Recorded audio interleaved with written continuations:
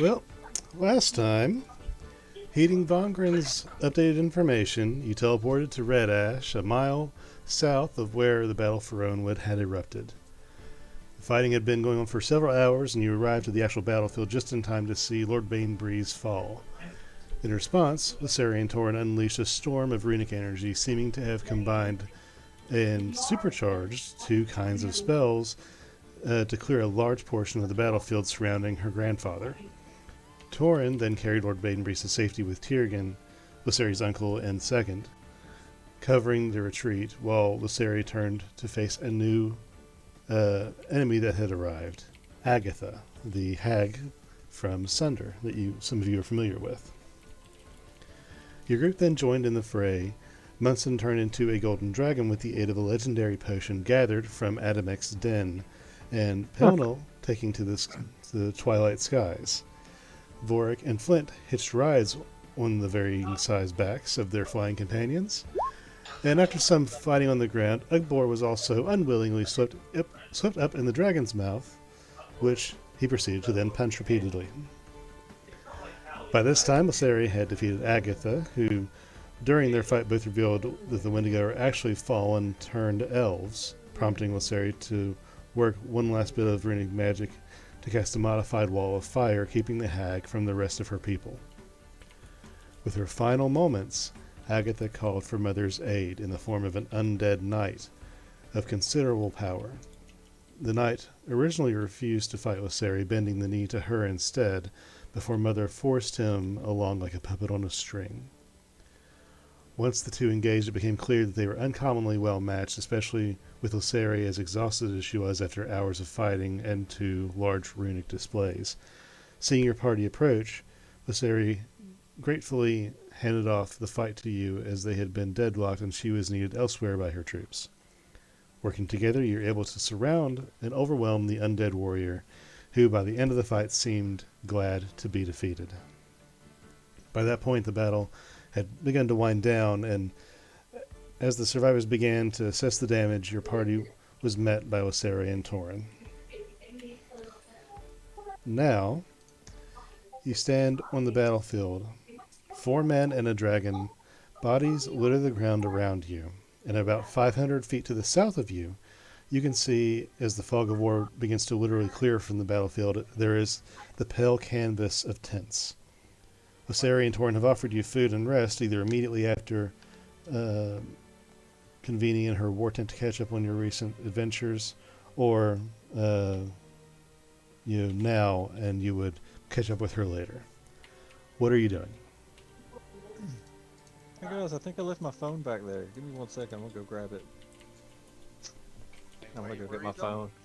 None of us are ever going to be able to buy insurance again. Wait, you have a cell phone? I want one. Yeah, I left my phone in the other room. Just put it in my dragon paw. It'll be fine. And I'm also gonna go grab Munson 5 dead bodies.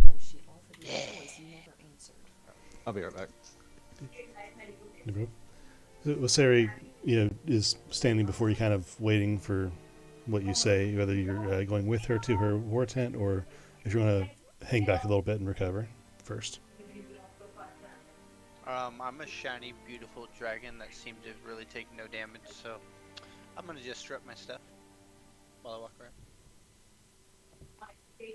around.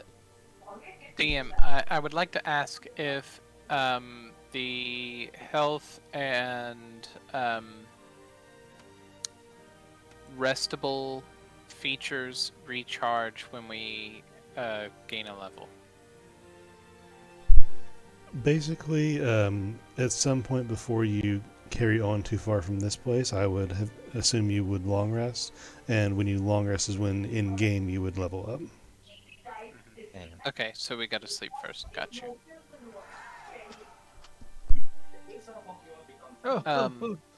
I say we go to the tent. I wanna watch Pell run away. See where he's going. Keep an eye on him. Just in case I have to fly up. Good. Huh? Sorry, I didn't mean to interrupt. Oh, just in case I have to fly and go help him or if something happens to him. Keep an eye as I stand high enough to make sure nothing happens. As he He's walks away. probably, honestly, he's probably pretty safe. Doesn't matter. I'm a dragon. Well, no, I mean like with you flying He around. has me in his papoose. Ain't That too. nobody's taking Pell down. That too. That too. Lasari watches as Flint kind of bounces in the backpack that he has fashioned around Pell, and as she's watching Pell and Flint make their way downfield, as I said, I need to see to my troops first, but Torn can see you to the tents. There is one near mine, and you're welcome to it. It should have enough beds for all of you to rest. Before I go, Munson, I think I might be able to help you with your scaly situation if you'd like to return to your normal form more hastily. Him throw up. There's Yeah, probably a really yeah. cool sword inside him. Is there any way you could get this sword out of me before I transform back? Or do you think that's not a possibility? Unfortunately, I do not know of a way to do that. I am not a Can you? surgeon or any kind of magician in that way. Stick your big dragon thingy down your throat. Ooh, what if we throw Ugbor in my throat and have him try to go find it? No, Vorik. I was gonna say, could I technically do it since I can't drown? You can't drown, but you still take fire damage You would take fire damage, yeah. per Oh. turn while attempting to go down and come back out. Come on, That's it's only half my damage. What is that? It's only 60-10. I'll Why cast can't- Death Ward on whoever does it. There you Why, go. why can't my armor absorb lightning and not fire? Well, if we does Or- anyone have the ability to cast, fire resistance? See, I would have no issue. How about Lasari? Can you cast mean- fire You, resistance? you said it seemed you're after a sword? That's in my stomach. After killing the paladin. Oh, he The magic tummy sword of destiny. I don't believe the sword was anything of extremely special note, but I suppose it did have a very cool look to it. Magic tummy sword. It was so cool. What's your health left, Vork? Have we rested yet? Nope. 65. I already have leveled up health on. Yeah, me too. I just saw what it was before I did that.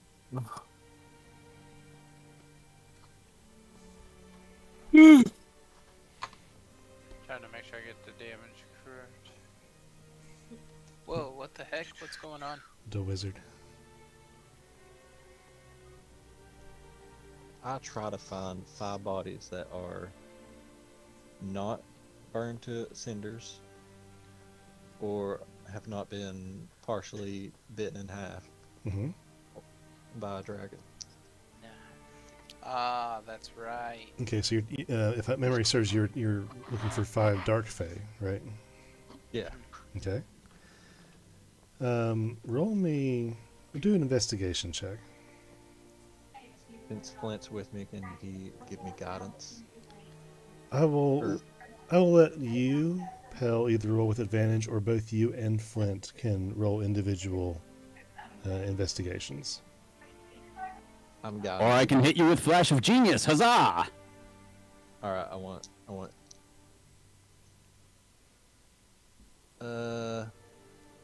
15, 19. Yeah, it's still half damage, unfortunately.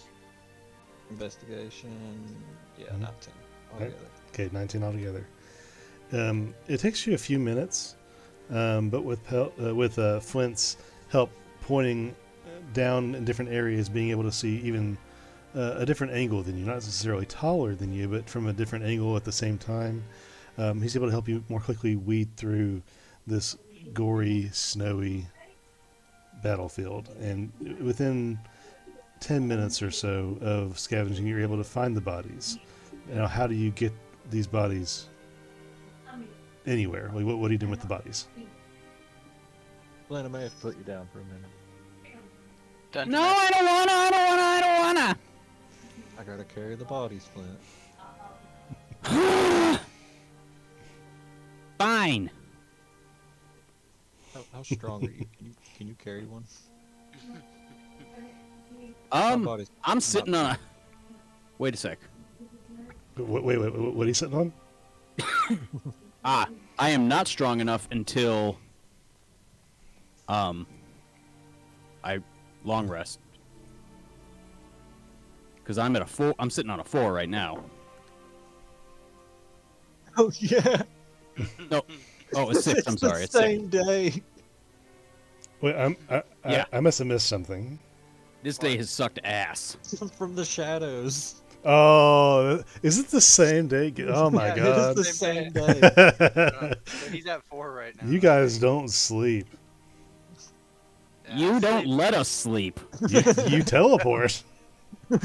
Well, you know, it's experimental to win, okay? This will take 10 days. Good Teleport. god, dude. You woke up in Steve this morning. That's like 20 days. We're already there. Teleport. I woke up in Steve this morning. Good. I get my freaking Griffin back. No, that was this morning. It's only midday. No, Yeah, you it's God damn it's late evening by this time. And hasn't that been like days ago? Not in our mind. It hasn't been. In Yeah, our mind, that's it's true. been the same day. To the viewers. We're far from Freckles. Yes, and I hate you for that. I can teleport you. Sorry. No, it's okay. In for a Alright. penny, in for a... So I let little Flint down, and In so many ways. I'll put like, I guess He 2 resists. bodies across like my shoulders, and I'm like just holding 2 more. I'm like, Flint, you're about to like drag that one. Yeah, bring me a drink. Bring me a drink before you go land the battle. All right. Flint will, like, do his best.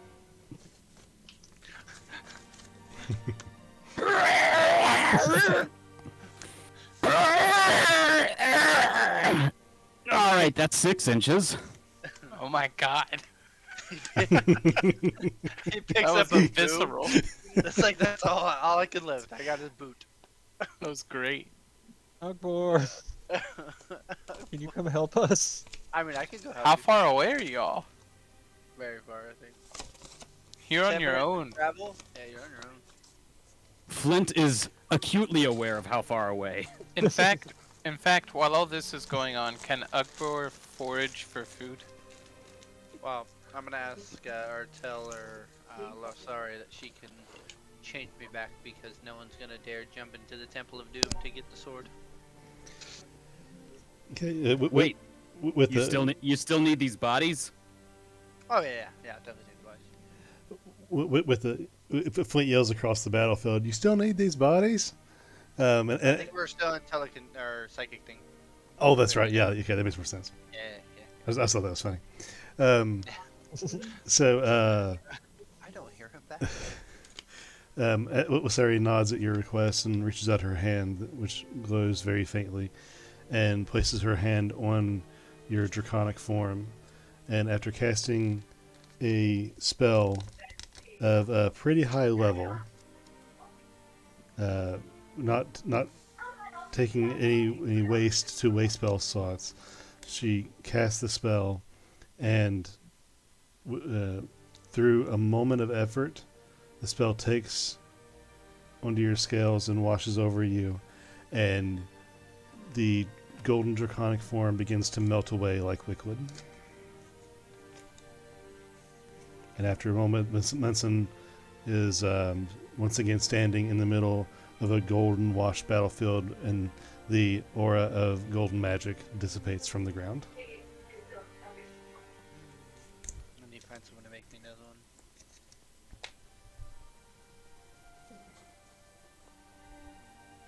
Another potion. Yeah. Okay. You told Lady not to wait a second. There's no way. Is it just Because he ain't gonna be able to create them before the next session. So. Each one takes so long to make on those printers. So, Ogbor, you said you wanted to look for food. Yeah. Yes. I can help you. No, I don't want to. Go ahead and roll me a survival check. You could do that for. I have faith in you. What? Yes. What toilet? Oh, it's a funny picture someone sent. Oh, baby. Nice.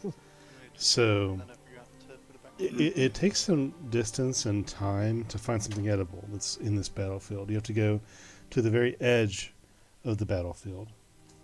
But on the outskirts of the fighting, past the blood and the death, there still is signs of life in this forest. And you do find a small patch of blueberries.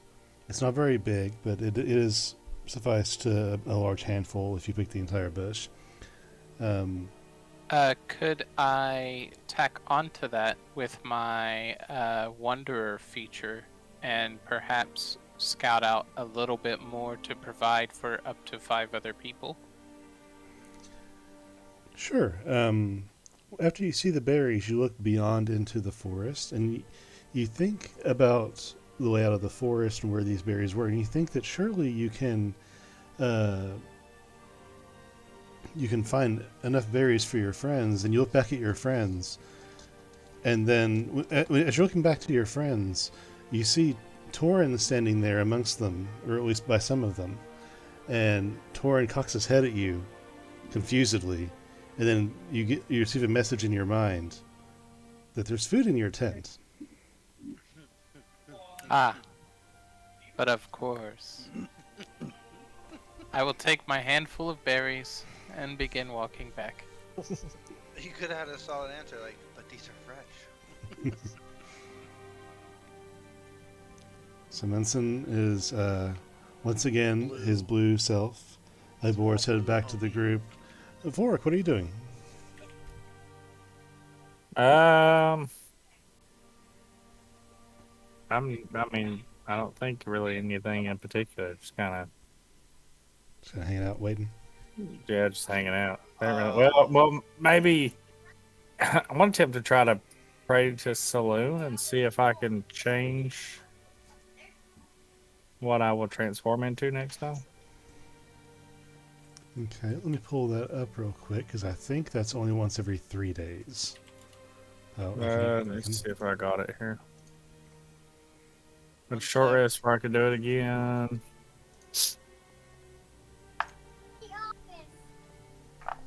I voluntarily transform once a day. Yep, once every 3 days. Salonic bargain. Okay. So you could Which try. another for once every 3 days, true. Okay. Which, by the way, fantastic roll on a 12 on that, by the way. From last time. That's like all I ever am. Is it 12? Yeah. You just want to be a Luxodon so bad. It's what it is. You know, the hilarious part was the character that was going to replace Vorik when I died was a Luxodon. A Loxodon Rogue? Nice. He was actually a Swashbuckler? Luxodon Barbarian. Oh, was he? For some reason, I was thinking it was a swashbuckler. A psionic rogue just teleport through the air, the big ass elephant. Just a fucking elephant. As I transform back to myself, I would pull the necklace off me and tell Lasari that I have a gift for her before she walks away. She nods, and as she walks away, just whenever it's convenient, no rush. I think, have a couple of days to recoup before we. No, right now. Oh, well, This, sure. this gift needs to talk to you. Then let's go to my tent, quickly, if that's possible. This seems like a topic not for public eye. Well, probably not. Okay, that's what I'm doing. Following her. Hey, By the way, he was a Path of the Ancestral Guardian. I just want to double check. Barbarian. I like that one. Yeah. Great barbarian. So, Oberwitz and Vork, you guys are all, ready to go, and I believe following Lysari back to her tent. Flint and Pell, what are you guys doing still with the bodies? Trying to Flint get has now summoned Anthony, and he, Squimbly, and Anthony are trying to lug this body. Anthony's trying to help by singing the working song of his people. Okay.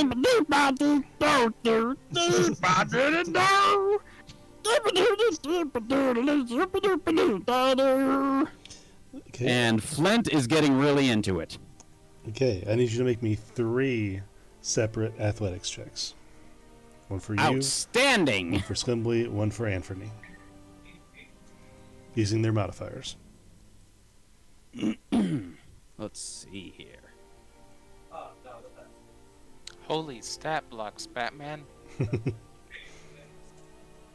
Oh. Damn it.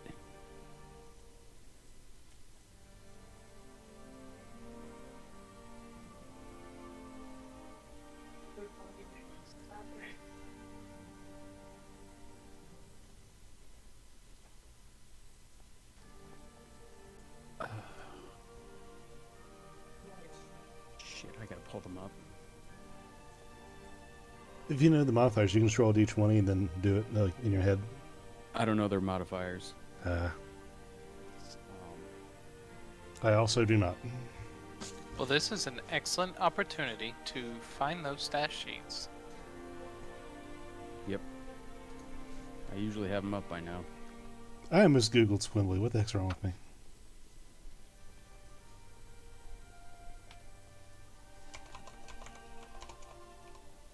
I was muted, but that made me laugh. Squimbly 5e. I believe Eldritch Cannon is 0 for strength. A homunculus Okay, so- is minus 3. Alright, here we go What? for Squimbly. Okay.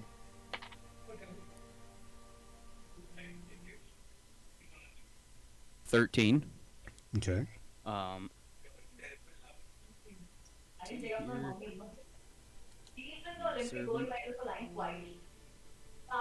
right.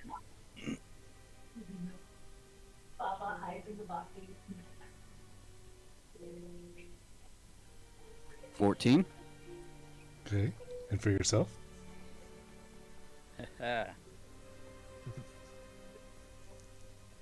$4. Okay. With a negative. What was So, that with a negative? Flint was for your natural roll, or is that your total with your minus? That was with. Those were all with modifiers. Okay. So, 13, 13, and 4. You. 13, 14, and 4. Thank yes. you very much. Yes, thank you.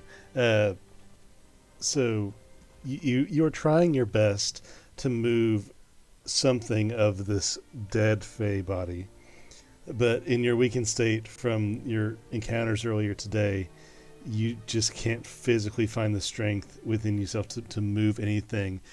You actually think back on it and think whatever gods you choose that you didn't have to swing a physical weapon today. You had to cast because you're finding it hard to exist.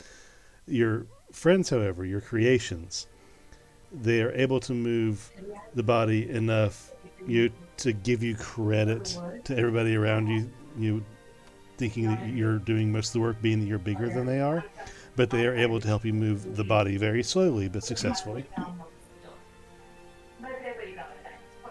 Good work, boys. You can do it. So I'm sorry. In what way does Anthony not deserve to have given bardic inspiration for that little ditty? You know, go for it. Well, for one thing, Yes. who's to give the bardic inspiration? Is he a bard subclass? Yes. You talking about I'm the- totally Yeah, I'm Mr. totally Brady. talking crap right now. I'm just joking. Well, I mean, you did I level forgot up. how far down a rabbit hole this team is willing to go. Because you do have a level. You could take a level in Bard if you were so inclined. Not until I sleep. That's why I have a 6 strength. So where are Squimbly and Anthony scooting this body across the ground to? Well, they're just doing their best to keep up with, the giant guy who's carrying bodies like they're groceries. Okay. So you guys are Also- scooting along behind Pell. Pell, how many are you carrying? I'm carrying 4, Okay. 4 out of 5. but I also found Battlefield Taco Bell, and I'm eating that too, Okay. because I'm eating it right now. Sure thing. So Pell has Sharing is caring, bro.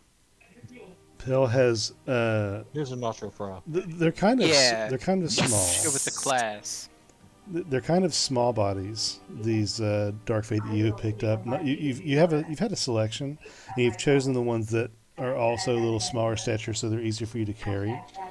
And you have a stack of 4 smallish bodies on one arm as you eat a ration with the other hand, and you're walking slowly beside Flint, who with his assistance is scooting a body face down across the snowy dirt in the same general direction. I took all the smaller ones and gave him the bigger one. Yeah, I'm just imagining Flint just dragging an ogre. And he's carrying 3 halflings. 3 little pixies just in my hands. You Okay. got this, buddy. As you head Enough south, for you? you pass dwarven and elven soldiers, some who are moaning in pain. One of them is being tended to by a healer with a potion who pours it in the wounded elf's mouth. And as you're walking, you watch as the bleeding from what remains of his arm glows red and cauterizes as bands of arcana strap the wound from within. And then the glowing fades and the bleeding stops, and he seems to be a little relieved. And then the healer then moves on to another body with, and there's probably 8 or so healers combing the battlefield, with others helping to move bodies that are deceased beyond repair. And overall, there's effort now to recover in this space. You know I used to do that, Flint. You gonna do it again? I might. That's kind of bring back memories. Let's take these up there, and I'll probably go out down here and help out. Yeah, right behind you. Come on. All of you notice this as well, that the battlefield is like crunching as you walk. Shards of weapons and armor, bone, sticks that naturally cover the forest floor. There's a dwarven breastplate that, while otherwise made of this thick, heavy steel, is been curled over and crushed with giant claw marks and blood on it. And there's just pieces of everybody and everything everywhere as you walk. Freckles would have loved this. They would have had a banquet.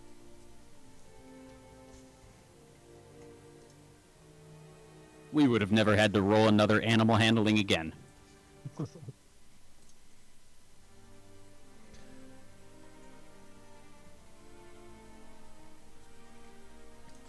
Torrin eventually stops before a tent near the center of the camp, large enough from the outside that it looks like it can easily accommodate your party. He nods his head and growls towards it, but then keeps walking. Where's my spot here?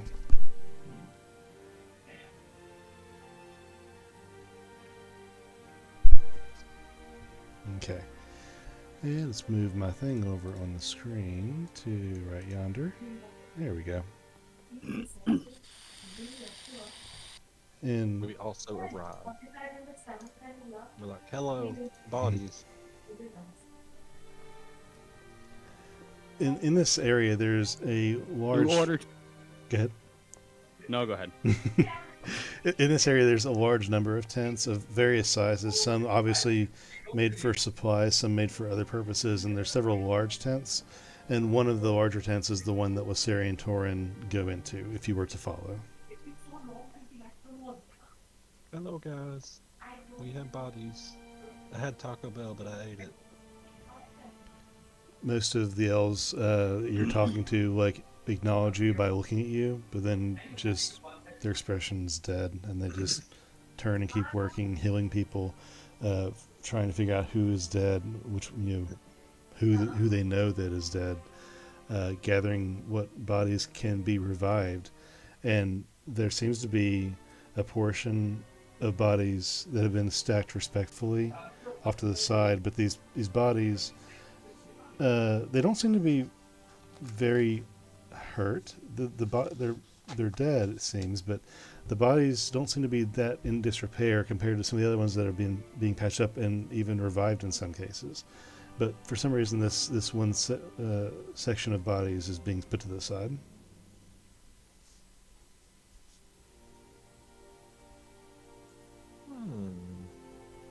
What's with those people? An elf responds to your general query.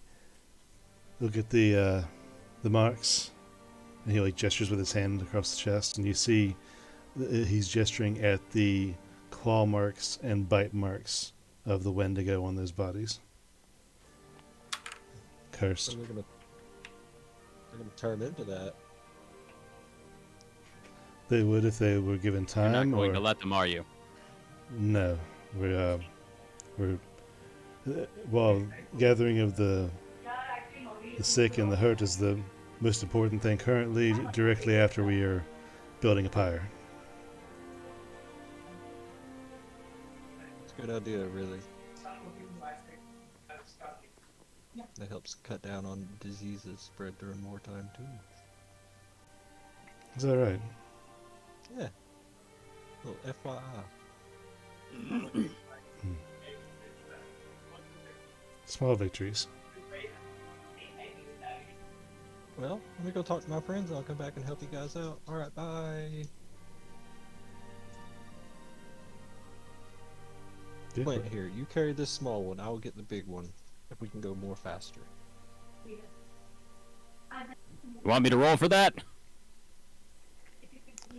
No, I'll say that you're if you're able to carry the large one, you're able to carry the small one. That's not an issue. Is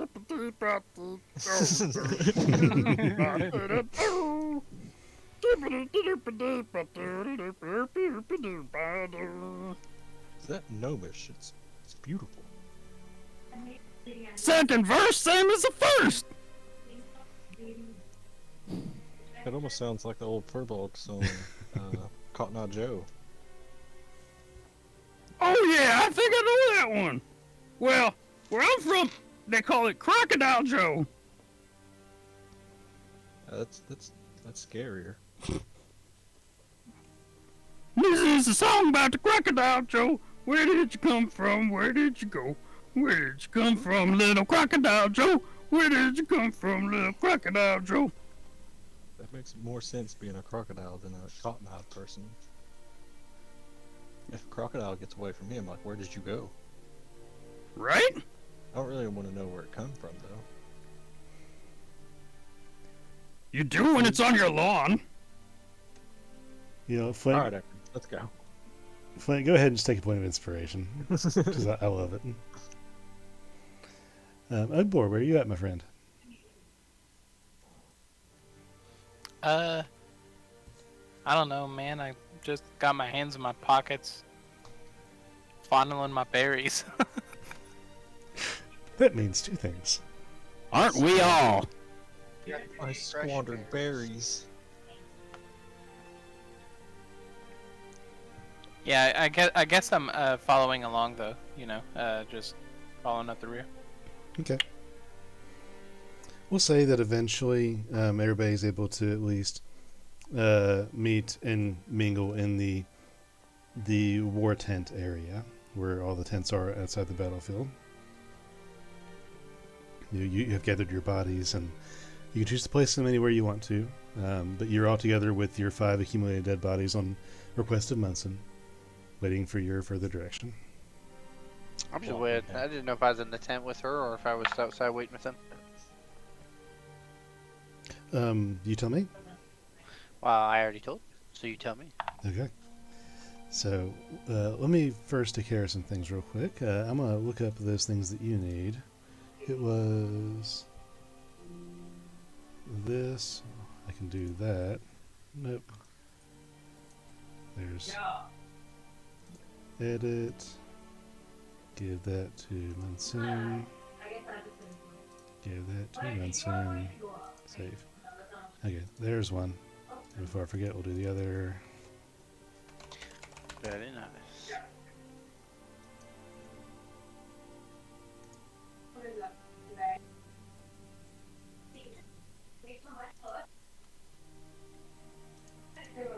It did not work.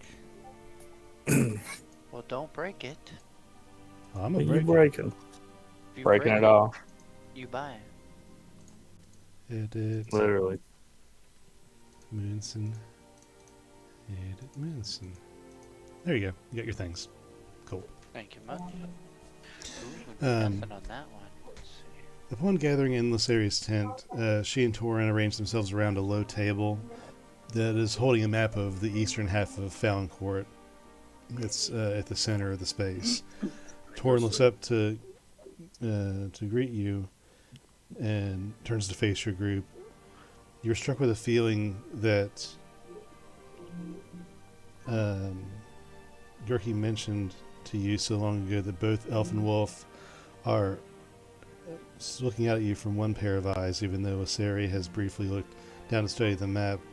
She hesitates to move, then moves a piece back on the map from Red Ash to Crane Rune, before sighing and raising her face to your group as well. What weren't there 6 of you? What happened to the newcomer that met us at Foster's house, I believe? We left him in the dream world as he has chosen that was his final place of rest. I see. He's helping maintain the memories. Yeah, he said it felt like it was his calling. Okay. He's already made an imaginary girlfriend there. He's T-posing. Goki had mentioned that you found the memory tree before he went to join you there. Did you find anything? We were right about Neum having left something there, but as the lullaby suggested. But I'm assuming this is what you're here to give us. Yes, indeed. And then I will pull it from underneath my robe, the amulet, as it sits on my chest, and then I will unshackle it and offer to hand it to her. As Vasari's eyes light on the necklace you're offering her, you see the moment she recognizes the glyph on the stone. The one that matches the one on her father's old bow that she carries. She takes the necklace and runs a finger over the mark gently. And then, in the mist that you saw before, beneath the tree, begins to fill the tent. Lysari looks on wonderingly, and Torin lowers his head to observe it more closely. Within moments, it once again coalesces into the spectral form of Neum and Dara perched on her shoulders. Seeing the two face to face, it strikes you again how closely Lysari resembles her ancestor, but for the war paint and battle glory marring her face, the two could easily have been mistaken for twins. Their forms almost entirely mirror each other down to the surprise on their faces at the sight of each other. Torin immediately comes to Lysari's side, looking down at the ghostly ruined fox, with his large head cocking confusedly to the side. Hello, Runebounds. Lysari, you are, I am told, my many greats granddaughter. I am Neum, and this is my roommate, Dara.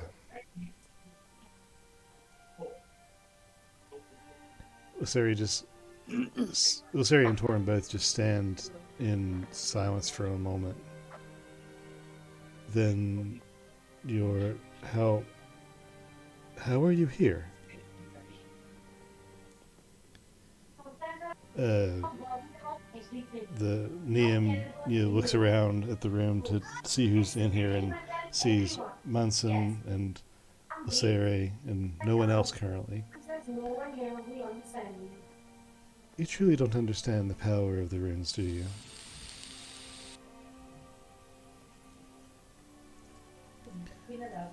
Munson, Neum turns to you.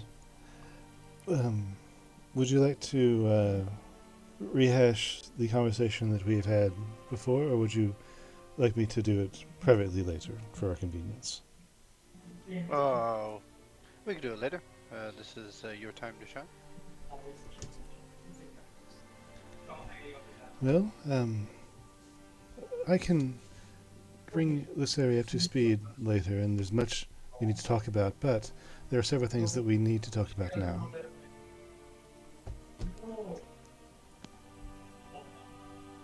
All right. Firstly, we need to establish what our next move in this situation are. Do you know where the rest of your friends are? Right outside the tent. I'm sorry, what'd you say? Right outside the tent behind us. They're sitting outside. Okay. Well, Roadboard, check this out. This is a burrito. Burrito. okay. Yeah. Before- Magical. Before we continue this conversation, give me one moment to check my notes for something I'm going to look back on real quick. Oh, I have to. The check official codes D&D now. burrito stat block. Must make con save. Failed. Auto shit. You don't know what you've just opened. You don't know what you've just opened up. A can of beans, I'm assuming. Pugboar, sometimes in war, you can look around and there's little boxes of burritos just hidden. We call it Battlefield Taco Bell. Buddy. Ah, kind of that shrooms sounds are like you the legend eating? of couch pizza. Couch pizza. What is a couch? What is a pizza? Oh, you don't want to know. Have you ever heard of spaghetti? Yeah, it looks like a griffin, didn't it? Yeah, you're Griffin. Yeah. But there's food based off of what I named it. You guys know what noodles are? Oh boy, I think I can extrapolate what that means, and based on that, yes. So they're really good. Oh, I bet. And then you can take tomatoes and like crush it down and you make a sauce out of it. And then you like Damn. pour it over top of it. And sometimes you put some cheese and big balls of meat. Some people put mushrooms. Shit's good. Yeah, that wasn't what I was thinking at all. So a pizza now is it's that same concept, but instead of like wetting the dough to make the noodles, you just flatten it out, and then you put all that that sauce on it, and then you put cheese, and then you bake it. Oh, he does a chef's Honestly, it kiss. sounds delicious. One day, whenever we're not in war and I got a little bit of time, I'll show you how to bake some stuff. Sounds like something worth winning a war for. A war worth fighting for.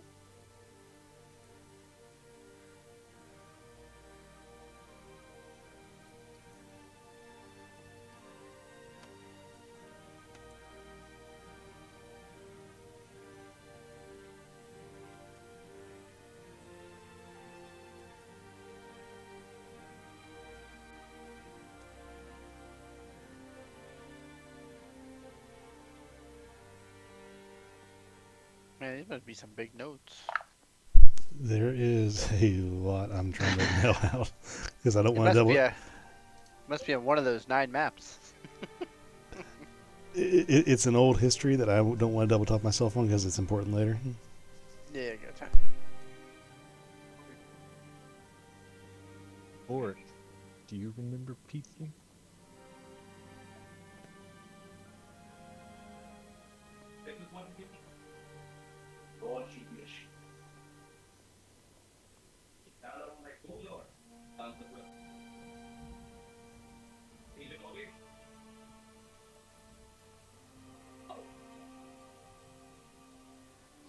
Vork's making some really weird noises, guys. Oh God. That happens. He sounds like one of Flint's little creations. I do not. What are you lying about? Oh my God, it's Bender. It's Bender. Kiss my shiny metal ass. Oh no. Hey, that's my line. Not no more. You've been mechanicked out, boy.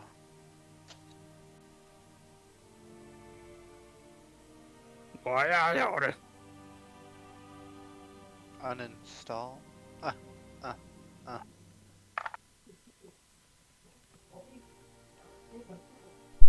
Okay.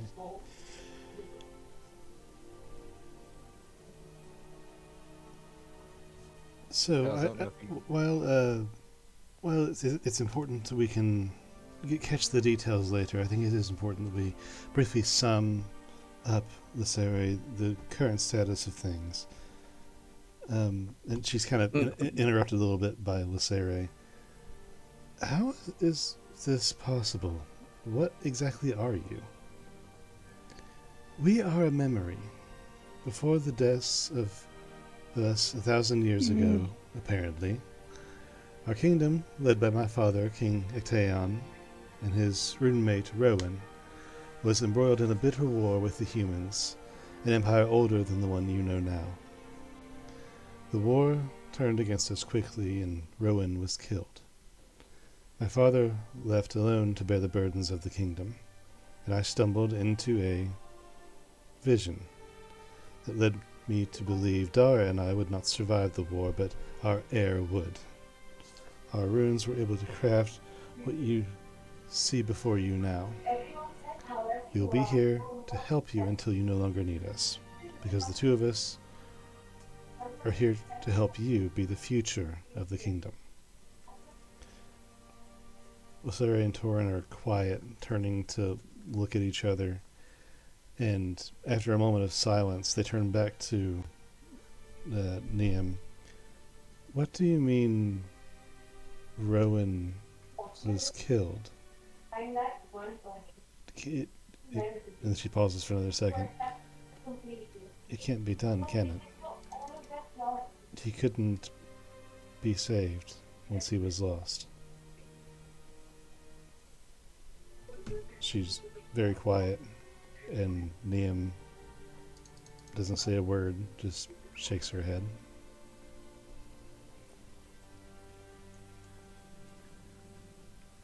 What are the rest of you doing at this time? Guys, want to go in this tent? That depends heavily on whether or not I've gotten this corpse over to Munson. You just make it over with the corpse, and you hear people talking in the tent, and Munson's nowhere to be seen. We got bodies. Rick and Munson. Bring out your dead.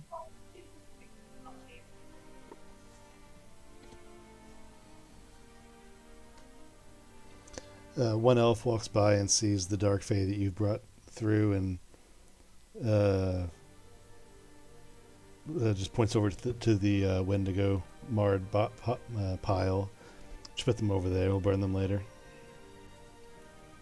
We got plans for these guys. But without paying attention to you, he just carries on. See ya.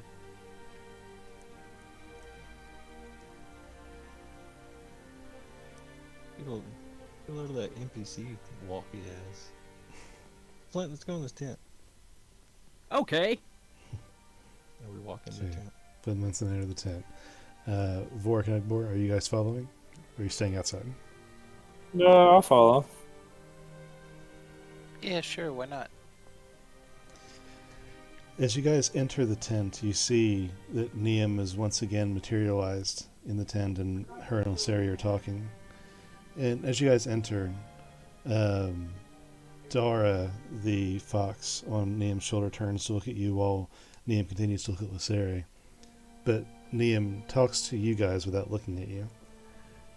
Do any of you have true sight? I can. Have you not seen it then, when you look upon my grandchild? I don't think I've ever looked at Lysera or True Sight. I don't think I was transformed when I looked at her. I don't think, no, I've not been transformed around her. No, wait, doesn't Munson have True Sight? No, he has a cloak of visibility, or a cloak rather of eyes that can see invisibility and things, but not true sight. Oh. If you can, it would help you understand what I'm trying to say more easily. But the bond between a gifted pair is unlike any other. It's not simple companionship or kinship. It is a melding of beings, and at the moment we first touch our bondmate, our souls are joined and blended. We are one being, no longer meant to exist separately.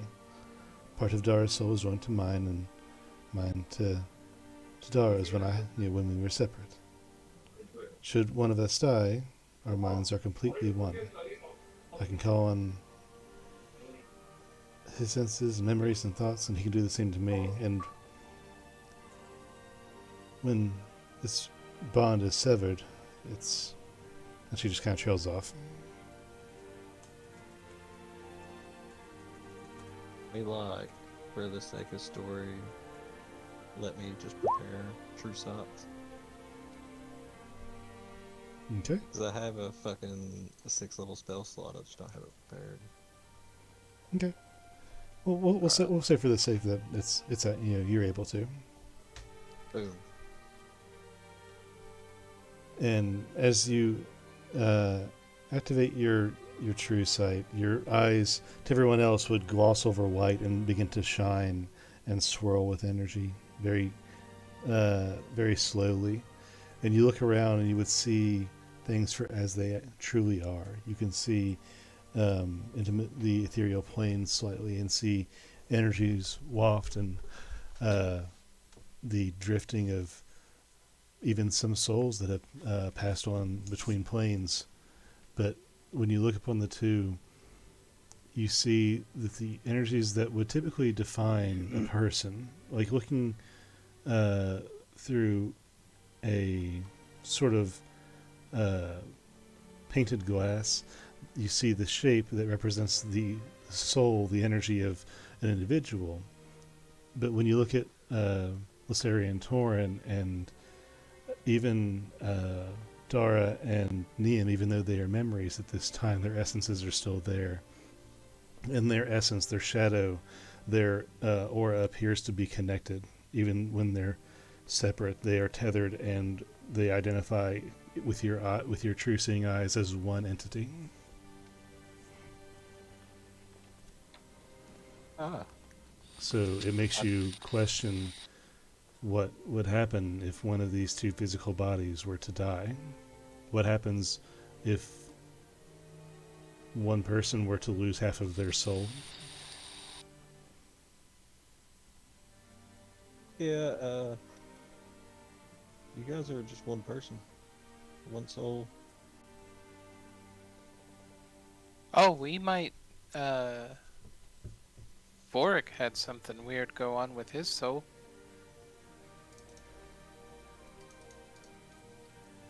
Yeah. Well, they're gifted by Sylvanas, so Sylvanas just probably merged a part of, their essence together.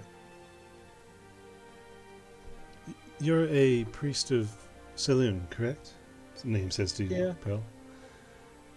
You know the requirements then for resurrections. You need a soul, a whole soul. Ironic, isn't it? Like a double-edged sword. That our greatest gift is what makes us unable to save the gift if it is lost. So you guys can't be brought back. If caught quickly enough, if the pair are close enough when it happens, then the living bond mate could, in theory, exert energies to retain the soul of the lost, using the bond between them to tether them to this plane long enough to revive. But it is not a very long-term solution, and not possible at all if the pair are physically separate.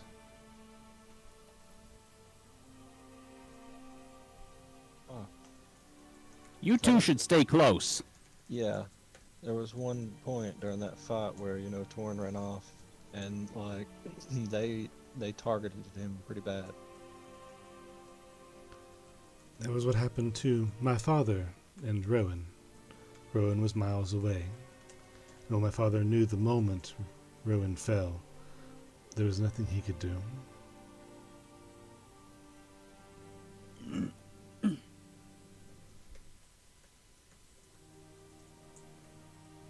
Sari just nods, and her and Torin look to each other and just share a moment.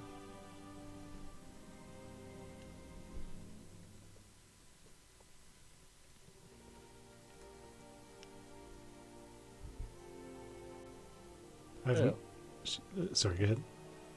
I was gonna say, I feel like you two have a lot to talk about.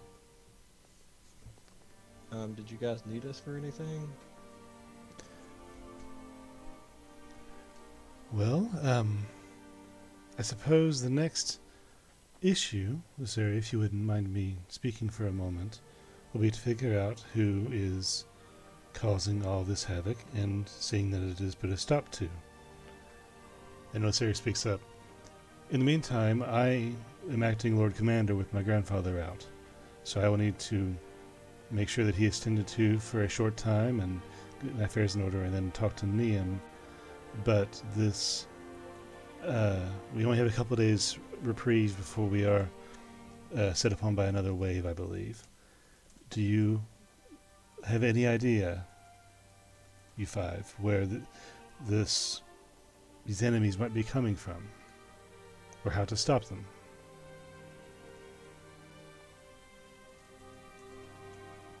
I mean, I kind of think they're coming from the Feywild, in a sense. 'Cause didn't that big scary guy come out from like some portal or something? I think you were closer to that than we were, Lissari.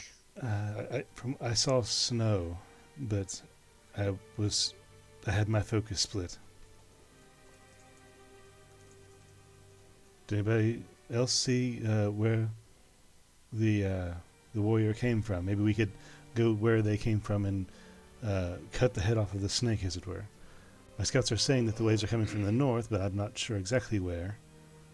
The paladin itself came out through a portal, in which in the back end of the portal was someone Hell and I think it's a Bork.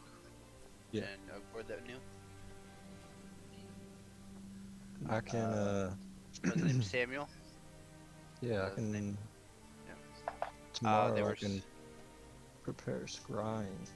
Yeah, Try to they were scry 'em. summoned through a portal, and as they came through the portal, it was open for a paladin to come out and fight.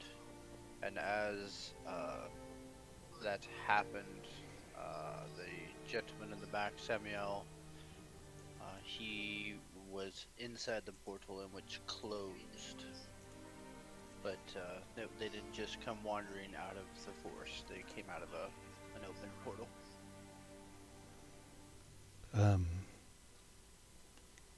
You are a user of magic, yes? Niam's talking to Menson.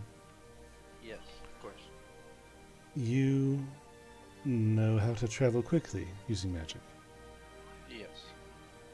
And you have seen where this enemy seems to be coming from, at least in some regard.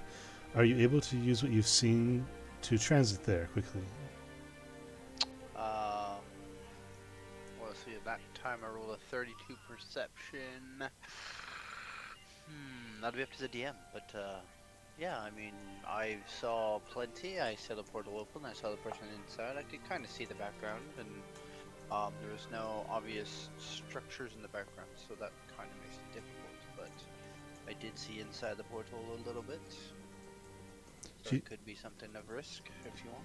She turns to Osere. It's worth an effort if we send someone ahead of you while we clean things up here. Then you could join them after they get to the destination. And the conversation just kind of cuts off after that.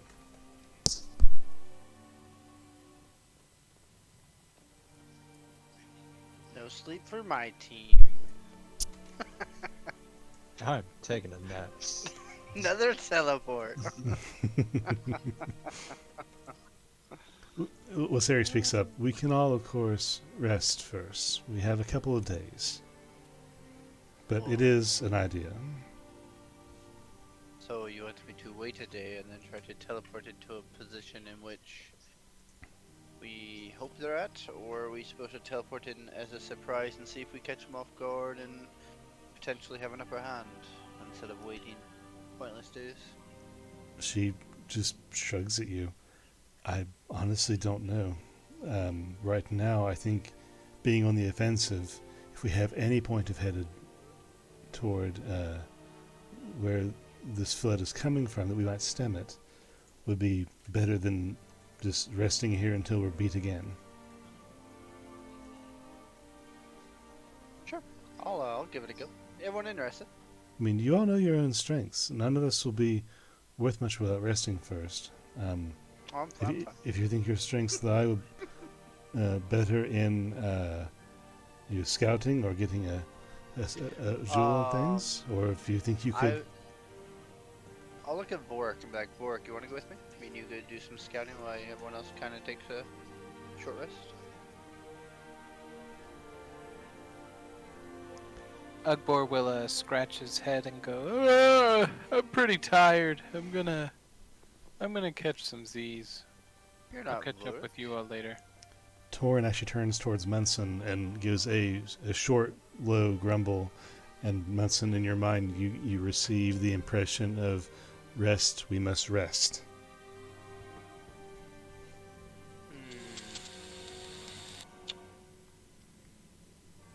We can do our surgical stroke. in the Well, it's morning.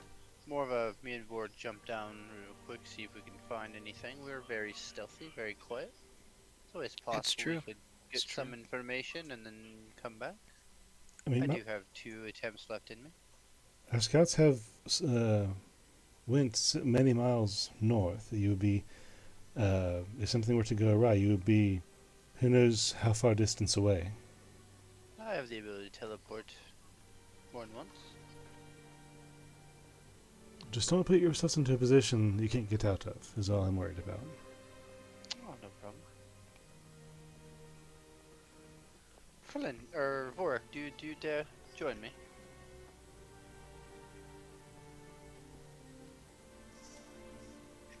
Unless he fell asleep. It's always possible.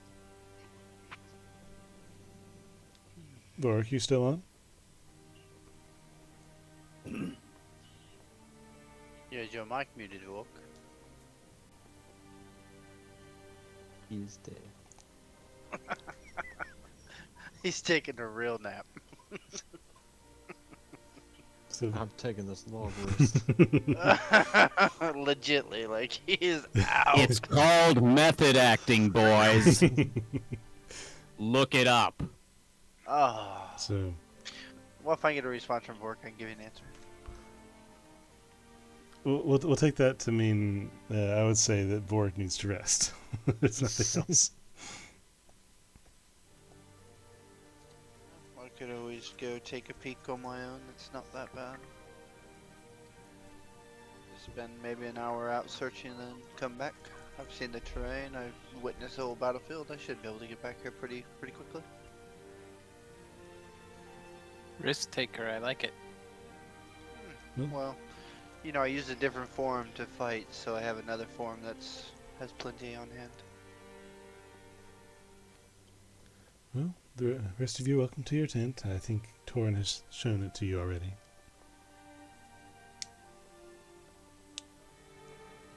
I'll bow and thank them for the time, and then I will head out the tent. And the rest of you?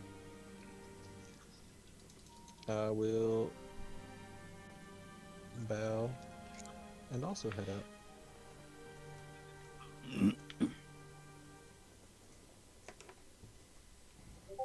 Flint will follow. Okay. Assuming that a lot of you head out and go to your own tent, as you duck inside your tent, you see that there are 6 cots covered in warm furs, and there are a few versatile surfaces in the tent, like a low table and some overturned small crates,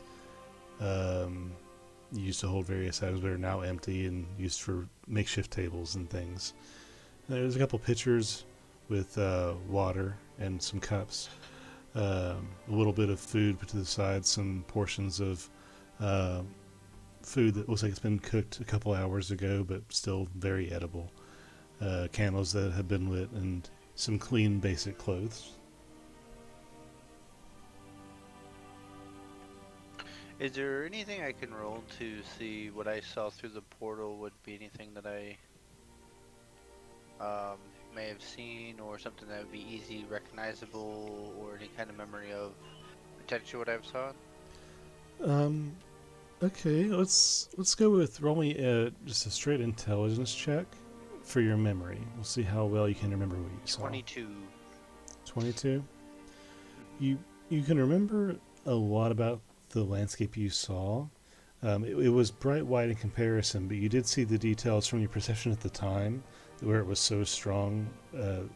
You do recall a couple trees and their exact fashions and designs.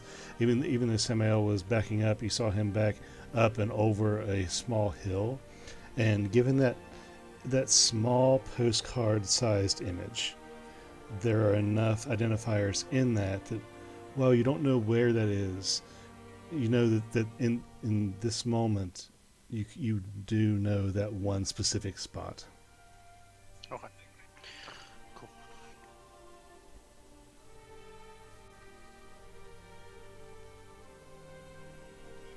Oh, my creatures have shown up. Ah, thank you guys.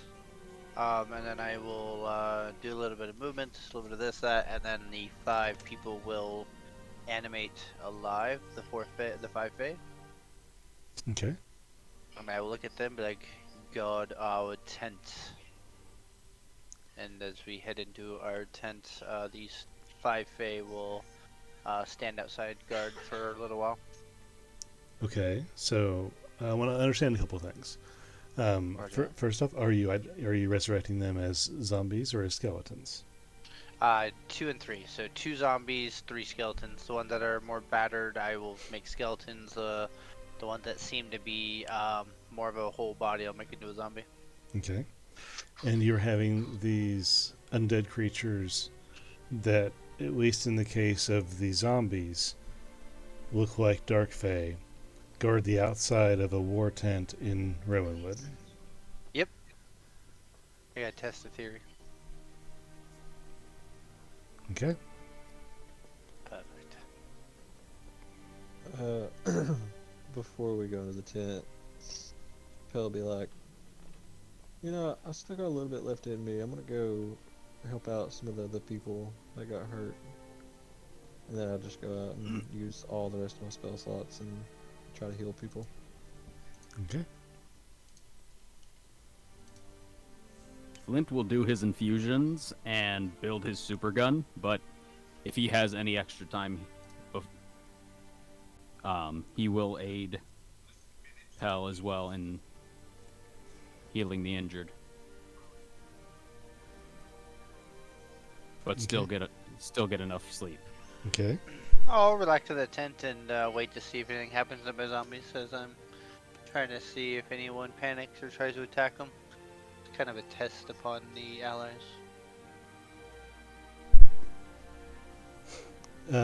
It takes a few moments after they go outside. Actually, it takes surprisingly long. Even though it's a couple of seconds, you think, maybe this area isn't patrolled or something's off. And as you're having that thought, you hear someone scream and then fighting ensue outside.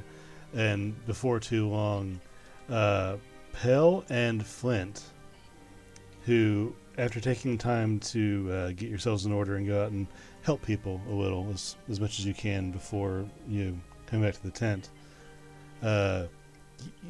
you two being outside turn and see an army, like a swarm of guards, go against the zombies that Munson positioned outside the tent, and a couple of the elves that are attacking the zombies get hurt and almost go down.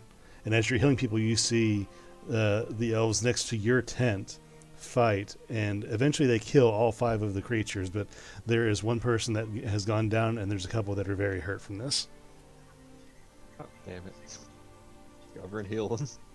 Waseri and Torin come running out of their tent, their runes blazing, weaker than usual, but blazing all the same. And now you realize that with their armor, with the Waseri's armor off, she now has more runes than you saw before, 3 to be exact.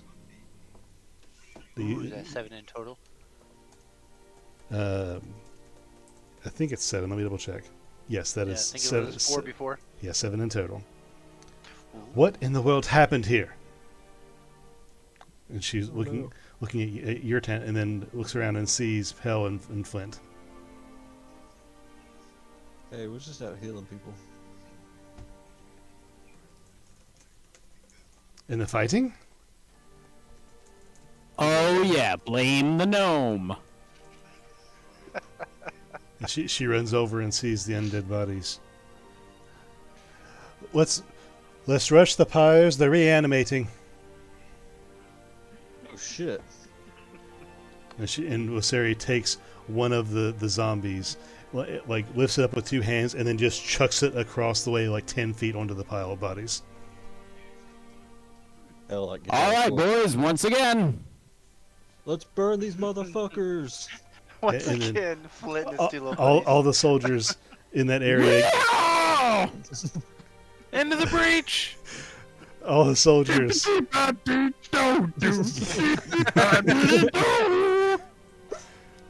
all the soldiers in that area, and some from without, come in, and they gather all the bodies that they can, bring them outside of the encampment quite a ways to a pyre that's being stacked. And before the people who are in that area finish stacking it, the bodies get thrown on top of the wood, and then magic gets cast on the fire, magic fire, to ignite the wood, and the bodies just start to immolate as magic users from Rowan would just start setting corpses on fire en masse. Hell's doing the robot. doing the Burn. robot. Burn these motherfuckers. We don't need no water. Let this motherfucker burn. Yeah, this guy knows what's up. After she Anthony, we're trying to do something here. He is motivational. I do give him that.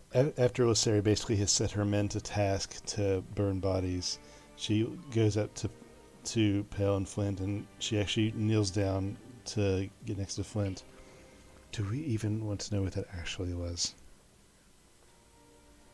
Hey, I don't know. I'm standing right here. Like I And said, she- we was out cleaning bodies and helping out. She puts her hand on the small metal creation's head, or what would be its head, and gives it a pat. I'm sure you didn't reanimate the bodies. I'm sure of that too. She looks visibly tired. Go to bed. I have that effect on people. You need rest just as much as we do, Lyseri. She stands up and nods, and then turns around and walks away. But as she's walking away, she's shaking her head. I love you! Dee-ba-dee-ba-doo.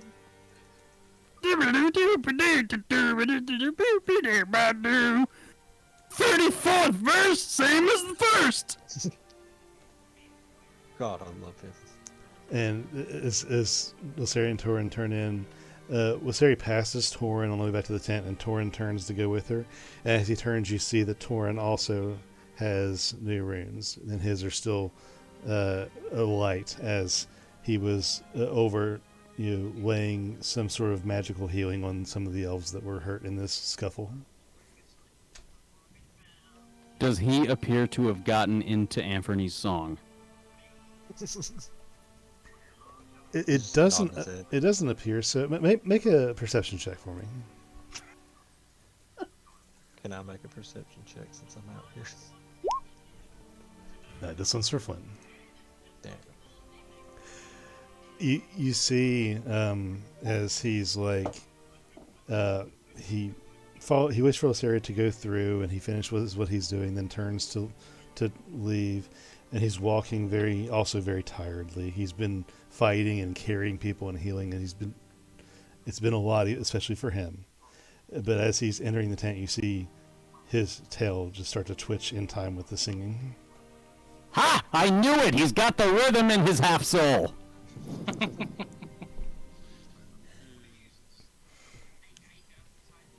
And we just go back to the tent with the sounds of doo-ba-doo-ba-doo-ba-doo-doo. Dee-ba-dee-ba-doo.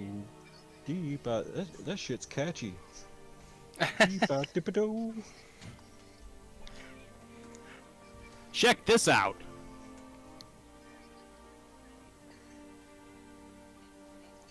I pick up a rock, tap on Oh it, my god.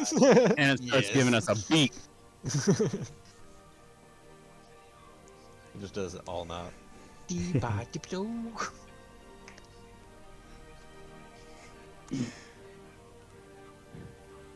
It's amazing. It's amazing how well it keeps enemies away. Yeah, it certainly would not attract attention. AoE psychic damage. Dude, you could take a selfie with a rock. I'll be right back. I'm gonna go see if I can't raid my fridge for something caffeinated. Sure thing. Oh, Like a work? no. It's too late for him. Yeah, he's going. Yeah. That's right. I guess I'll just have to cast banishment on him. See what happens. Even Anthony's singing was not enough. If that don't work, nothing will.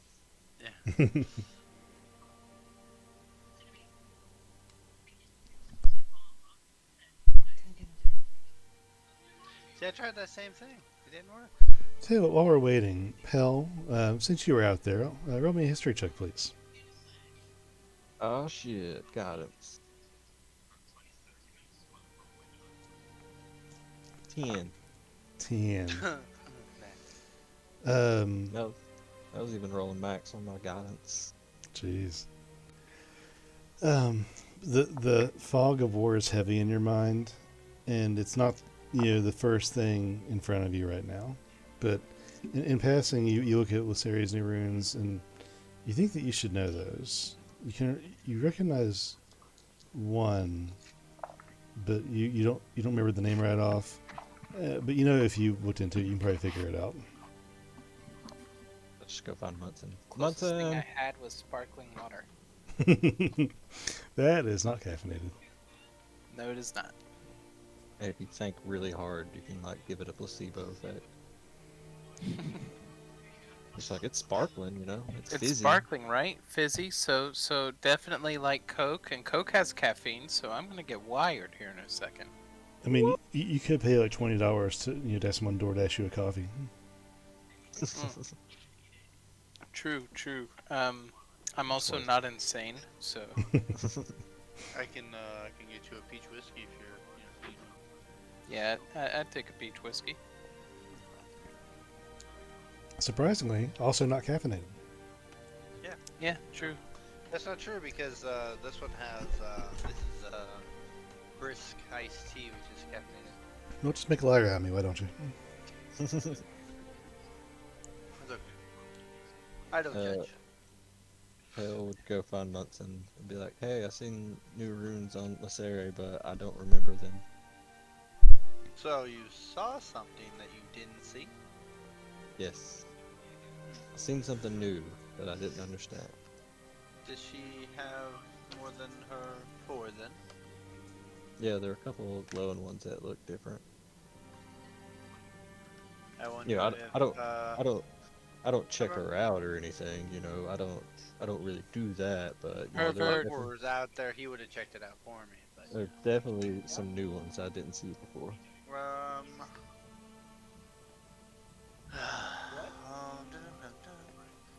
let's see. So she had some before, and you're sure she has more now. Yeah, I even think Torn had them. So maybe Phelan or Niam potentially was able to teach her or give her more activating ruins that make her more powerful. Maybe it's like, you ever heard of the Legend of the Avatar? Nope. It's it's this old like tale I heard a long time ago, but somebody just has this whole bunch of power, but he learns more about it from like his past selves that had that power.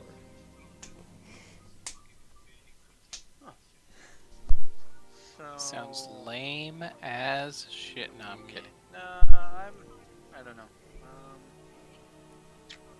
Well, I can always ask in the morning, but I mean, think about it. If she was strong enough to take on a paladin who somehow fought exactly like her in the duplicate form, at the rune amount of the runes that she had, and now she has potentially more runes, which potentially makes her more powerful. Therefore, she could, maybe counter this evil Fae, which then may require us to do less, not more. So this could be a good thing.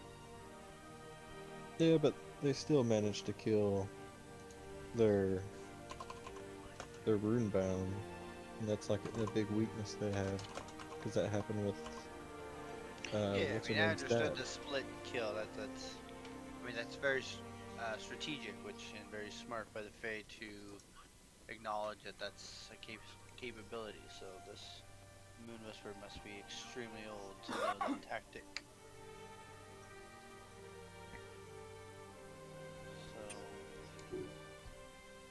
So, all right. Well, I would say just we'll worry about it later. Let's get some sleep and figure shit out in the morning. Can do. And then I'll summon my hound and put him at the front of the door, on the inside, not the outside. Of course, he's invisible, so it's fine. Mm-hmm. Sure thing. So, And I'll be like, all right, let's get some sleep, guys. so as Being Missy, that Anthony does not need to sleep, and neither does Squimbly, both of them are marching outside of our tent like royal guards in England, but like more like that scene in Little Rascals, like bumping into each other and shit. Oh yeah, I can dig it. Are they fighting for a pickle? No, he sold it. He sold it for 2 cents. I'd rather get it for $1. Hey, hey, hey, hey. okay, well, Munson cast his spell to summon his hound and is turned in for the night. Pell, what are you doing for the rest of the evening? Well, Rorik is T-posing, so I can't get him to do a prayer circle with me. Well, So I'll just for our cases, we'll say that Vorik has passed out on his cot in the tent. then I will just go say a little prayer. Be like, hey, I love you.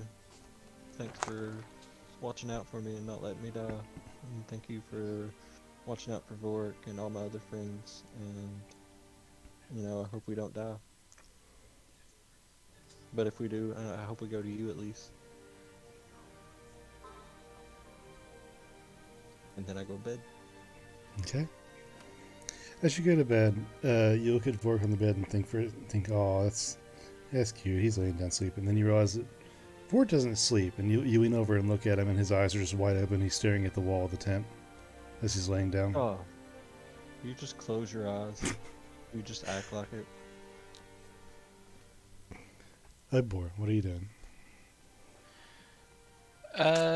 Sure. Bedtime routine. Let's see. Ugbor spends some time using the resources he has at hand to care for his blades and does some light calisthenics before bed. Okay. And Flint, is there anything you particularly choose to do before you go to sleep? Yes, I will be doing my. I will be building my super weapon. Okay. I'll Anything, reveal it as soon as I'm done drawing it. is there anything in particular that you're choosing to use for componentry for this weapon? Um, Just as an aside well, thought. yeah, I'm using my arcane firearm, my eldritch cannon, and some additional pieces to create the phoenix cannon. Okay, so the two existing items you have, plus some scraps you found on the battlefield, perhaps, and other things to meld them all together. I see. Yes. Okay. Well, you guys tend to your individual evening rituals, and Flint building his items while everyone else seems to retire for the evening. And with that said, at this time everybody can rest and take the benefits of a long rest as Huzzah! eventually the night takes you. Oh my god, the longest day. 17 spell slots. I'm getting back. And you wake up in the morning roughly around the same time after having a long rest. And the day has broke many hours ago. And you wake up feeling a little sore, not gonna lie, but refreshed for the most part. And when you wake up, you hear movement outside, but it's like waking up late at any campsite. You hear people doing things outside long before you wake up. And when you decide to go outside, the sun is relatively dim on this new day. It is a somber day both in weather and in emotion in this area, as many people died yesterday. There's several who are still wounded and hurt, maimed, but a new day has come.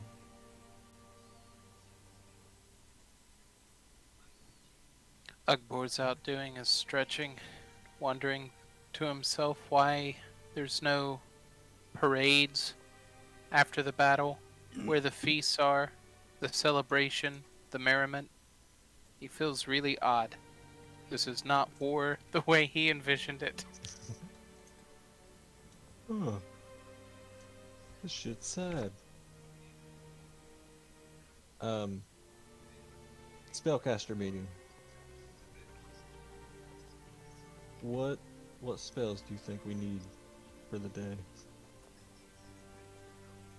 All If of them. we're... I can't. Well, then why do you ask? I mean, I know all mine. So I got some ideas. Mm-hmm. So I can put scrying on. And I can try to get a read of where Samael would be. So my And we could- question would be, if evil or others were able to scry on us easily, are we hoping that the Fey Mother is not smart enough to put a stone on him or any of her people to make sure none of us can easily slip through the barriers? It's worth a shot at least. True. You bring it to us solid. Trying to think. What does...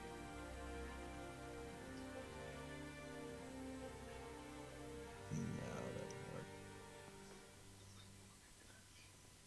Well, I did learn a fancy new spell. Mm-hmm. Plane shift?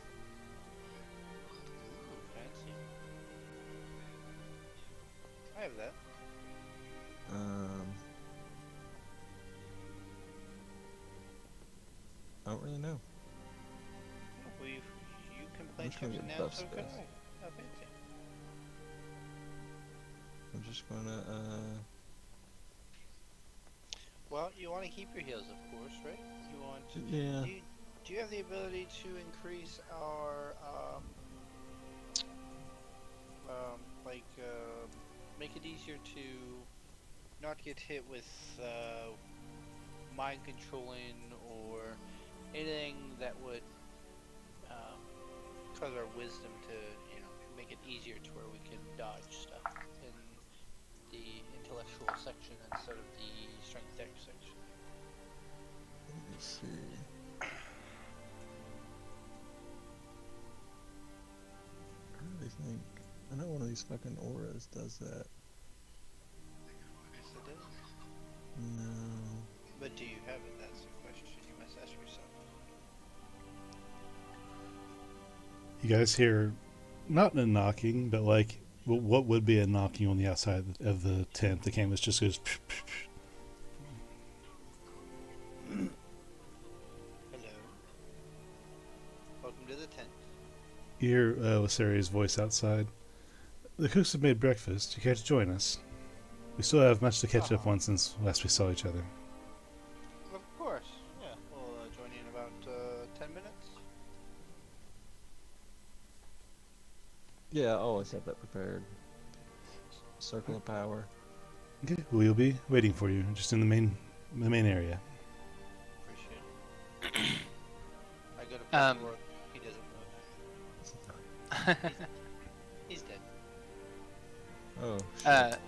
Ugbor goes over to, he looks for Flint.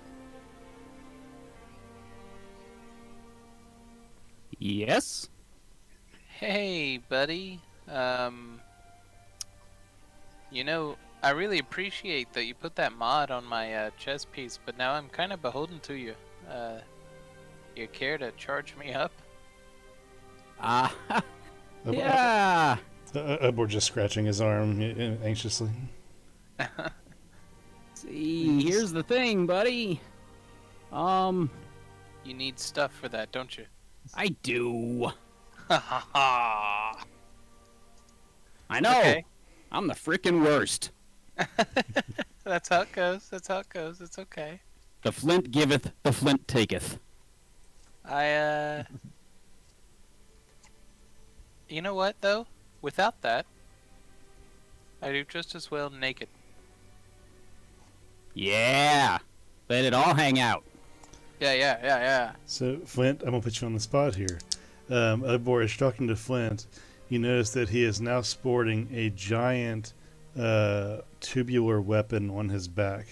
If Flint, would you care to try and describe it for us? Ha! Yes. So, the stock sort of curves around, just right around Flint's shoulder, but it seems to like fit as if it were going to, fit around armor rather than just what he's wearing now. In the receiver, there is a do you guys know those lamps from like the 90s where like if you touch it there's like a little like arc of electricity that'll go to your finger? Yeah, it's like that except red, and the Phoenix core is like just suspended in the middle of it. Ooh. And it's just giving off those rays. There is a large sniper-like barrel, on top of which there is a smaller, the larger one being my arcane cannon, and then there's a smaller one mounted on top, which is my my arcane firearm, which is a spellcasting focus.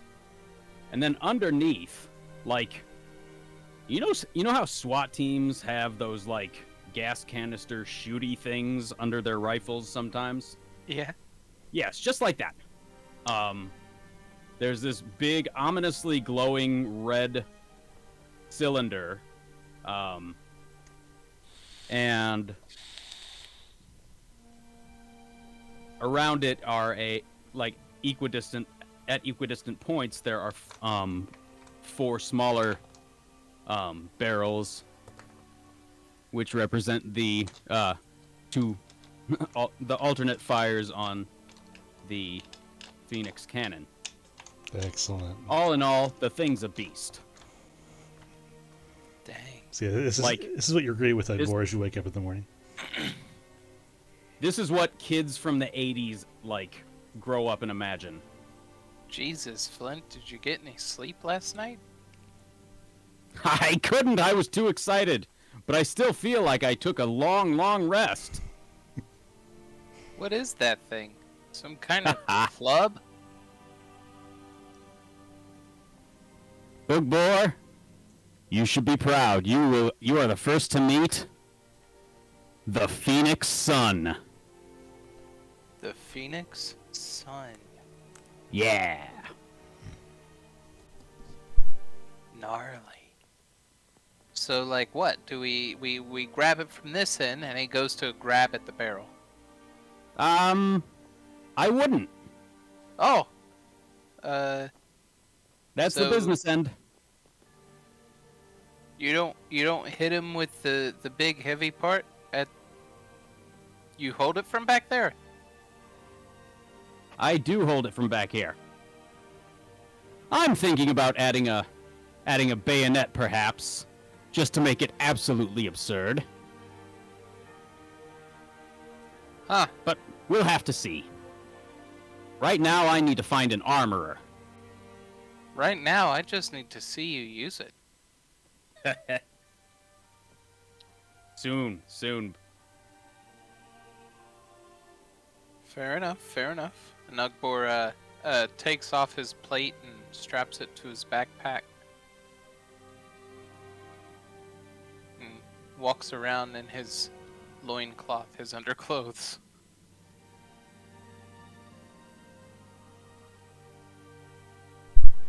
Getting a little cold, Ugbor. Yeah, what of it? Damn. Can definitely tell. Didn't realize it was snack time. I think I'm done with choosing spells. I made it weird. Yeah,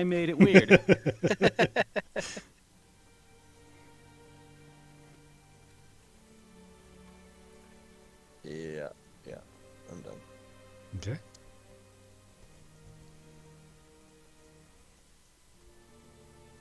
Well, what are you guys doing now? Go get some brekkie. You have the weapons ready, and he picked his spells. We'll go meet for the food.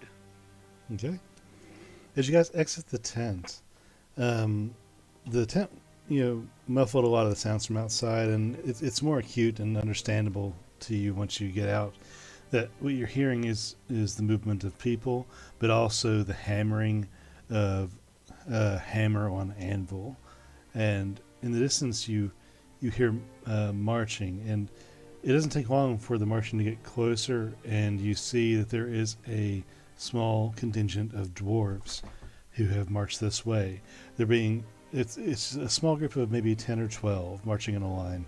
The ones in the forefront, there's 2 carrying one handle each of a small chest, and trailing behind them in not very organized fashion, just trailing behind them are some of the Rowanwood soldiers, but they're wearing a specific type of outfit.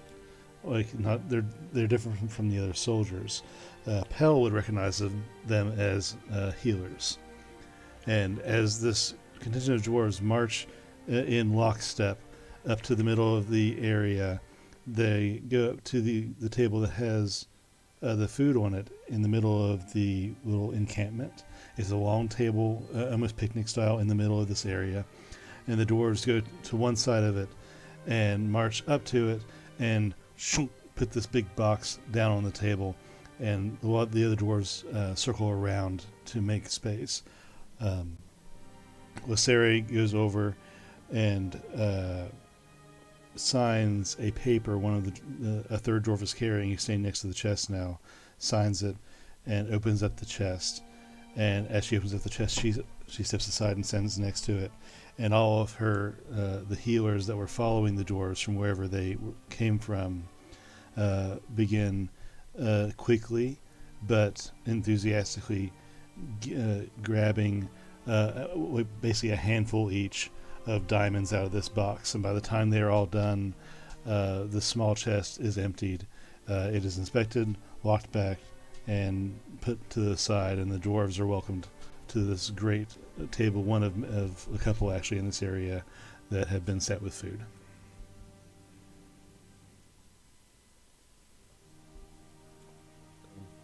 A morbid way to start the day. I'm gonna eat some oatmeal. Yeah, not hard to find. And in this area, there's been set plates of large portions for you to portion out for yourself of basically scrambled eggs, oatmeals, and various jams, jellies, breads, and there's a few baked goods, but they go very fast, and before you can even get to them, most of the soldiers have taken them. Son of a bitch. Looks like someone stole your sweet roll. Lyseri is at the end of the table, and she's eating a small portion of berries and jam. And she looks up to you. I meant to tell you yesterday, but it was a very long day. Well, first, why don't you sit down, please? I'll sit down.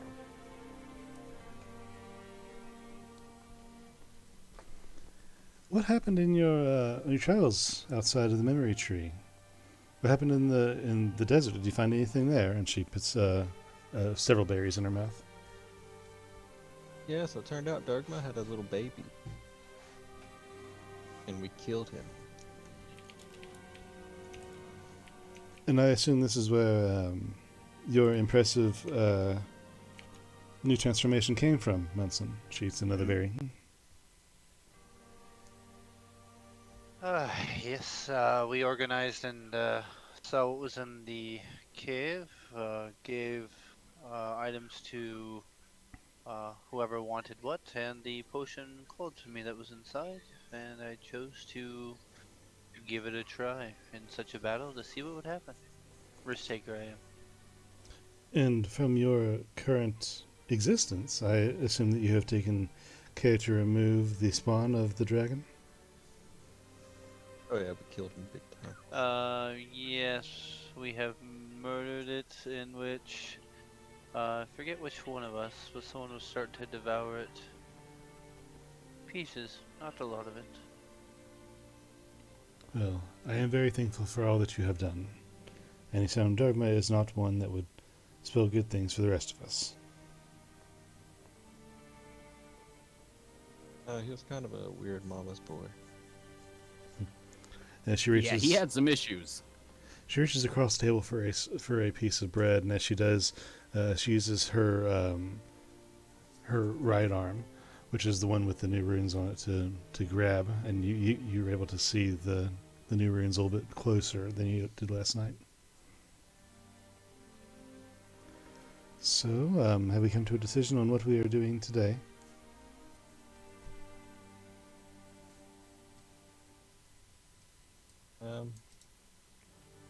We just gonna go fuck them up? Is that the plan, boys? Fuck them up, fuck them down, whichever way they need it. I'm not sure. Do you have anything here for equipment replenishment, anything of such, or go as what we have? There is a resupply tent just over there. It's the other large tent. Most of it is accounted for. I'm not sure if there's anything you can find very useful or anything left to spare, but you have to speak to mainly the dwarves. They are running that tent, and they are the ones who are in charge of their own material. would they?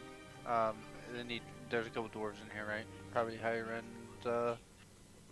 Is it the leaders or anything, or just the standard dwarves that are in the tent with us? Mainly some of the middling forge masters.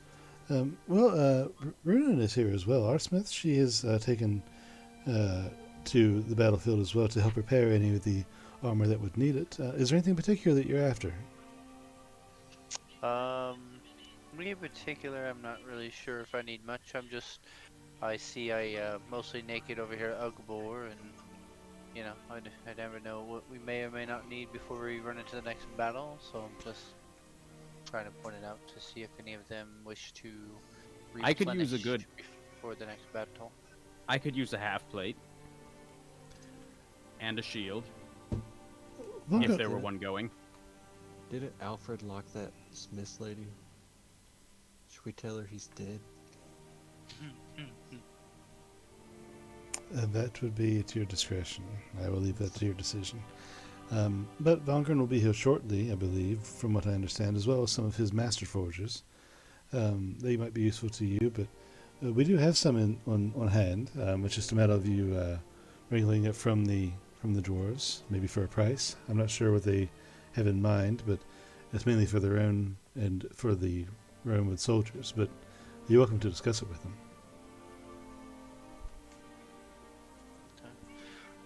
Did you? Munson, would you care to come with me to make sure I don't get fleeced or do it wrong?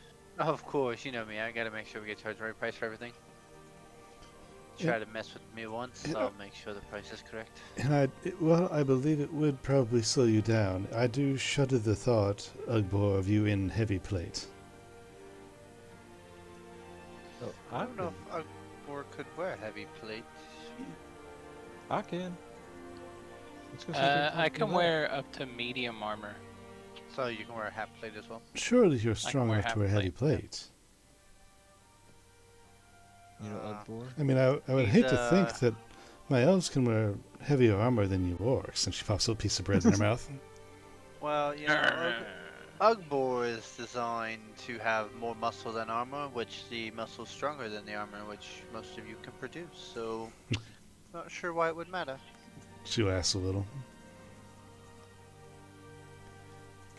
I do a tiny smirk at Ugbor and like, I got your back. You know, Have you ever seen him do a frickin' handstand? He does. Yeah, like you want to rocket. see it? Do it. Do it! Lay it on him. Got it. Hold on. Okay. Ugbor does a handstand, baby. Flash of genius. Coming in, hold on. He's trying to get a +9 on top of what he has in athletics. What's your genius roll? Or your genius mod? 5. 5. +9. So, okay, is this an athletics or acrobatics? Handstand would be acrobatics.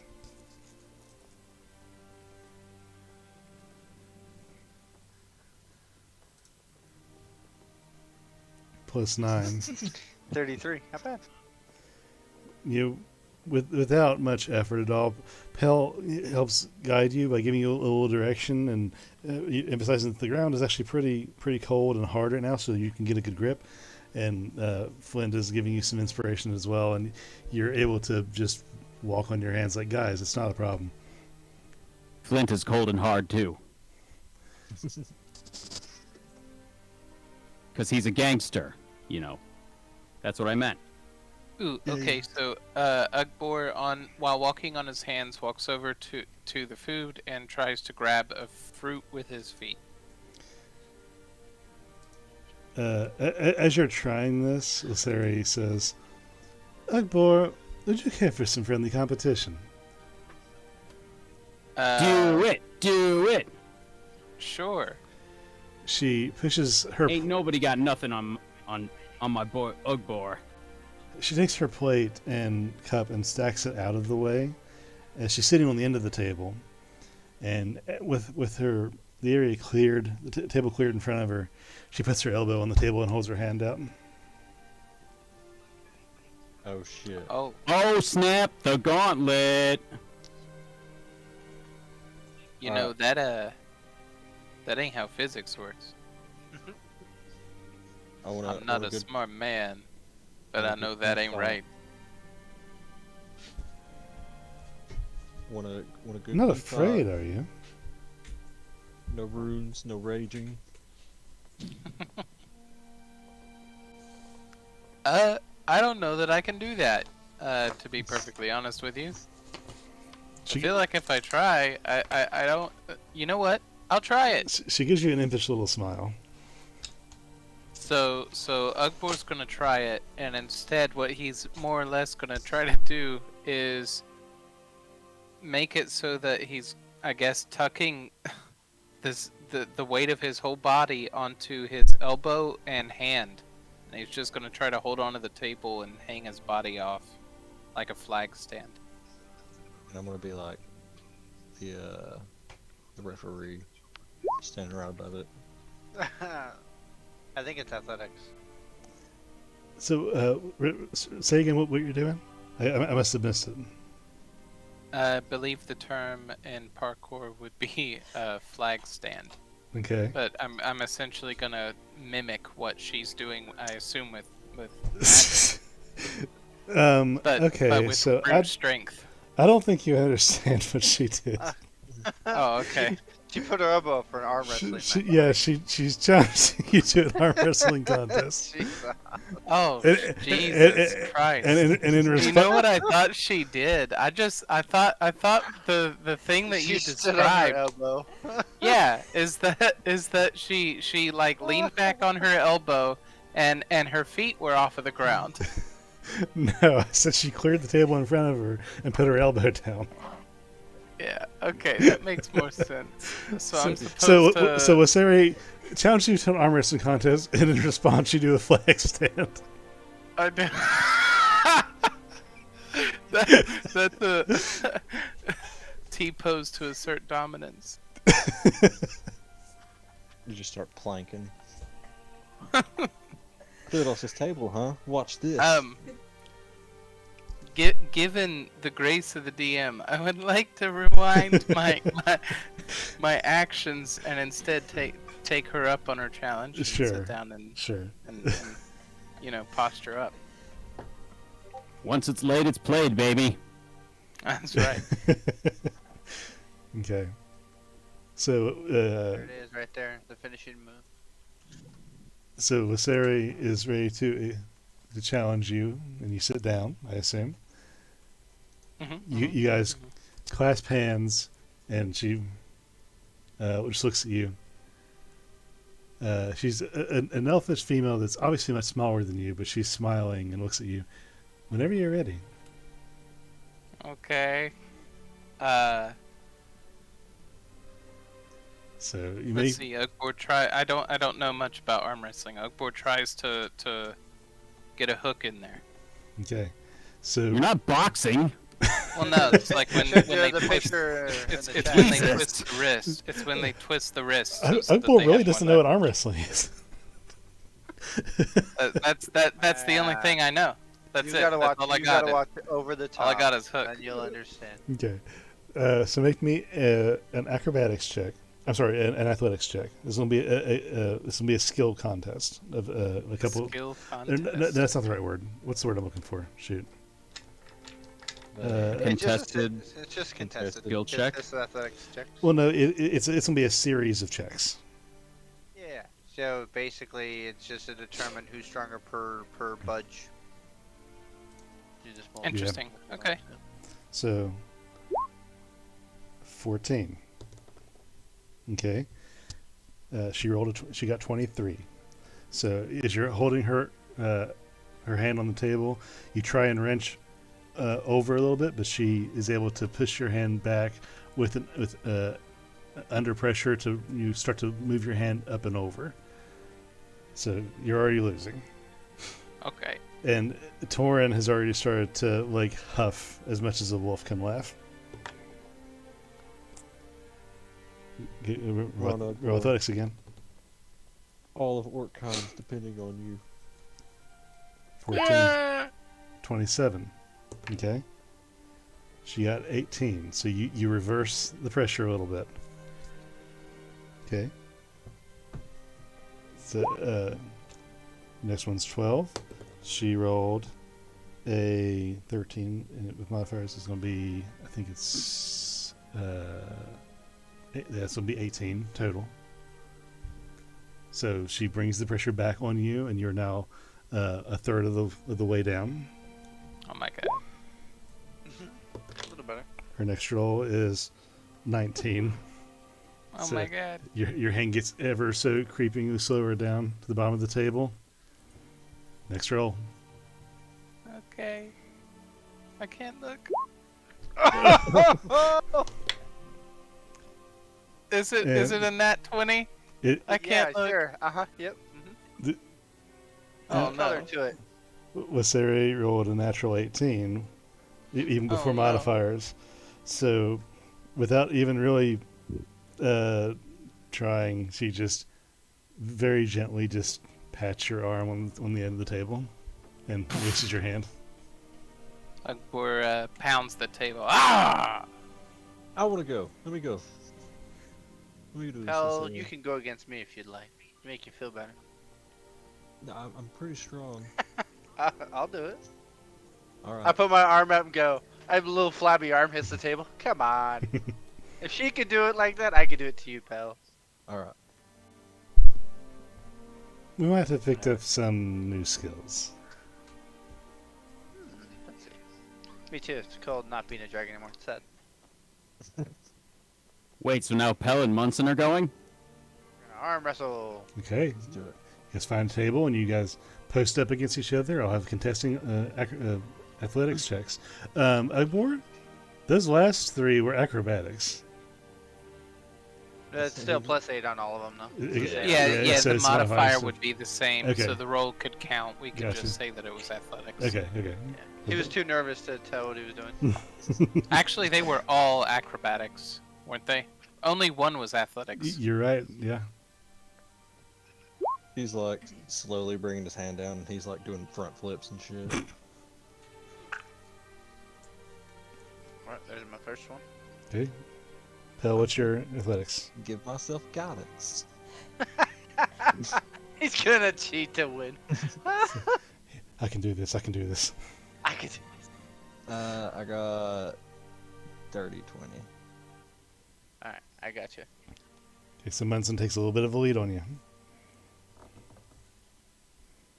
As I see him cast guidance on himself to increase his abilities, I'm going to take my invisible helper and have it slowly push behind my hand to give me advantage, if possible. So describe what you're doing again. So my invisible servant. Oh, for a I mage see. hand. So I saw him use magic to try to give himself help. So I'm going to take it and push it matching my hand and give me more power. So try to use my invisible hand to give me advantage, if Well- possible. Well, what's the limits Why on was- the invisible servant? Let me look. Well, it's the rogue one, so it's increased from the regular mage hand. Let me see. Did crit on this one. Also, Got 27. you're not talking about unseen servant. You're talking about mage hand. Yeah, I'm talking about mage hand in the that one there. Okay. So basically, instead of stowing an object or whatever, he's just basically gonna be matching my hand, just giving me kind of an extra push. Okay. I wouldn't say advantage. I will give you an extra D4 Extra to match you rolled the a natural to, 20 is what you said? to match the guidance. Flint would like to assist both of them. That would be So 19. Anthony- So, Anthony jumps onto the table, but out of the way. And just like, everybody dance now! Bump, bump, bump, bump, bump. Just to bring up everyone's morale. Thank you. so, I want you both to do good. You're my friends. yeah, so I 19 the second one, he natural 20 the second one. Okay. So, Pell regains the ground that he's lost. You're back to standard. Alright, let's do this. That would be 25. Yeah, same. 25. 25. You guys are matched, like putting pressure down. Oh You shit. see you see a little bulge in my arm. Oh. Ooh. 26. 23. Pell gains a little bit of ground on Munson, and This guy's strong. as He's so everybody looks strong. on, Pell's a big guy, but he's not incredibly strong. And Munson is a smaller guy, but big for his size, so it kind of evens out. And it's just a weird series of physiologies going against each other right now. Natural 20 on this one. So Uh, that'd be 7. 29. That's how my mom described what she walked in 14 on. altogether. Oh my gosh. What was your number, Pell? 14. Okay, Munson pushes back, and I believe We're even again. you're even again. Jesus. Your friends are that'd very be evenly matched, Ugbor. 20, I know. 20, let's see, 20, 26 on that one. I got 24. Okay, so Munson pushes it back a little bit in his favor. Come on, keep rolling good. Keep rolling good, baby. 19. 23. Ah, fuck. Back to up. It's just gone back and forth and back and forth.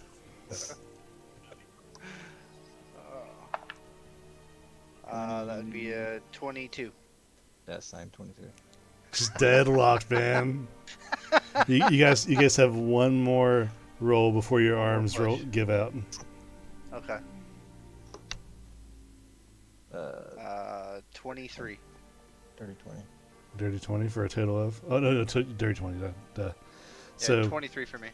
so with one final push, you guys give everything you have left in your arms, and it's not a super solid, rewarding victory, but it is a victory as Pell's arm just gives out, and you can't push anymore, and your arm just kind of gives up, and Munson's able to push your arm down. Once you get past a certain point, it's just you moving the arm. You're not applying much pressure, but Munson is victorious. I'm back. Oh, And oh, that hurt. I pull my arm off and it just flops like down to my side like a noodle. Oh, just turned into jelly. Yeah, that's right. as you guys get I got you. as you guys get up and turn around, you see a couple elves give you some applause, and then two elves pass gold to each other. It better be more than a couple gold. That's all I gotta say. Oh, Vorik, he's alive! Yay! What's up? I was down with the boys. No problem. We could have had a moment together, but now we can't. Mm. Well, I We were missed it gonna- all we the were time. gonna do dangerous, stealthy things together. Just you Oh, and me. Vork was zoned out. He was in a trance. That's what we said. That's what he said. Yeah. We were like asleep with your eyes open. I was like, please just close them. We tried to close them. They were locked open. Yes. It's creepy. Good idea. With that fun out of the way, I'd hope to share something with you, as I have been unable to tell near anyone else with the particular circumstances of how a certain name affects my people. Don't say it, Flint. Resist. Flint slowly raises his hand. I didn't get a turn. Who would Well, you I like to wrestle, Flint? I think Vort. You know, since everybody would have a go at it. Yeah. Be my guest. Vork, would you be up for an arm wrestling with Flint?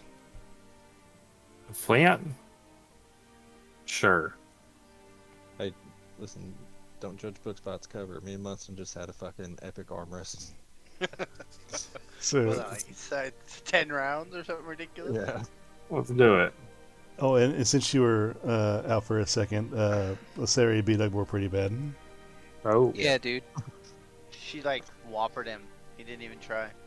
No, I didn't. Well, I mean, first off, she offered him an she offered him an arm wrestling contest, to which he responded by God. Flagstaff. by going Flagstaff and then trying to punch her in the face. Oh. Oh, jeez. He So- doesn't always know how to act in social situations. It was a touch awkward, not gonna lie. So Pretty Vorik, sure, like, to be as social and have to deal with people as we do, the majority of us are not good at being social. no, not at all. Just thankfully, like Munson and Pale can semi be social. Like, Happiest day of my life was when I got hired on as a systems administrator and no longer had to take help desk calls. My communications with the end user are very few. Mine are so aggressive that it scares people. It's great. well, I work with ex convicts, so I'm allowed to say what I want to them, so it's not that bad. Well, I mean, mine are business owners, so it's the same concept. Business owners are basically I, ex-convicts. I have a bag full of maxi pads in my drawer for when they come in there complaining. I usually throw one at them and tell them that it sounds like they need that. Ooh, Is that that's really the- what you do Yes, I'm not lying. to ex-convicts, man? Yeah. Hey, man, I'm out Remember, on they're- parole they're- for double homicide. They're his bitch. Remember. I feel Hey. like my room isn't clean right now, and you throw a maxi pad at that guy. Yeah. Do you really? Yeah. Channing's a pretty Do intimidating you, dude. do you know what you're baiting them with, man? It's like you're going, do you want to go back to jail? Which they might be comfortable with. My best behaved guy did 30 years for murder. Yeah, did, Premeditated murder. did he have a cookie cutter tattoo? Mm. No, he's actually pretty like cool. Plays bass, like he's like a The metalhead. cookie cutters. Like We're the cookie cutters. he's that guy. Like he's pretty bad. Damn right we are. All right, so Flint and Vorik, you guys square up on a table, arms on the table, hands locked. Go ahead and make your first athletics check each. I give them both guidance. If you want to use guidance, you can choose one person at a time for the time of the spell casting. I want to do it to Flint first. Okay, Gets so one. it's one. 14. Okay, Vorik. 15. What is it? I said he gets a 15. 15. As a one guidance. So Vorik, you're able to wrench down on the little gnome, getting his arm pushed back a little bit. Make another check. Now I want to give Vork guidance. One again. A 9. 9 total. Flint. Flint's gauntlets of ogre power start glowing, and 23. 23. After the first bit, you kind of wavered, Vorik, thinking this is going to be easy. And then Flint pushes your hand back straight up. Alright, Flint gets guidance. Get on this one. Okay. One again. Want to roll, man. I'm fucking telling you. You 15? Flint, what do you got?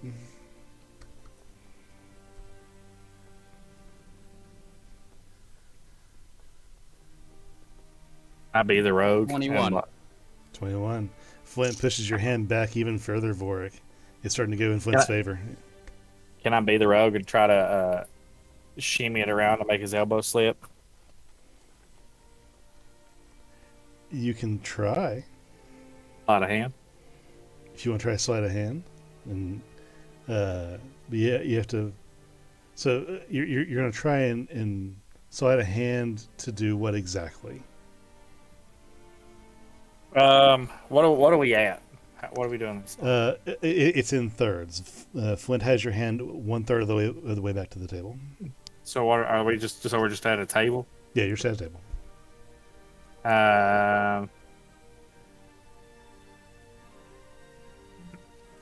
Trying to envision here.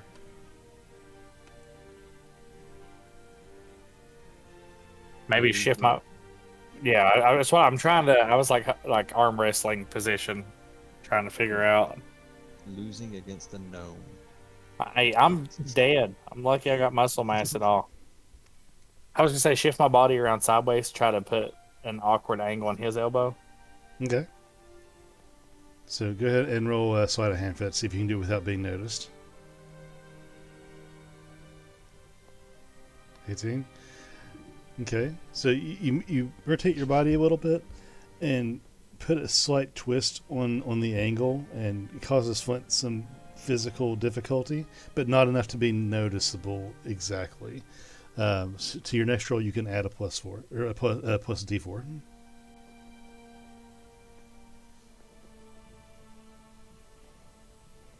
Ready for the next one? Yep.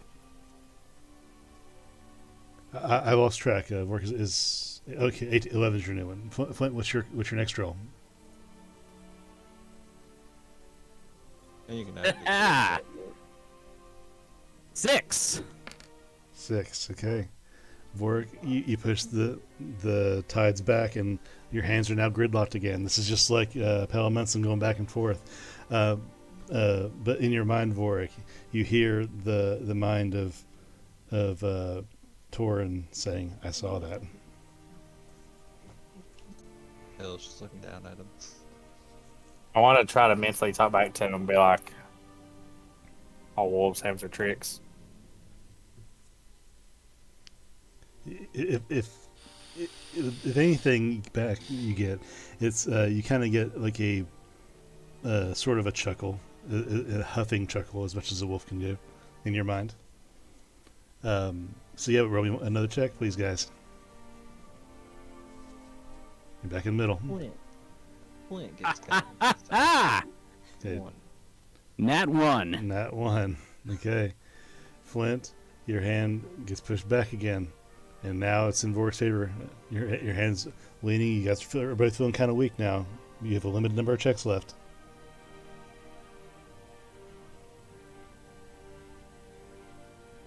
Go again? Yeah, go again.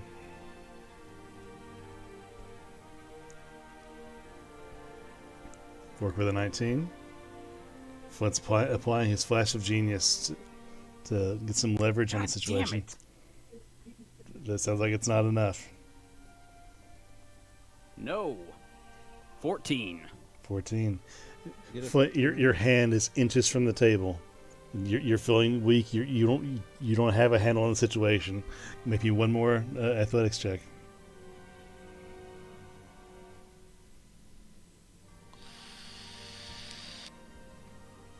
Just for good measure. Hold on. Mm-hmm. I'm going to use knowledge from a past life.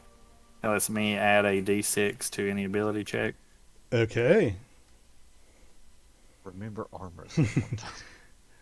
So total of 21 for Vorig. Flint, what's your total? I am going to use that inspiration from Anthony right now to roll again. Okay. Okay. God damn it, it's another nat 1. No. And He pulled a Nugbor. with a final push, My life. Flint's arm goes thud against the table, and you hear another round of clapping, but no gold is exchanged. That means they didn't vote for me. They bet on me winning, right? Yep. Damn. Don't get out the dead guy. I always forget I have that ability. He happened to use his flash of genius, and I was like, I have something like that. I can do things. I can do that too. All right, boys, we're going to have to make these last 2 flashes of genius count.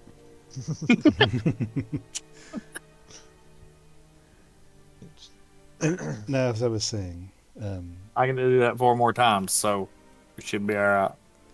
after we left Cliff Crag, That's what she said. when Vongren told us about everything he knew and suspected, we headed back towards Rowanwood to meet with the High Council and prepare for the invasion. But as we entered the deeper part of the forest, the cave appeared before us, the rune cave. Given the revelations we've been given, we went inside, hoping to seek the god's guidance, and we were given much more than that. And she raises her sleeve even more to make sure it's out of the way, and the arm opposite her original runes, bearing 3 new runes laid into her pale skin. We were given a vision by Sylvanus, Saloon, all of the old gods of the forest. We are, as we now know, the first rune-bound pair in 1,000 years to emerge in a family line thought extinct. Our original runes were what the gods believed we could handle at the time to allow us to familiarize ourselves with the powers that our family had lost. There is a power determined to extinguish our line, though, and now the time has come, they said, for us to receive the rest of what they had planned for us. They bade us to touch the runestones again, and we did, and new runes were granted. We spent a long time with Niam and Dara, who confirmed what the gods had told us in the cave. Although being granted a second rune binding has never happened in the history of our line. We had already been given Ansus, Algis, Hagalas, and Kinaz, but now the gods have granted us Dagas, Tewaz, and Urus. We have not had much time to see what the effects these new runes have. As Niam tells us, the runes can have a different effect on each rune bound, but within their basic spheres. But we have at least discovered that Urus has granted us new reserves of strength, as was my demonstration. It's how I was able to work a second piece of runic magic yesterday in the battle, where I used to only have strength for one of that magnitude before I'd become exhausted, and apparently the ability to out-wrestle Ugbor.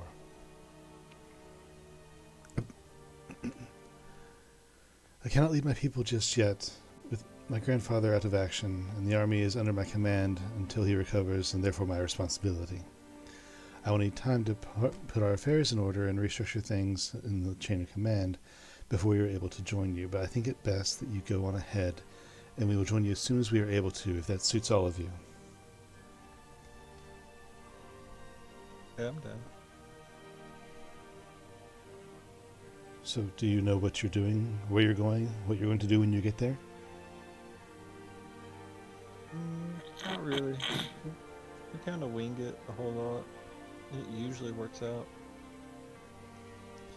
Well, I believe Benson has an idea where he's going, right, for your teleportation? Yes, kind of really spent the time to detail and memorize what was going on, where it was location-wise, and I believe I can get within a pinpoint of the area. Right. Well, can we see you all to Runan or one of the other smiths before you go? Oh, I think we were headed out to the dwarves out here to see if we could spark a deal with some armor in which they create. Okay, well, they are over in that tent, as I have said. They should be able to accommodate you. Now, when you get where you're going, please, if possible, keep us informed, and I can only assume when you get there, you would just have to kill whatever you find there. I do not know what strategy would be best, or what information or ideas to give you, but I wish you the best. Thank you. As long as Vork sticks with his guns, we'll be fine. Well, we will join you as soon as we can. And she stands up to dismiss you. Be careful out there. Alright, Flip, let's go. Let's go take a look, see what we can find you, buddy. I'm You going as too. well. Mr. Peddle. I don't know if they make anything your size in a dwarven castle, but who knows? That's true. At least the gnomes are close in size. Indeed. Just have Vork sticks to his guns, we'll be alright. Mm-hmm. That's what I said, yeah. Which was a very simple phrase.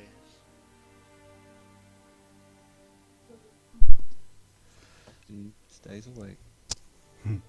Good. Reason I asked is I almost took Gunslinger as my. Does anybody have a gun? Clint, where's the gun? Damn it, Flick, create it faster! I'm sorry, I put all my guns together. I super glued them, damn it! Kinda. They are mega gun. And no one has nail polish remover to remove it. Have you ever heard of Voltron?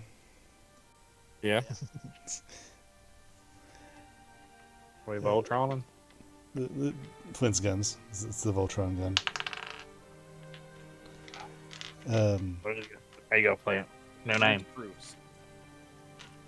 So, as you guys enter the tent with the that you were directed towards, you push the side the flaps and head in, and it's a large tent on the inside that's being supported by large towering beams, and it's not a forge on the inside, more like a refinery, in the fact that they're not smelting metal, they're hammering, repairing, refining, and storing, and sharpening weapons and things. And there's a couple people in there gathering supplies. They're all dressed in soldier type gear, mainly towards one elf who has a list, and he's going down the list and fetching certain things. And but there's one dwarf who is at the main side of the tent, who is sitting down behind some sort of makeshift desk that's just a couple crates. He has some papers in front of him, and he's checking off some things, and he's looking around behind him at different stacks of items, and he's checking items off.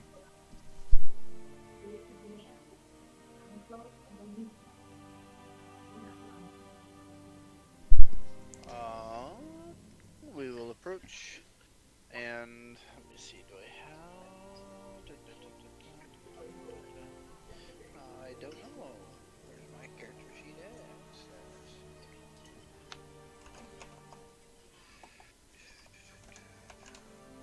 Nope, I don't. I'll just be common to him, and be like, good, good morning, gentlemen and ladies.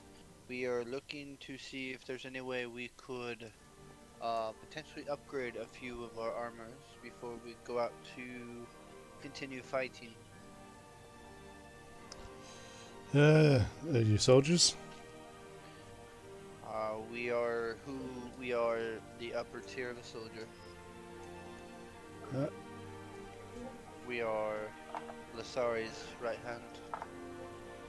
Okay, you got any papers stating as such? This is See, I have that one paper. Which one do I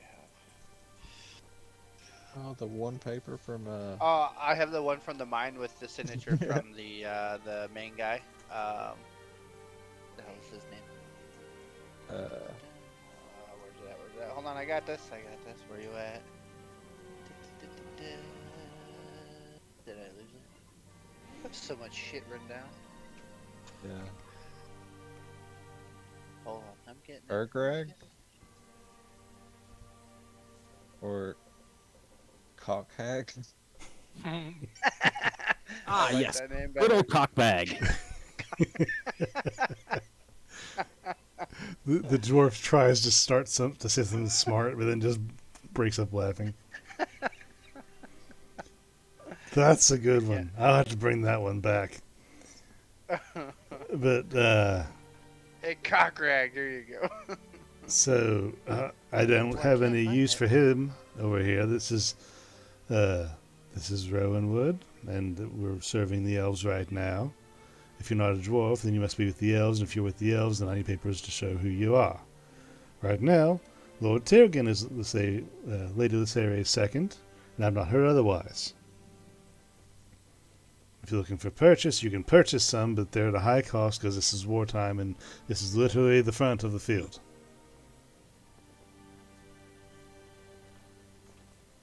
Oh, Let's see. Sorry, I can't find any of my information. It's sad. I lost it all. Very sad.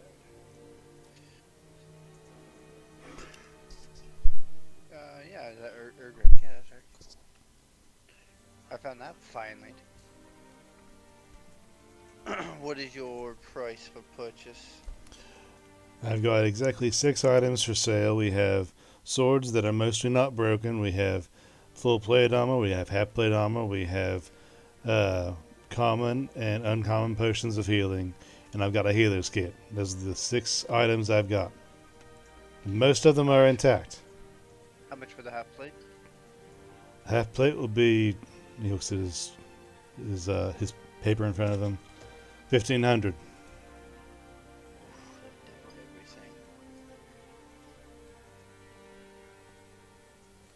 what if I gave him some healer's kits? What's the AC on half plate again? 15 plus 2 decks. Why plus 2 decks? because it maxes out at +2 to Dex on that. So if you have 14 or higher in Dex, then you only get the let's say you have a 20 in Dex, you only get 2 of the 5 points possible. It has a limit. It basically can be better than full plate. Full plate is Fair enough. yeah, they designed it that way. So the highest you can get is 17.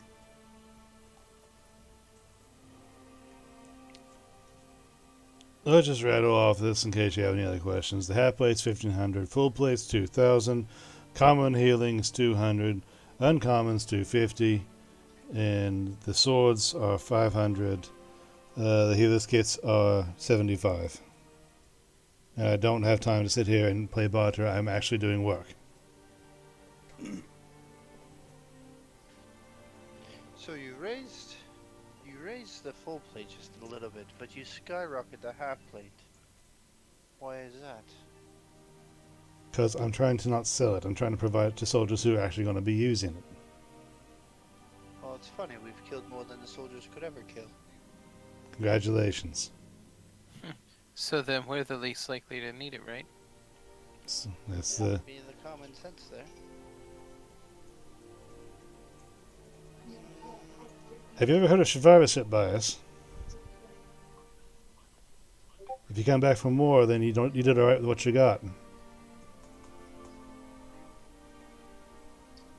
I'll give you 1,000 for full plate or half plate, but nothing more.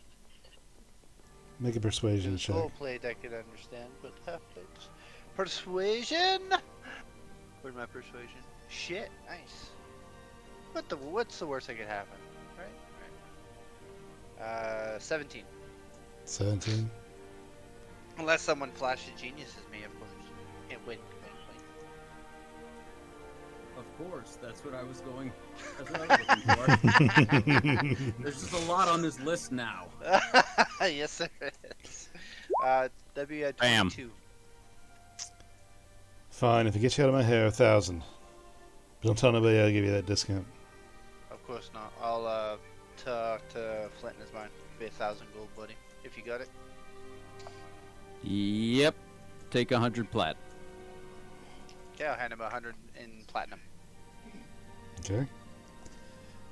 All right, and he goes over and picks one of the sets of half plate off of. Basically, it's a hanger.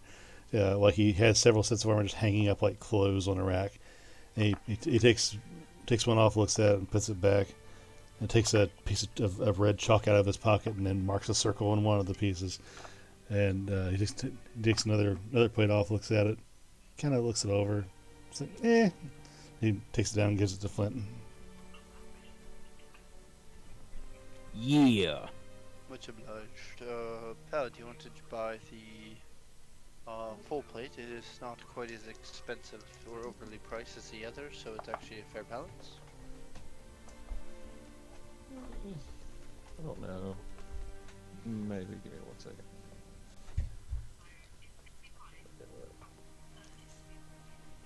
I think it gives me. So if you get full plate, it's just straight 18 AC. Yeah. I mean, I don't have Dex anyway. But, see, the thing is, this, like, dragon armor I have gives me resistance to fire damage, too. It's true. We're not going against fiery creatures, are I don't know, you never know. I mean, we have fought a dragon already. we? Yeah, it's true. Alright, fuck it, I'll just get the full plate. 2,000. Yep. Alright, there you go. He Now, takes do it. you hand it in a pouch or do you hand it out in the open? I Thank get my bag of holding out and I start pulling it out one by one. Okay. It's gonna take a Okay. minute. 'cause As you he's just get counting there. it out, can I try to use my mage hand and slide some of the coins so it's actually not 2,000, but he's counting it out? Okay, so what happened with yours, Munson, as Flint gave him the gold, he took it, put it on a scale that was at his table, took out some weights and weighed it against the gold, took a look at the gold, make sure it was all gold, and then put it away. Okay. is how he calculated that. So with that in Yeah, mind, then I won't attempt that then. okay, I mean, technically, I could do that and just use You my use mage mage hand in a hand, yeah. different way to push the weight up to balance it still, but that is kind of tricky. The mage hand can only do one thing, not two things. the DC be very high. You know what? Or that just straight sleight of hand? Yep, it'll be sleight of hand for the first one, and sleight of hand for the second maneuver to decept the scales. Okay, Oh. you know what? I'll Wait, you know yeah. what? I that? can't even fucking use this. I don't have a strength 15. Oh, you don't? No, it's 14. You could use it. You just be encumbered and have movement and uncomfortable, and casting spells would be almost impossible. I like put it on and I'm like, oh fuck, this is heavy. And as soon as my mind thought I was doing something great, he's like, "Oh, I can't fucking wear this." I'm like, never mind. Put it away. Put the sword away. I'm basically gonna make it bounce for you paid street price. At least tempt it. Like, well, I appreciate it, but apparently I can't even use that. Yeah. Alright, we will leave you to your business, sir. Appreciate the purchase. Glad we can agree on an agreement. And have a good day. Sure thing. If you see anybody actually fighting that needs help, let me know. Yeah, I'll throw you the bodies. And then I summon 5 Fae and Dark Fae and throw them in the cab with him. The tent. Imagine. Right. Here's your fucking army. Imagine being a blacksmith. And they're like, yeah, don't worry. Customers are like, yeah, don't worry. I'll bring you bodies. And they just start walking in. Imagine trying to get someone to arm wrestle and they just peacock on you. Oh, right. Man, that sucks. It's okay. Flint had no, or Pell had no chance. Okay. All right, chance. Well, having gotten the armor that you quested after, what are you doing now? I would say. I'm off to find a shield. Yeah, Flint needs to find a shield somewhere. Is there any potentially lying around outside a tent that we could snag? There are definitely some scraps laying in the battlefield. Still, they're still being torn through as we speak and sorted through and everything. You could find one if you looked hard enough and took the time to. I'll take the time to find him one. I'll try to get one and find it and make sure it'll work for him. It's like got an arm in it still. Yeah. Sure. It has its protection shield, so it's layered on it. What do you want from me, boss? I'll give it to you. Roll me investigation. Oh, What's up? I can would help me? also like to. Yes, I would like to roll Okay. investigation as well. Sure. Oh, okay, individually each? Gotcha. Yeah, we'll have it, both of you roll. That'll be a 29. 29. Okay, he wins. Well, here's the thing. Both of you are searching in the field, and you're looking for a shield or something to be used as a shield, and both of you almost at the same time say, "Hey, I got one!" And you lift it up. Flint, you pick yours up, and it's a wooden shield. And as you pick it up, one of the boards just slides out of slot, and then once that's fully free, the rest of the shield just kind of falls apart in pieces. And you look over at Munson's, and his is a beat up but solid metal shield. There you go, buddy. Yay! Thank you. Yeah, glad we could find it for you. It's well worth it. Can you use a shield? Now, when did you start wearing full half plate? What? You Since I just heard bought me. some. Yes, but I'm confused. And it's not easy to confuse me. You were like this little Flint that was like a baggage that shot shit at people, and now you're putting all this heavy stuff on you, and it looks good. I'm not gonna lie. Oh, it's gonna be amazing. Get this. What's that? Next time I get a chance, and I'm gonna rework this shield so that the Phoenix Sun can actually rest on it, and I can aim from behind it. Interesting. In When it's Fiola, we done- call it a riot shield. Ah, Ooh. I call myself pepper spray. Okay, well, I mean, you're changing on me, you know? You're this Flint of great style, and now you're Flint of. Oh, I still got style, baby. I mean, where'd you get those gloves then? I made them. Oh, You know, you just you craft make some magical thing things. yeah. Maybe one of these times you can spend the time and explain to me maybe on how the mechanics work, and I can develop such skills myself maybe one day. Yay! Workshop buddy. Oh, here's your shield. So, I will come back to the group. Do we have our thing, Mr. Vork? Our, talkie talk? Is it ran out? It's a new day, Yep. so I would assume so. Alrighty, we can have it. We only have an hour. Shit. Yeah, you know what? I will expend the die, and we will add it together. Okay. We have 4 hours. Okay, 4 hours. 2 hours. That's what I was expecting. It's gonna be like, all right, we have 2 hours.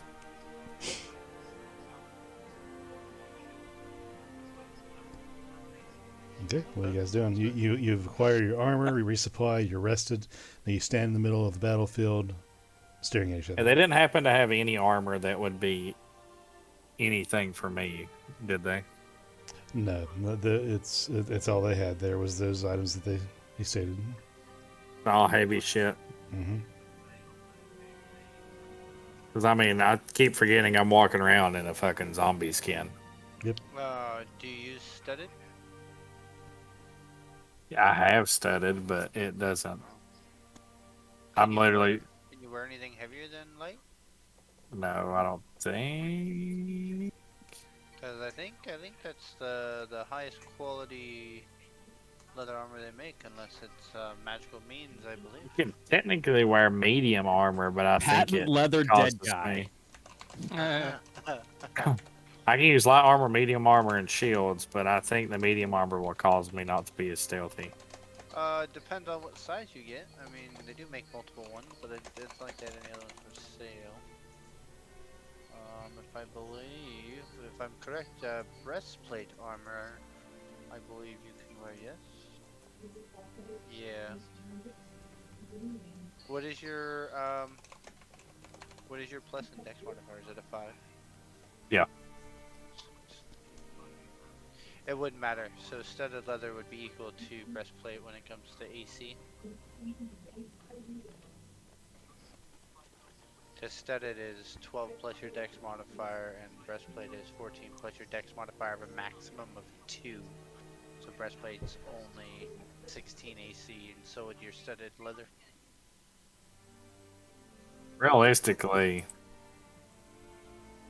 my armor class is the exact same whether I have this armor on or not. Yeah.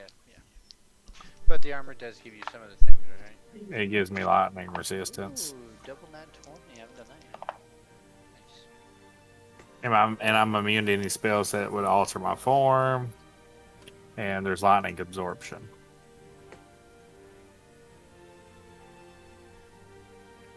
But I also take more fire damage. Oh, that's true. Do we? Well, I mean, do we want to try to teleport to the place I said, or do you guys have anywhere else you prefer to be? Or, I mean, do you guys have any other plans other than trust the wizard again?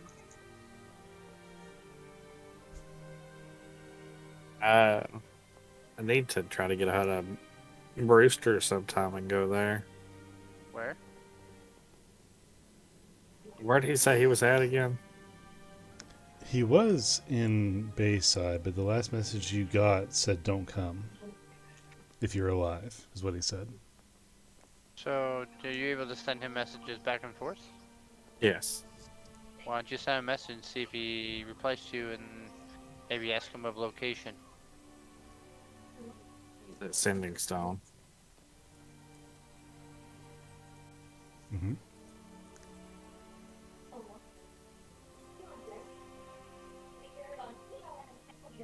Say, where are we at right now? Cliff Craig? No, you're north of Red Ash. Okay. Or north of Rowanwood? And then let's try to get a hold of him and say that how are you holding up? Are you still at Bayside? What's your new location? And tell him we're north of Romewood. Where I'm north of Romewood right now. Okay. You touch the stone and send the message. And then you wait. And you wait for a while, but you don't get a response. Awesome.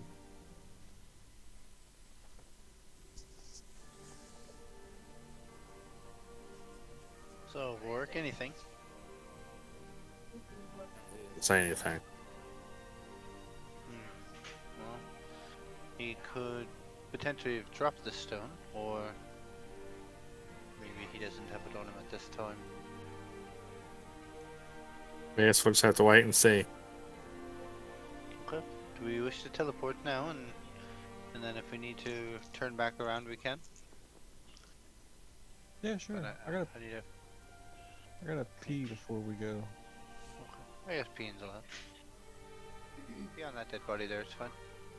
Alright, nobody look, I get stage fright. Flint walks right up next to him and starts sword fighting with the pea streams. What is that, with your mouth?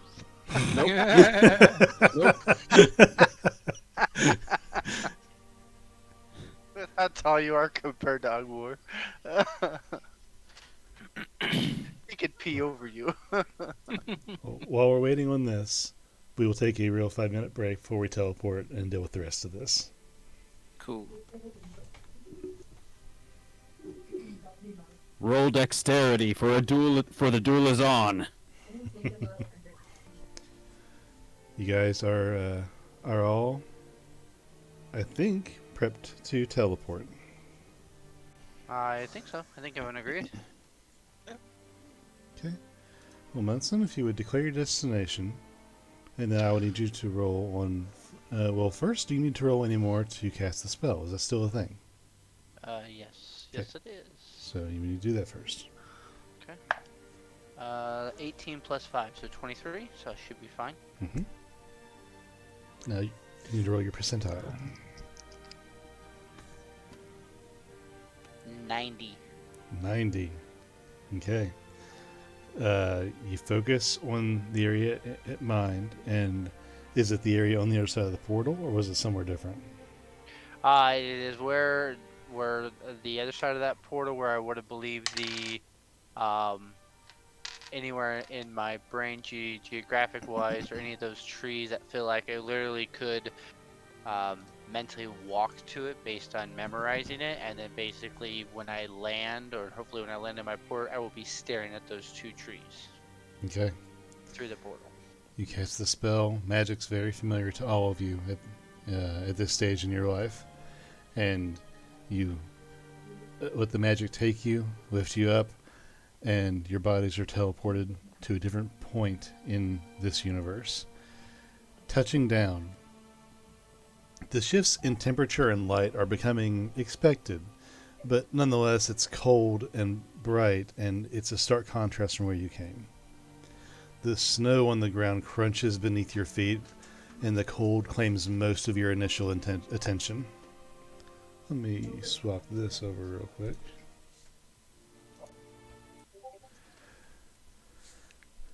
Getting your bearings about you, you see that you are close to a shoreline. Some distance away, you can see the horizon of water washing against the outflow of a currently dry delta. Somewhat up the shore from the ocean, in the bed of the dry river, is a wrecked ship. The ship is black and has a large hole in the bottom, visible even from your distance. Otherwise, you're in a white, hard to tell, maybe a forested area, not quite tundra, but it's definitely frostier than this foliage would have you believe is normal.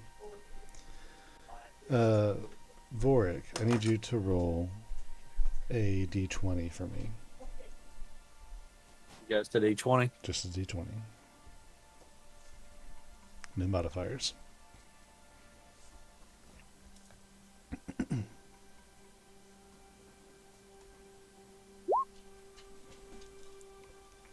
$19. Okay. Vorik, no sooner do you lay eyes on the ship, do your eyes lose focus and you lose grip on your consciousness. The rest of you hear and see Vorik crash to the ground, laying face down, seizing. What do you do? I quickly get my bearings and look around, and my focus would be more of my surrounding as he hits the ground. I will keep basically my eyes open in all directions just in case something else comes at us, and then whatever else someone else is doing. Okay, Munson, roll a perception check for me. What's everybody else doing? I will pick him up and make sure he's alright. Okay. Try to make sure he's not dying. Okay. Odbor? Agbor will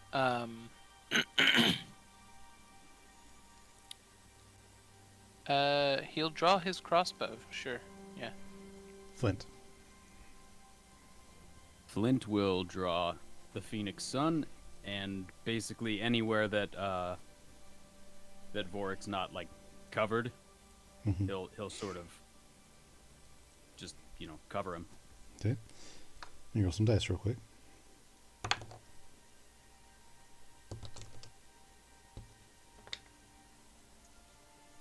Okay. So, Vorik, in your unconsciousness, your mind is racing like a fast motion clip of your entire life.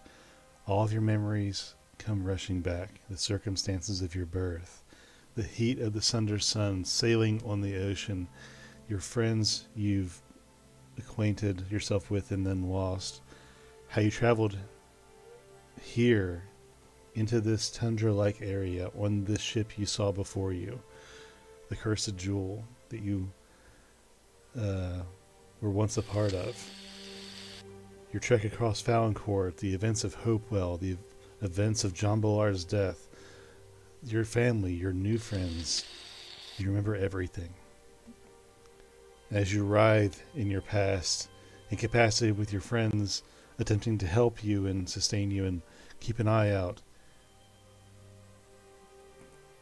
Munson, you're the first one to see that not emerging from anywhere, but kind of having been there already. You see two figures atop a hill, just to the north of you, a fair ways. And one of them says, "Failed experiment from the start. Should have killed that one with the rest of his crew." And at the top of this hill, Samael stands, a long sword drawn, smoking black at his side with another sheathed. He looks more well dressed than you last saw him, wearing a tightly fitted white suit with almost dark green, blackish pants. His blonde hair is trimmed to shoulder length, and he is shaven on one side. Beside him, the twisted-looking figure of a woman. She has enlarged limbs, stands about 7 feet tall, even though she's hunched over painfully. She's carrying a crooked scythe and is dressed in ragged black clothes that appear to be stitched together over her form. How about a reunion? And Samuel snaps his fingers, and from behind the hill, cresting the hill, are 4 Wendigo and 2 skeletons. What are you guys doing? How far away is he from me, give or take? They're approximately like 130, 150 feet. I'm still unconscious. Yeah. Ugbor smash? Question mark. Checking range of heavy crossbow. 400. I'm good.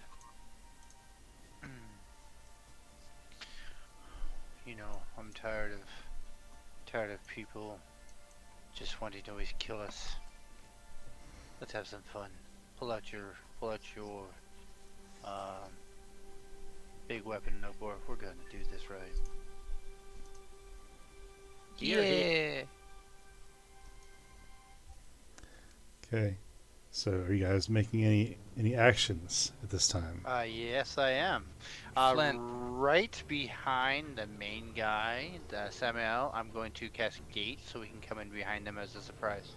Okay. Oh, Well, as you start to cast the spell, I will need everybody to roll initiative now. And actually, hang on, let me get off the screen first. Let's go over here. Right here. And I'll go ahead and pop you guys on the map properly. That's another board. You guys are down here. Where's my thing? We got Pell. We got Vorik. Munson. And Flint. You guys can arrange yourselves any configuration you want down there, but that's approximately where you are. Yeah. You're bored. Oh, there we are. I was like, where are we at? So I would have been watching. Let's see, he's down the ground. Yeah, I In the guess I'll world. stay there. There we go. Boop, boop.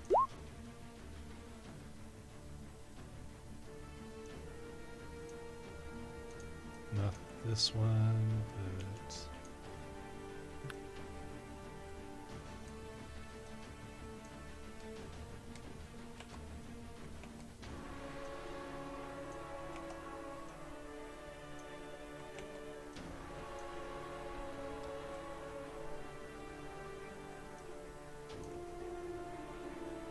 And lastly... there we go. Okay. So everybody... this is wild. Oh, it's duplicated. Okay, what's up? Let me see. Let's see. So Munson got 5. Oh, I got 20. I wrote my number up there. I just rolled it so I can go on the initiative order. Oh, I see. So Obor actually had 23, so this one's old. Let's... Yeah, he forgot to roll his advantage.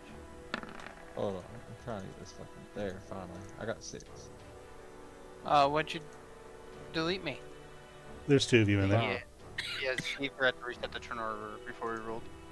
But it was empty for a second, then it duplicated everything. Vorik is 15. Mine's 17.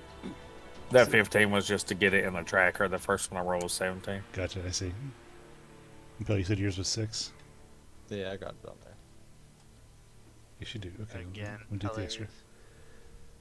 hilarious. Okay, I tell you, he's Yeah. smashing the Ugbor really threes. wants to go first. and Flint. For real. But not today. Mhm. Munson goes first today. Okay, I think we're all good there. Okay, let me give these guys turns.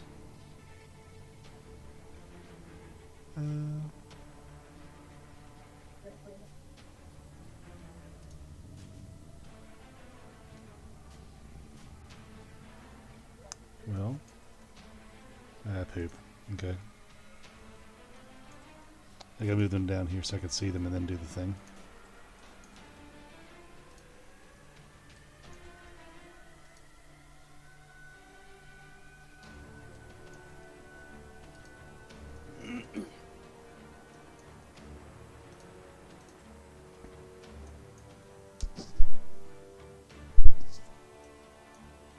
Okay. And then back up there, then I roll, and we're good.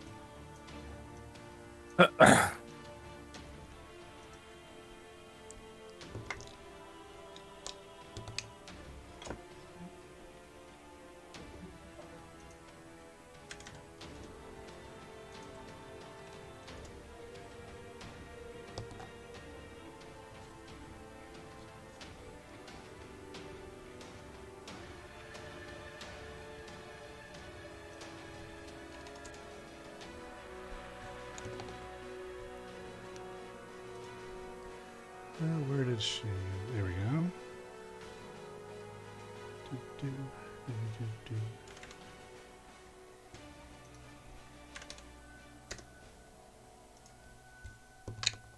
And do.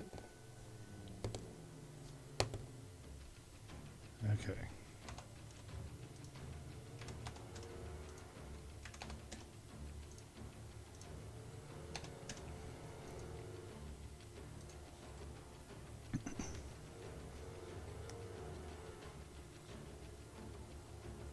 You're still in there twice, I bore. There we go. 23 is your actual roll, right? 19. 19 was your actual roll. Let me fix that. Okay, resort. Okay, so once you start to cast a spell, but the first person to act is Samael. And you see him cast something, but you don't see what it is before the moment's gone. And what he has done is Samael has cast Time Stop. So I need to roll a D4.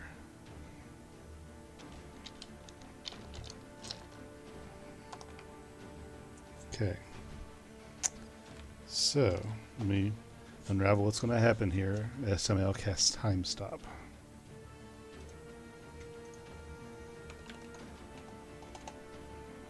So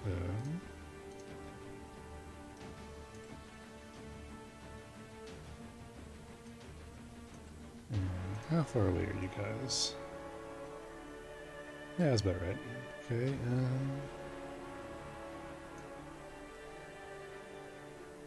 So.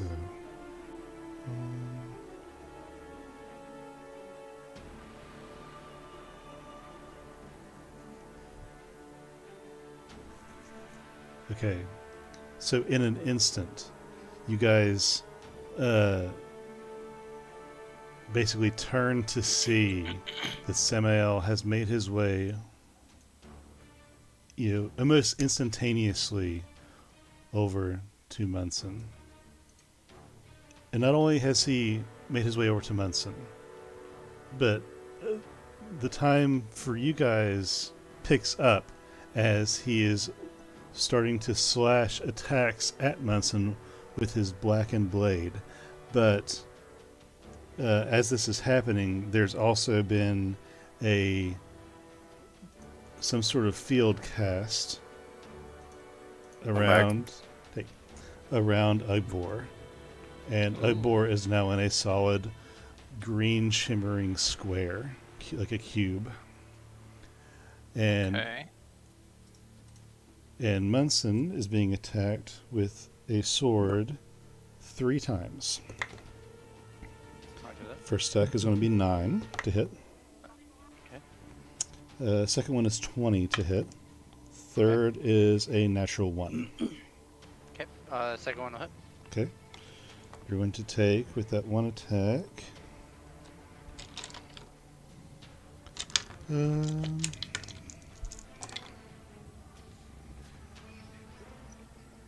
10 points of psychic damage. Okay. That was rude. And as Samael just pops into existence in front of you, his blade slashes across, down, and up your body, a little too fast for his own good, missing 2 of the attacks. And then as he draws the middling strike across your body, drawing blood, he leans in. You ready to play? And now it's your turn, Vincent. Okay.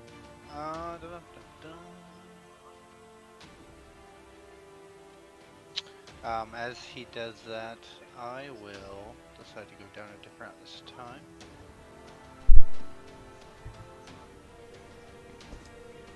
Let's see how far are these little bitches from me.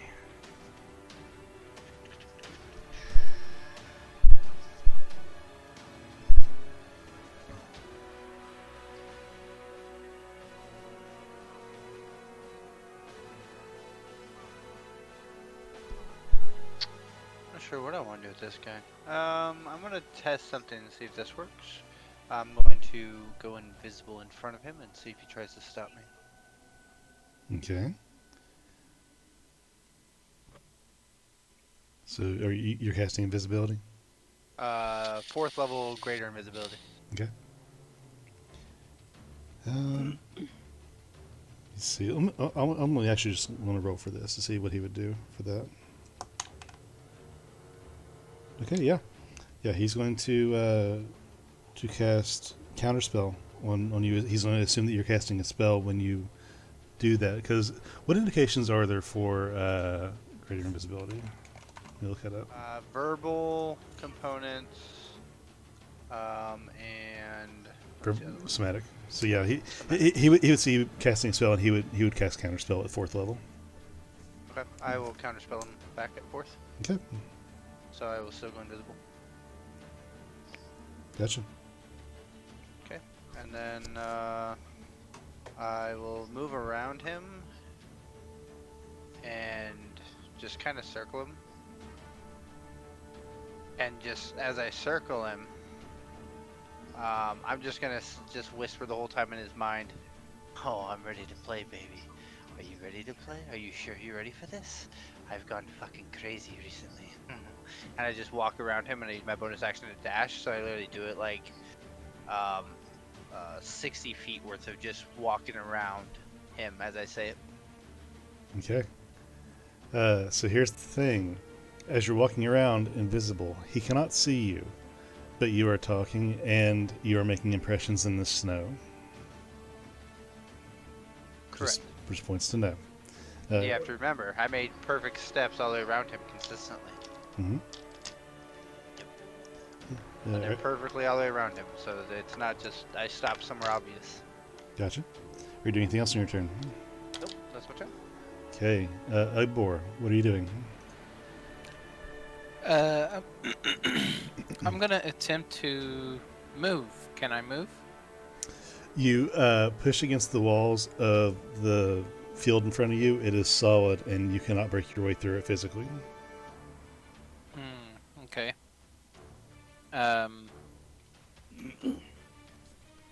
Ugbor's gonna dig down. Okay. Using your action to dig, you take. What are you using to dig with? How about I use the great sword? Great sword. Okay. So you take the great sword out and start to dig a hole, and as you scoop away the snow, you see shimmering green below you as well. Oh, great. I'd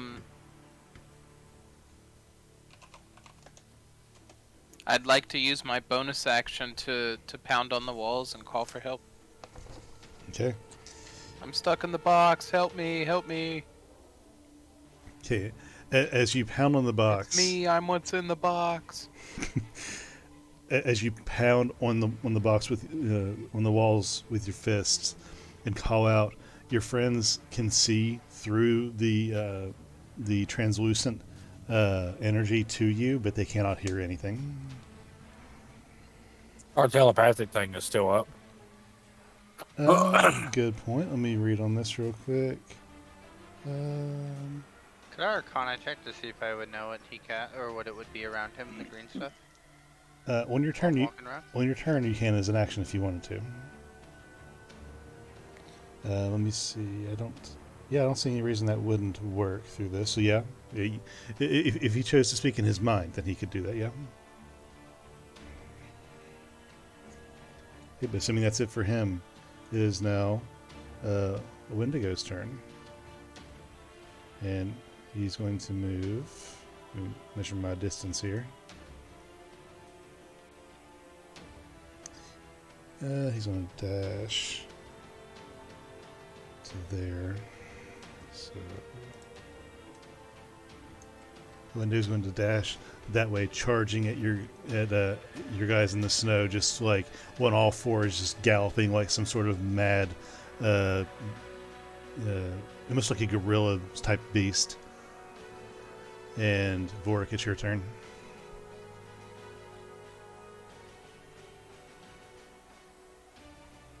Am I unconscious? Good point. That is why I had you roll that die. Let me go back and look at that. You rolled a 19. So you are seizing for the next 19 seconds. Awesome. So yeah, you're down to 13 seconds now. So you are incapacitated. Alright. So that's going to roll down to this Wendigo here. It's going to do the same thing and dash down next to there. This skeleton is, let me look here. What's the distance on his thing?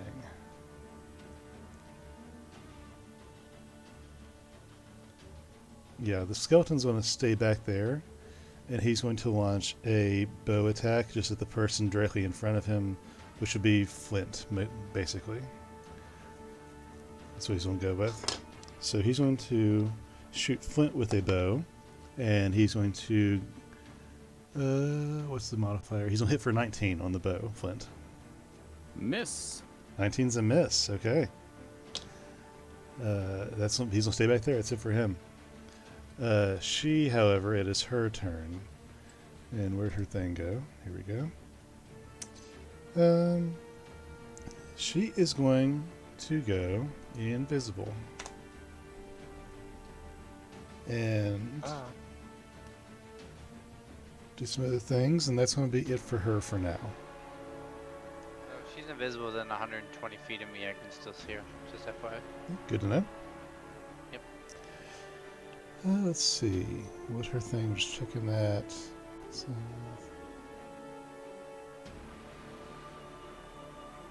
gotcha. Okay. Yeah, she's going to do that. Next, this guy and this guy are next. We're just going to have them dash and run down here. You're being charged by a pack of Wendigo. Next, this other skeleton is going to do the same thing and attack Flint with a bow. And that's going to be a 4 to hit. That's going to miss.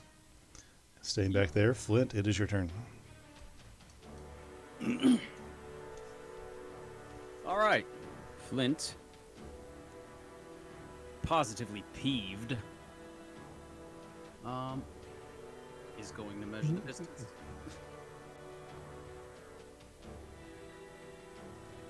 Math.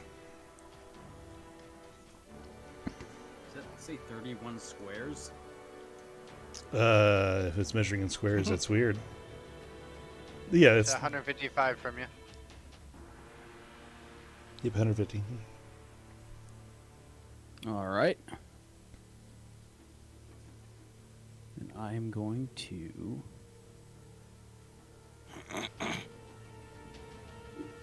Ah! All right. Yeah, no, I'm going to use... Haha! I'm not going to do much, actually. Oh, wait, I shoot 4. So, I'm just going to go...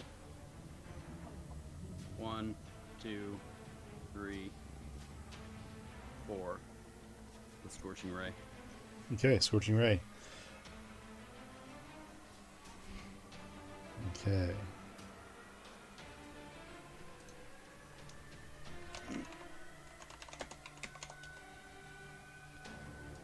And let me check myself here. So it's a spell attack, and you got all those there. Duh. So the 12 and the 14 are not going to hit. The other ones do. All right.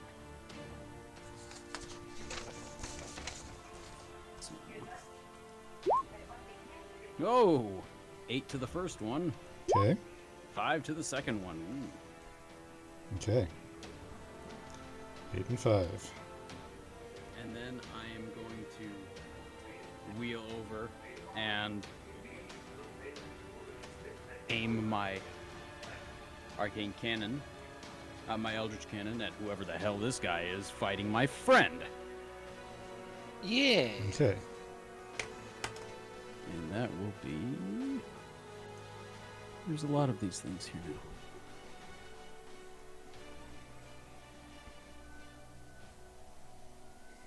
Okay, 29 is going to hit. And he gets knocked back 5 feet. Okay. So, right there. All right. Good to know. And he takes 11 points of damage. I'm going to knock that down. Got it.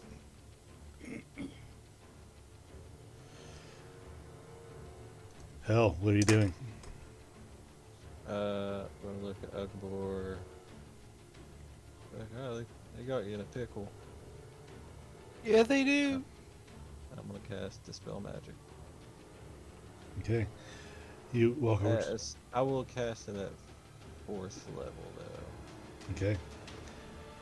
You walk over. You walk over to the cube, and put your hands on it, and call on Saloon, and just try to dispel the magic holding your friend, and the magic expels from your hands, washes over the box, and it shimmers, and stays in place.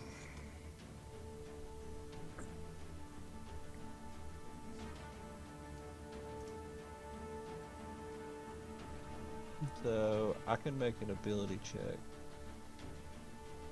Yeah. If you want to, I'll allow it. For each spell of 4th level or higher on the target, make an ability check using your spellcasting ability. The DC equals 10 plus the spell's level. For you, that'd be a straight wisdom check. Yeah. Well, normally you could, but you're saying like to dispel this if it's a higher level. Yeah. Okay. Go ahead and make that check for me then.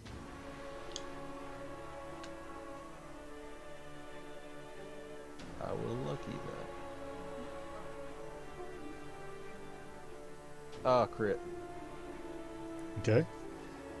So you try to upcast it and use your magic to dispel it, and still nothing happens. Well, look, boy, you're beat. And I try to drag Bort back. And just stay right there on top of him. Okay.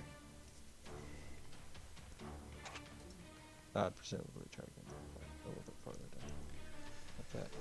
Samuel is going to, after being scooted back by Flint's blow, he's going to brace himself so he doesn't fall down, and kind of like wipe his face off quickly, then look in your direction, Flint, and cast a spell toward you.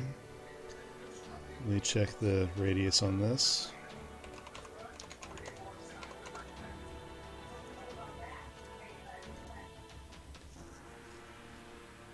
Okay, and it's... Okay, yeah. So, he's going to cast a spell in your direction, and I need you to make a dexterity saving throw.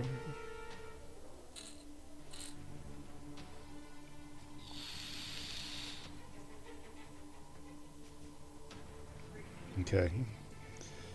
So, Samuel makes a gesture and throws in your direction a tiny mote of fire, which, upon flying through the air and going towards you, you try to get out of the way, and you step to the side where it goes past you, but as it reaches where you were standing, the mote of fire expands and explodes into a fireball centered on Flint. And it's 20 feet, so... That did 20. It's not it. It's a little bit bigger. But it affects nobody else but Flint. Yeah, get out. Why can't I select this the thing? move there for a second. Why can't I select the thing?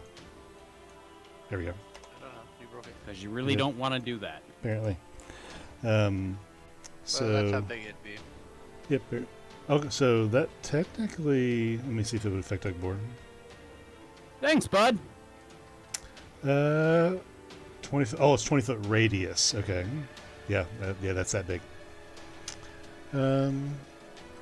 Does this go through?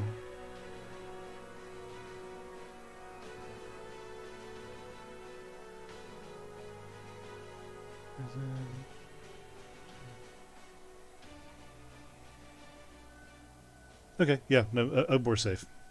Ugbor sees the fire wash around his box, and the box actually keeps him from getting hurt.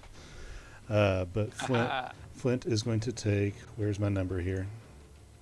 Oh boy, I forget what the number is. It's like 66 or something. Oh, I'm looking at the wrong page. That's why. 8d6, and I can't roll that. Let's just roll it on here. What's the formula for rolling, please? /roll /r. /R. /r space 8d6. 23 points of damage, Flint. Then he is going to swing wildly at the area around him. And as he swings, you're going to notice, Munson, that his body just divides into 3. And there are now 4 copies of Samael around you. But he's going to swing wildly through the air, swinging with disadvantage at you because you're invisible. But he's going to try and hit you with 2 sword swings. First one with disadvantage is 15. Okay.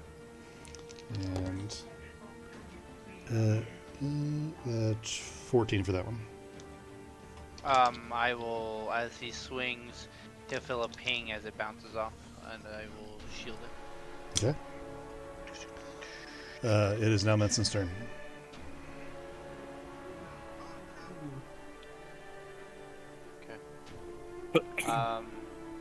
Flint, just a heads up, when they do stuff like that, remember you have new spells. Like shield? No, like absorb elements for fire. God damn it. Yep, that would have been good. Yep, you only take half damage. I'll move to there and hold my action, and I'm going to let him see where my footprints head to, and then I'm just going to completely stop. But then that's all he's going to see. Oh, not that far, sorry. But you're moving away from him, like just in a line, so he can see your footprints. Correct, on purpose. Okay, Yep. so he's gonna take an opportunity attack against you, seeing that you're moving away from him in that way because of the footprints. And his opportunity attack is going to be a 21. But still be disadvantaged because I'm still invisible. Correct. Correct, you are. Yep. That was better. It's 21. 21 to hit. Okay, so first we're going to take the damage. There's 1, 2, and 1. Okay. So first you're going to take 13 points of psychic damage, and then your speed is reduced to 0 as you try to leave his space. And you're back over here. Okay. Let's see. Okay. Alright, I will just stand there and hold my ability for the moment. Okay. Lidborn. Jeez. I think this time I'm going to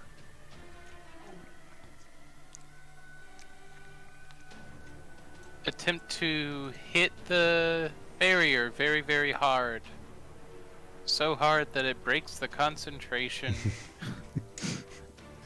Okay. of the spell caster. All right. You try and hit it very hard with what?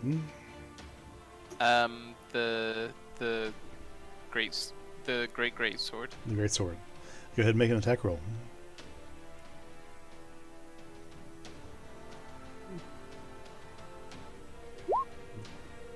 8, not a very good hit.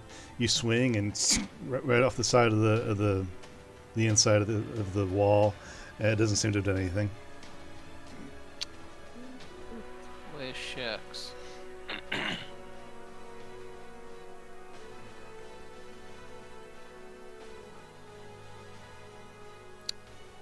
Swing again? Why not? Go for it. Yeah.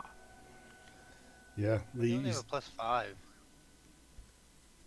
you swing again, and you just can't find a good purchase on the inside of this box. Even if you could, you're not sure if it's doing anything. Confused why it's +5. It's so low. Yeah, I think I might need to retool the great sword. Because there should be at least a +12. Or even a +10 minimal. That and the math looks really weird. Yeah, it really does. Wait, I got like a +9 to hit with my shit. I know you could hit a lot better than that. Well, especially if it's a +2 greatsword, that gives him +2 to attacks and damages as well. Cool. We'll figure it out.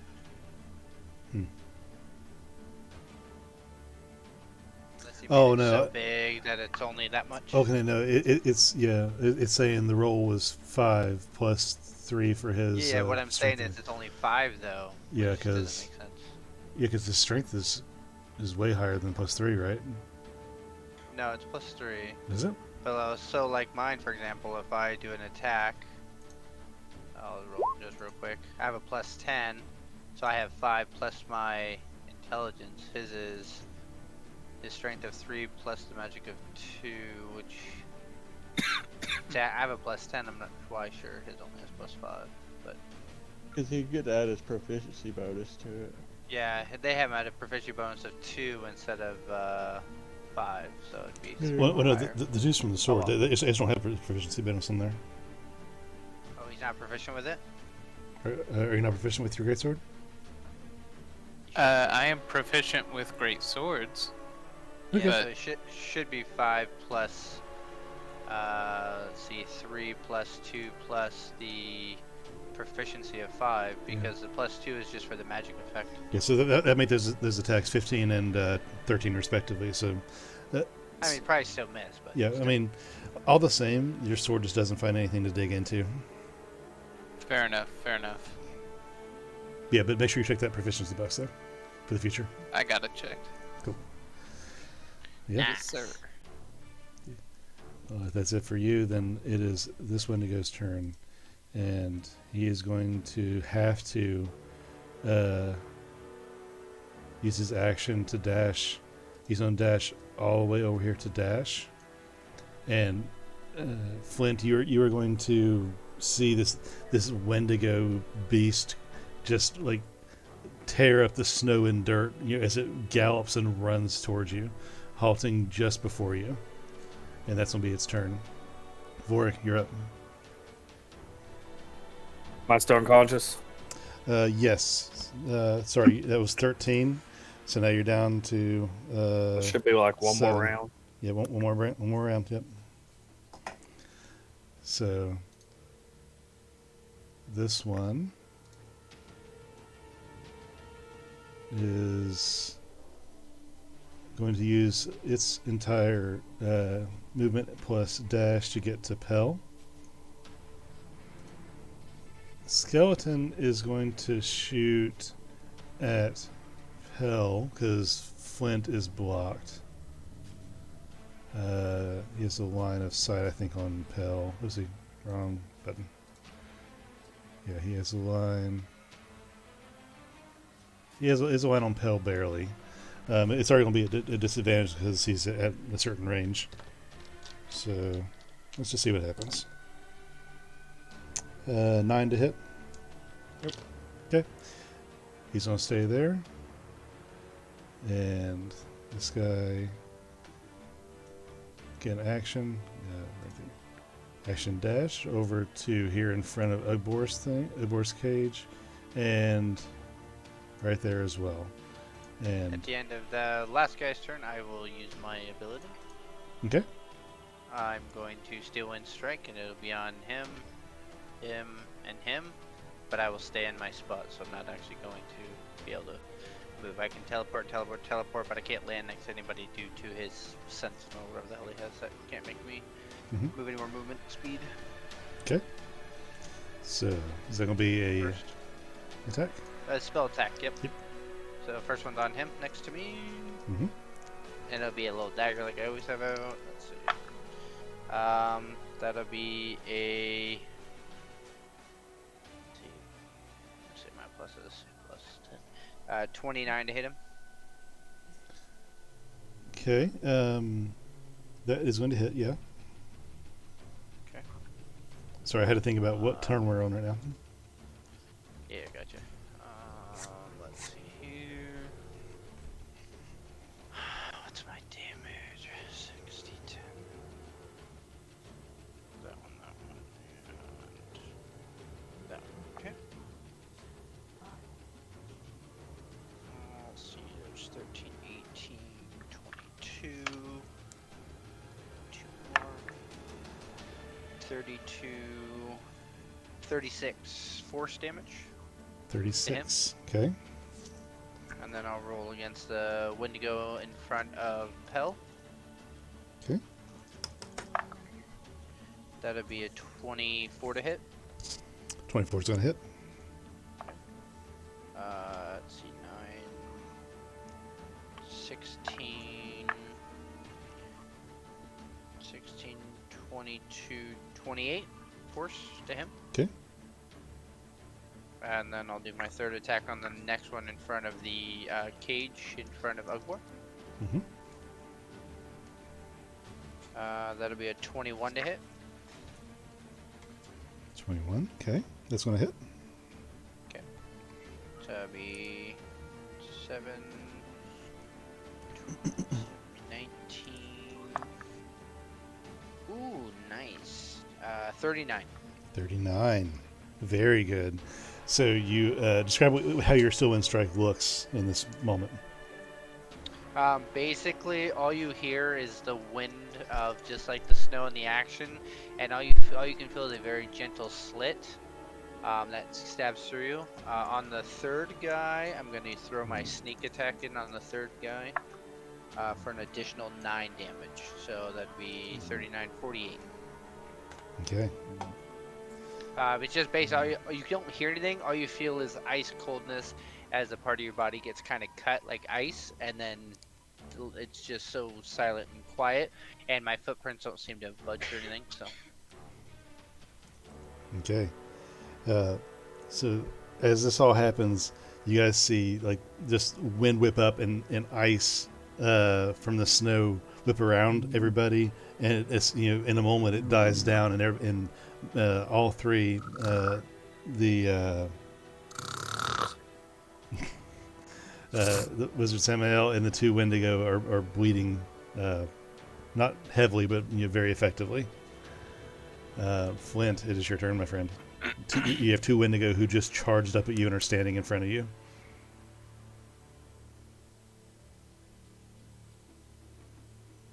Fireball them back. You're muted, Flint.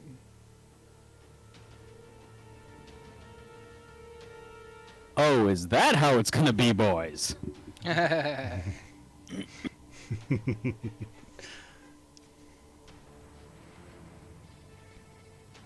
Okay. Who are you casting haste on? On myself. Excellent. Okay. So, just to be clear, my additional action cannot be another attack. It can be an attack. your hasted is a melee attack. Yep. Yeah, one weapon attack. Dash, Okay. disengage, hide, or use an object. You can disengage though. So could I use my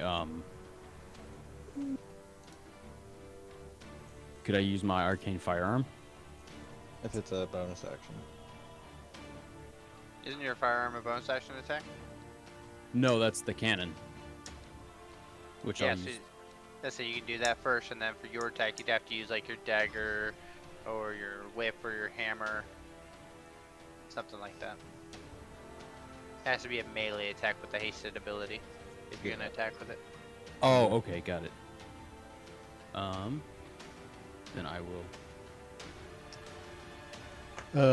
It doesn't have rage it doesn't have to be a bonus action cost. It just says you get an extra No, action. no, no. His hasted action is either a melee weapon, dash, disengage, hide, or use, but he can still use his bonus action Oh, to okay. use his cannon with his bonus action. Cause that's how it's used. Okay, yeah, misunderstood. Yeah, totally.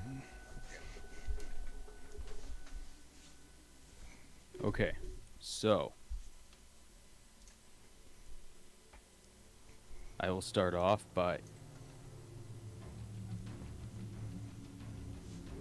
Where's my damn hammer? Sorry. Try your tool All bag. right, you know what? I'll take a swing at this guy right here Okay. with my dagger.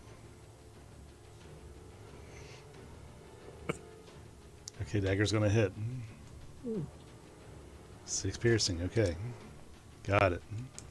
You can still move. You should have movement. Sure can. Yeah, I got hella movement. Yeah, you have. What's your normal? 25. So you have 50 movement now. All right, I'm gonna use my bonus action. Haha! Is that's to hits, right?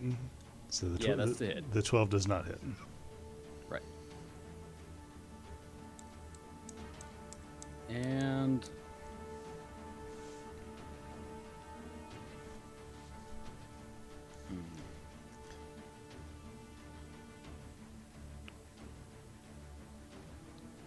would I provoke an attack of opportunity from both of them if I moved? The one is not immediately next to you. Okay.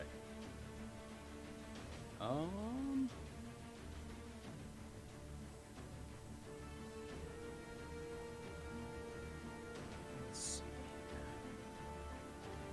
Now, there is seemingly an impenetrable box around Ugbor that you could use in any tactical way you chose to. If that helps you at all. Yeah.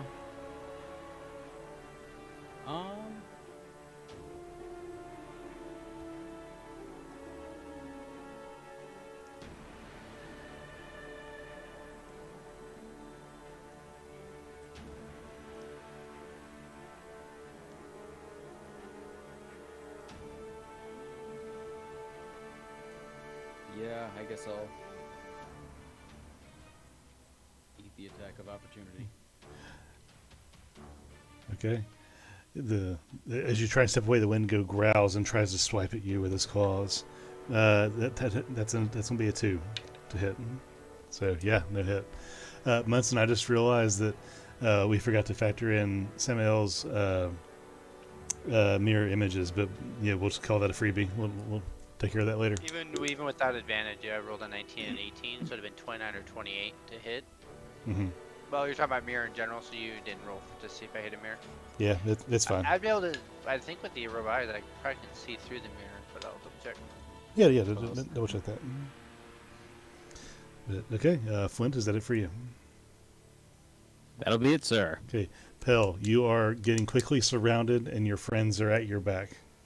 Vorik is still seizing on the ground behind you, and Wendigo in front of you. Can I get a 15-foot sphere centered around me? Pretty please. 15-foot sphere. I'm gonna cast Spirit Guardians at 5th level. Okay.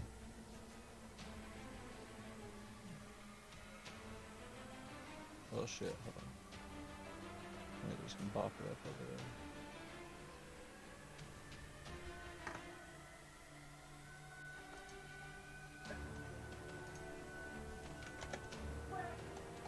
So, but I'm gonna move. I just need that around me. Gotcha. So I'm gonna cast that. Then I'm gonna try to like. Let's see. I'm gonna skirt around him, so I'm not like leaving his space technically. I'm gonna get up there and try to like make sure Sam and these two Wendigos enter it at least for the first time. I just can't select this circle. But yeah, we'll estimate. That's fine. So, sorry, I was trying to move that circle. What are you doing now? So I'm casting Spirit Guardians at 5th level. Right. When a creature enters the area for the first time on a turn or starts its turn there, it must make a Wisdom saving throw.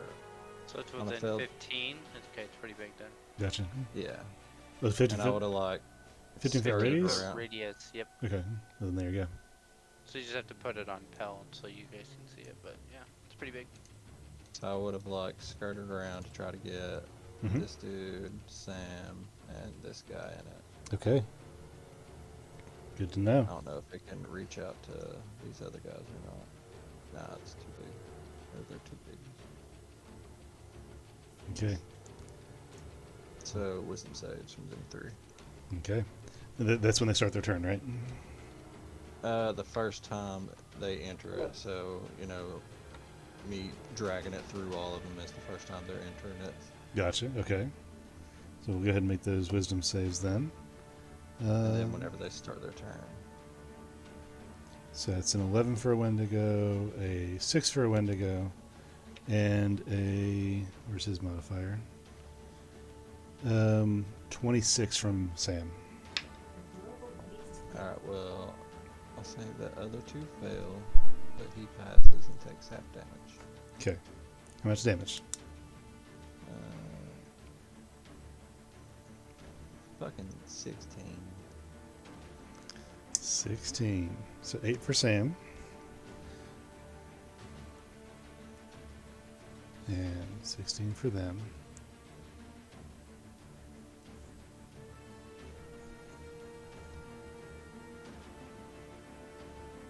Okay, got it. Okay. So Samuel is going to Start his turn in my thing, so Start his- yeah, he's good. Make a wisdom save again. Yep, that's correct. His save is 8 plus 17. He fails. Yes, okay. And he takes 21 points of damage. Nice, excellent. And his speed's halved. Okay. So he's going to walk over to Vorik. And as he makes his way over to Vorik, he's like kind of fast walking while I'll shaking try to attack him. himself off. Munson, go ahead and take your opportunity attack. Okay, and then I'll base. That's your arrow away. Mhm. That'll be 26 to hit. It's gonna hit. Go ahead and roll your mirrors. Yes, let me do that. So that's I rolled an 8. Well, let me see what the mirrors are. I think it's 5 for the first one.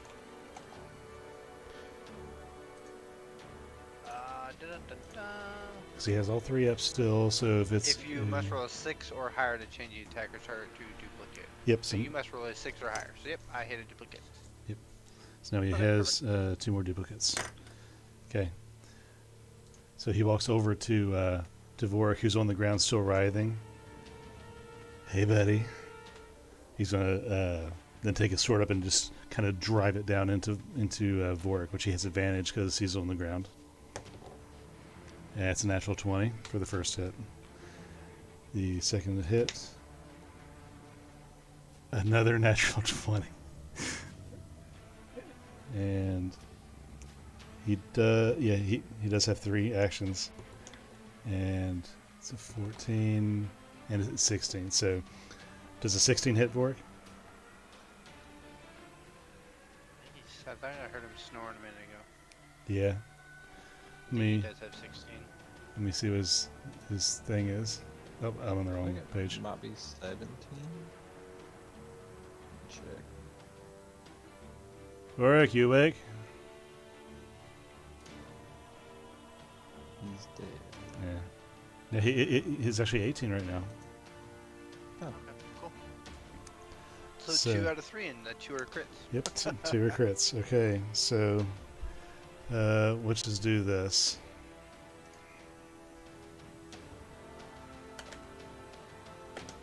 Let's see, crits beat.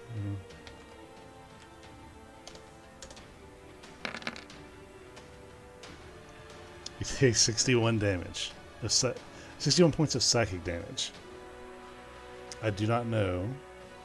Let me double check, see if he's any kind of resistant to psychic or anything.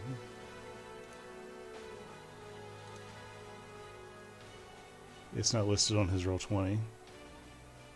I'm checking his D&D Beyond. Okay. Because I know he's a weird, stinking race and I background. don't think so. I don't see it over on his resistances. Okay. We'll take note that he has just taken 61 points of psychic damage. I mean, I can take it for him.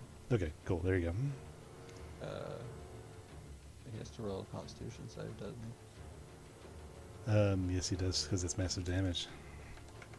You want to roll it for him? Yeah. Okay. 17. Okay, it should be fine. Let me double check here. Yeah, it's fine. Okay. So Sam misses one of the attacks, but the other two, just like he's just sticking a pig on the ground. And after the last one that misses, he leans down. Why don't you wake up and join the party? With that, it's Munson's turn. In my head, to flint him and like get on top of Vork and protect him. Now it is important. I will look to my north to see if that other person is anywhere in range of 120 from us. They are not. You do not see anything. Okay, perfect. Just making sure. Okay. Well, seeing that he can't be harmed in the cage, I'm going to. Let's see. I'll move up here. And. Channing, was that? Are you with us? Was that your noise? No, never mind. I'm going to fireball this section here where it only gets these 3. Okay. Actually, I might be able to pull it off on all 4. Let me use my character to see how well this works. Yeah, do it. So it's a 20-foot radius, right? Yeah, 20-foot radius. No. So the best I could do is just the 3. So, and then I'm going to change it to lightning damage. DC 18 dex save. Okay, DC 18 dex. Correct. And that's for all of them? 3 of them. 3 of them. 3 from that one, and that one. Gotcha. If I do any larger, I'll hit Flint, so. Okay. Thanks for your consideration, buddy. Appreciate ya. Where's my saves here? So 15, 14, and 21. No, left to right, so this one's saved. Okay. So the rest will take full damage, and I rolled 8d6. Oh, that was only 6. Hold on. 8, 6 more. So that would be, I did 40 fire damage. 40 fire damage. Okay. Lightning damage. Right, lightning damage. And 40 halved is 20. Okay. This one, as you cast the spell and the ball of energy explodes with lightning and static, the lightning just like electrocutes all of them, but this one here is like jolted and starts to move in seas, reflecting Vorix moving on the ground, and it just convulses and foams at the mouth, burning from within, and then it falls dead. Blech. Bleh. I will use my rest of my movement to. I want to stay kind of within Pel's range. I'll use my bonus action. Oh, actually, instead of moving there, let me go back. I'm over here, and I'm gonna take a hide action, not necessarily for the purpose of actually hiding because I'm invisible, but more of a see if I can get over there without being noticed, as obviously. Mm-hmm. So use a bonus action, try to hide, kind of get into that crevice without being massive footsteps or noise. Sure, go for it. Roll me a stealth check. That'd be.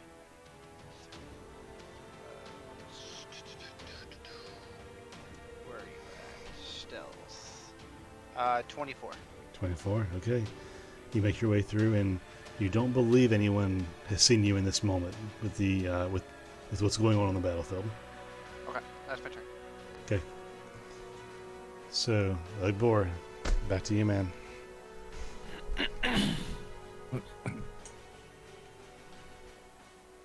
I am a sad, sad barbarian,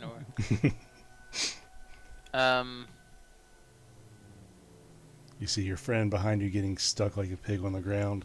There's fire getting wafted over this box that you're in. Flint's hiding behind it from the monsters in front of you.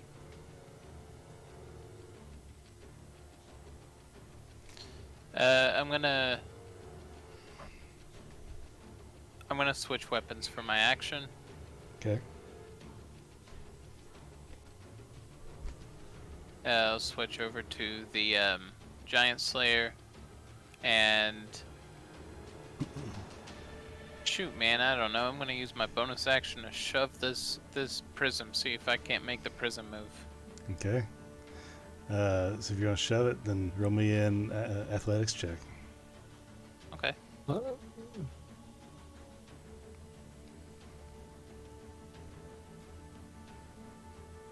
14. You shove it as hard as you can. Like you give it the shoulder, the elbow. You lean into it. You do everything but fall down in front of this box, and it is rooted in physical space. I end my turn. Okay. This guy I'm so sorry, guys. is going to run over here, and he is going to try and grab Flint while swiping his claws at him first. And that is going to be a 20 to hit. Miss. Okay. Missing with his claws, he's just going to lean his entire body down into it and try and bite you with his entire mouth. And that is going to be a 22 to hit. Miss. Okay. What's your current AC? 23. Excellent, man. Okay. That's actually pretty epic. So, with him moving into your space now, Flint, I need you, though, to make me a Constitution saving throw of 15.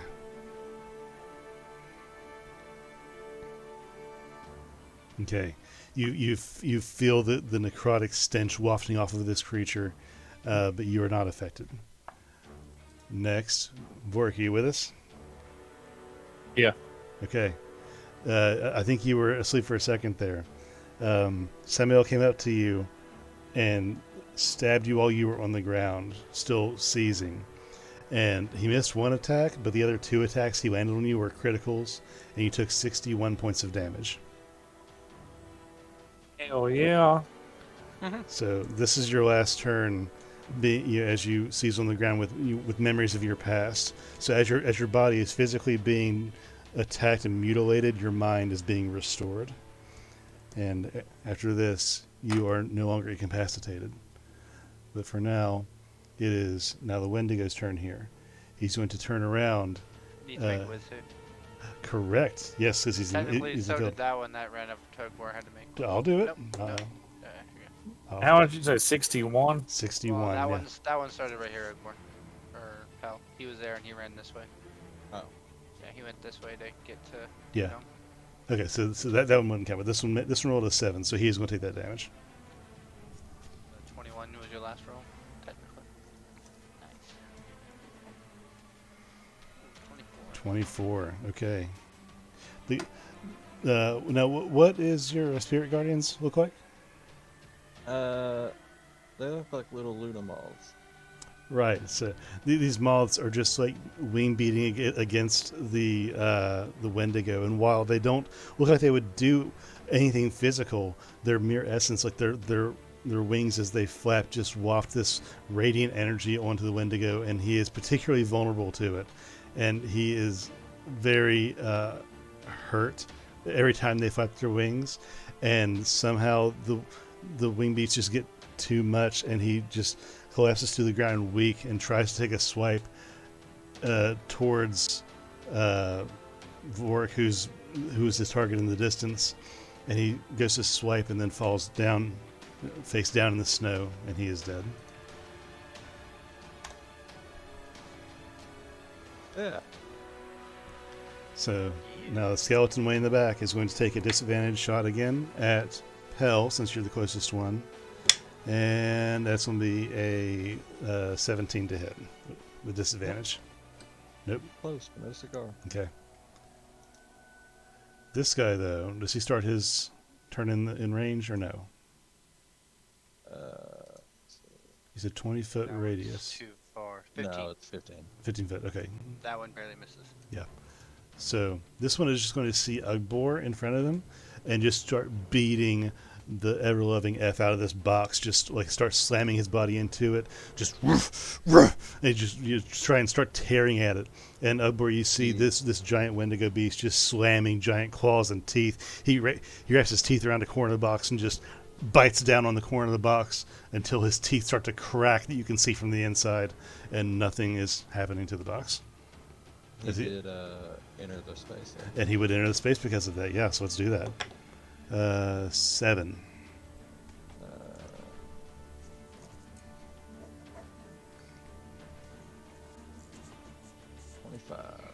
25. Gotcha. Okay. So one more skeleton archer just shooting for Pell because he's at a range and that's where he's staying. And that's a 4. So no hit. Flint, what are you doing, my friend?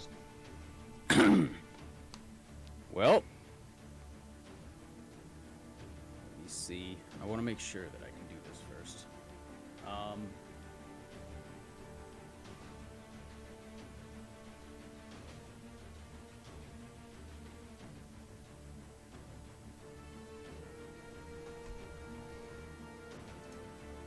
Okay. I am going to,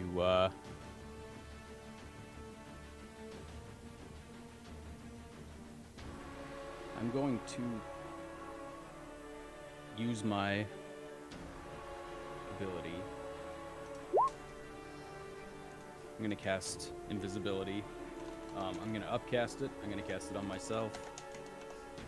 And... Okay. Flint. Wait, no, I'm not going to do that yet. Yeah, let's not do that yet. I'm gonna, well, I guess I'll take a swing at this, actually, no. You can I'm disengage going to with run your over haste here. action. What? So you don't get, said you can disengage with your haste action. Mm-hmm. So you don't get fucking wallet bomb. Yeah.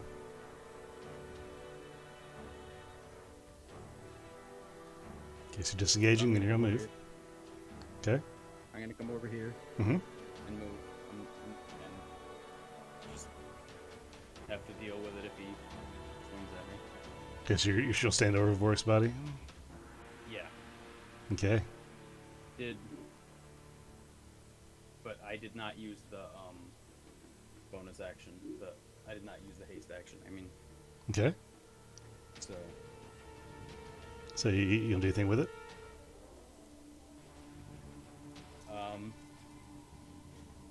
well, first I'm gonna use invisibility and upcast it on myself and Vorik. Is it 2 people? If you upcast it, you can. Okay. Yeah, you sure can. Okay.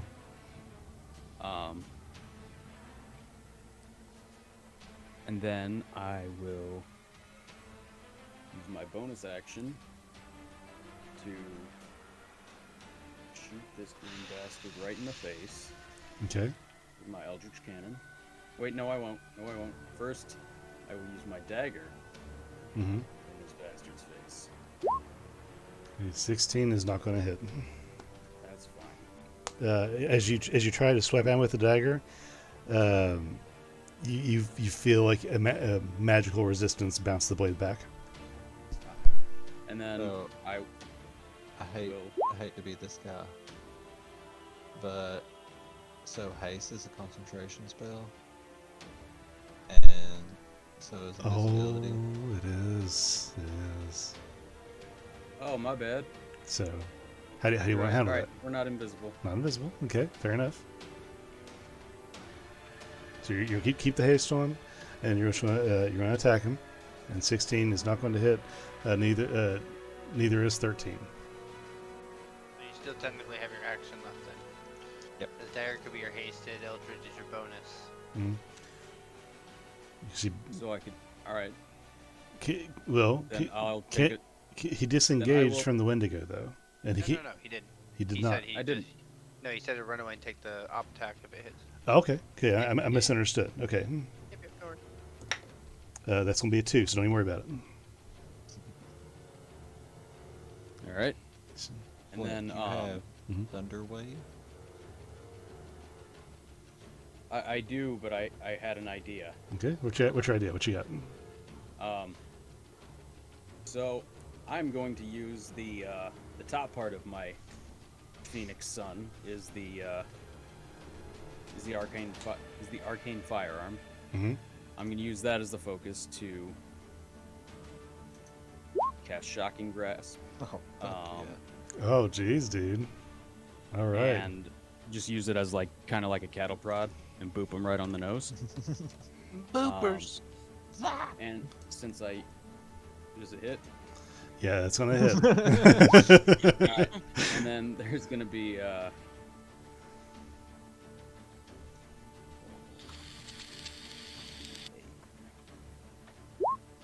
an additional 3, so Okay.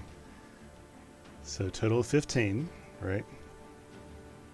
and you can't take reactions. And he cannot take reactions. Okay. So now, Pell, you see this happen. You see electricity course through Samael, who's taking it and still smiling manically. What are you doing? Move right here. Okay. And everybody needs to make wisdom saving throws. Okay. Wendigo 1 fails. Wendigo 2 fails out of the dice tray. And Sam got a 2, so he fails too. They all take fucking 14 points of damage. Hit points. 14 points of damage. Pell, How many- tell me how this Wendigo dies. Oh shit. So the little Ludamoths, their like wings kind of look like stained glass, and they kind of just like shred into them. Okay. See, he gets, in contrast to how the other one was like beat to death with radiant energy, this one is just shredded by thousands of paper cuts of the glass winged moths, and he falls down bleeding mess, like streaking blood down the front, I guess technically glass of the box that Ugbor is in as he falls to the ground dead. So that was 10 feet. I'm gonna move right over here. Sam, you let me down, boy. And I will cast a 3rd level inflict wounds on him. Okay. That is going to be 24 to hit. 24 to hit. 24 is going to hit. 5d8. No, I'm going to roll it myself. 3. 3. That fell out. So, Uh, 5d8. I roll 3. oh my god. Wait a minute. My math ain't that great. You know what? Fuck it. Lost points. You rolled so bad you lost points. Great. I rolled twice and forgot what I rolled, so I'm start there. okay. 37. Okay. Okay. Sam takes it and looks hurt, and he looks back at you. No, you missed your opportunity. Yeah. Are you doing anything else? Nope. Okay. Samael's going to lean down to Vorik. Vorik, you with us? Wisdom save. Channing, are you here? Yep. Okay. Sam's gonna lean down to you on the ground, and you just stop sneezing. He's gonna lean down and say to you, "You were given the chance. You turned him away. I don't understand that." And then he takes his shadowed blades, and he's going to run you through 3 more times. Before he does that, wisdom save. Wisdom save. Okay. Let's do the wisdom Or save. just turn there. Numbers 26. There you go. Okay. Still takes half. Yeah, still have damage. 11. 11 damage. Okay. The first attack is going to be a natural 1. Second attack is another natural 20. Third attack is a 7. So The one that hits is the 20. the one that hits is the 20. Only a natural. Don't worry. What about Flint being on top of him? He can still he's not slicing down, he's just stabbing through, and Flint's there. And Flint is there for purposes of taking actions on Sam, but it wouldn't be blocking him in any way. Even if he was blocking, the natural 20 is still going to hit. If we give him half cover. Dive in front of it. Do you want to try and dive in front of it as a reaction? Am I in front of it? I'll do it. Fuck it. Because you're right there. If you wanted to fall down as a reaction, blocking Vorik, then I'll allow that this time. At this, doing this thing. Okay. So you fall down, taking the hit for Vorik, and I'm just going to do this. Ah. 16. You take 22 points of psychic damage, Okay. and he's gonna stand back up and just look at you and shake his head. Munson, it's your turn. I'm gonna put. Let's see, is it directly on you or is it around? Double check something. Okay, I'm gonna use my little Pepe Le Pew. Map's not big enough. Anyways, I'm gonna put it far enough over to where it only hits him. It's gonna be like basically like that. That's weird how. Let's see if I can make the circle big enough. Yes, I know where I'm at. Put a thing. To that. Basically, where I'm gonna put like right there. Okay. The only question I am: does he know I'm here with a 24 stealth? He has not been paying attention to you. I will say that much. Okay. I need a intelligence saving throw from him. Okay, intelligence save. His intelligence save is 30. Holy snap! So he takes half as much damage. So this one here, and I'll make it lightning again because that's my thing.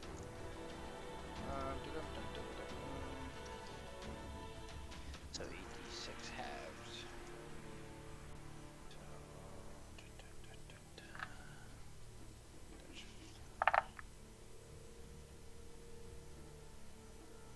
So that would be 34 halved to 17 lightning damage.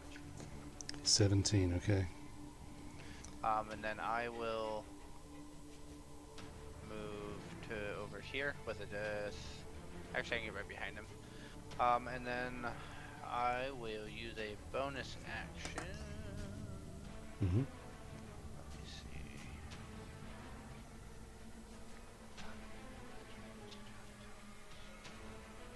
Don't think I have anything right this second. No, I'm good this round. I'll Okay. just stay right here.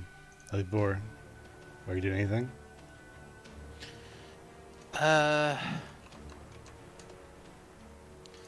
Ugbor sits down in the middle of this square and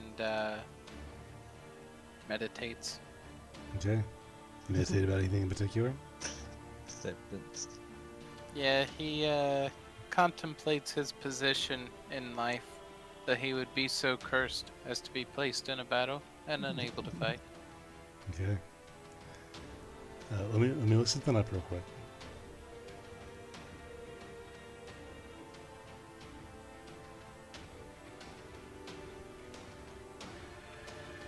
Okay.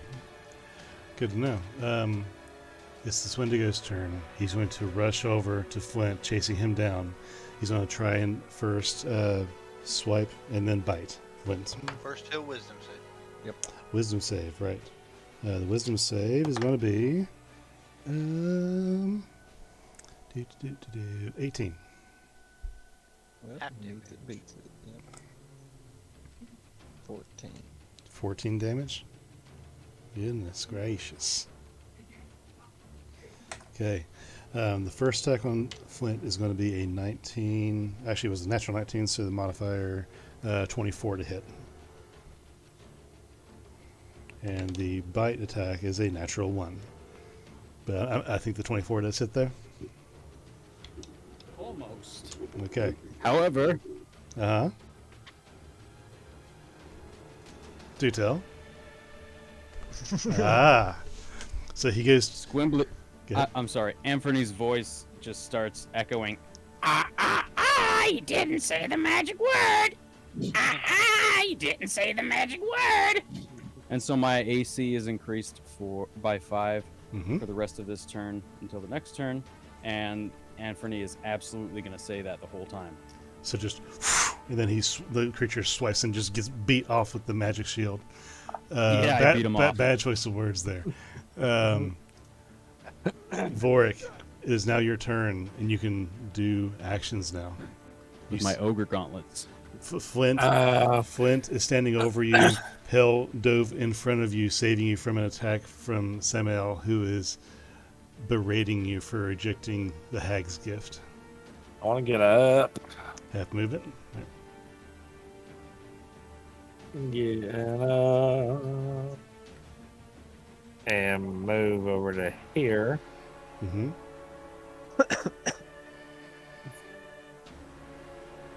And I like something real quickest.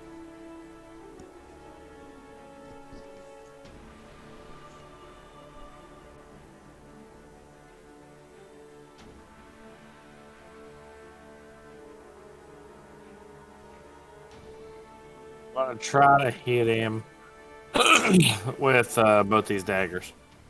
Okay. You roll to attack. That's going to hit. That's also going to hit.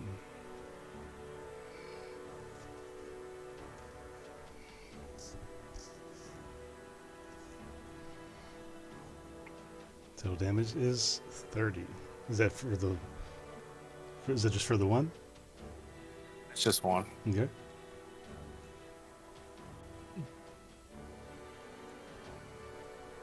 But that one's just going to be 8. It's not 18 on that one. Gotcha. So, So 38. got it. Okay. Are you doing anything else? Yeah, he's not getting off that easy. I'm also going to use action surge and do it again. Okay. Well, action surge just gives you the one action there, so go ahead and roll your attack. Yeah, he gives me another attack. 19. After swiping through him with daggers twice, you go to do a third time, and he mimics Flint and throws up a magic shield, and your third dagger bounces off. So is he throwing shield, or I can use... Hold on, where's this Start at here? shield, which is +5. Mhm. Where's this at? Hold on.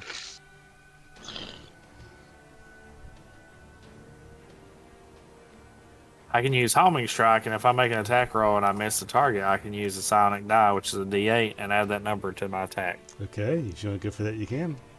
His AC right now is 21. Did you get a 2?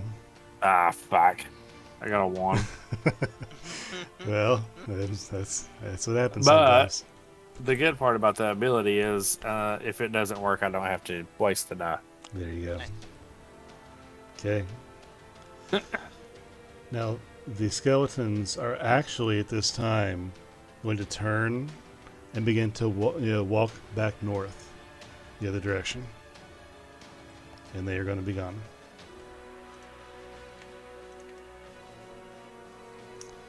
Now, it is Flint's turn. All right. I will take a swipe at the Wendigo Okay. With what? with my dagger. Alright. 21's going to hit. 8 damage, okay. And then I'm going to follow up with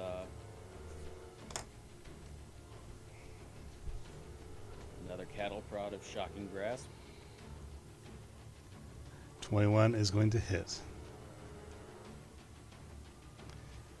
Flint, tell me how you kill this Wendigo. Hey. Hold on. Okay, Okay, that extra 2 in there. so at the touch of the arcane firearm, just sending out volts and volts of electricity. The Wendigo's knees buckle and it goes down, and Flint just keeps going, just jabbing the electric cattle prod into the lifeless Wendigo. Love it. Okay. Are you doing anything else on your turn? You still have a bonus action. I do. I turn around Mm-hmm. and try to go kablooey right at old Samael. 21's going to miss. Or 20's going to miss, rather.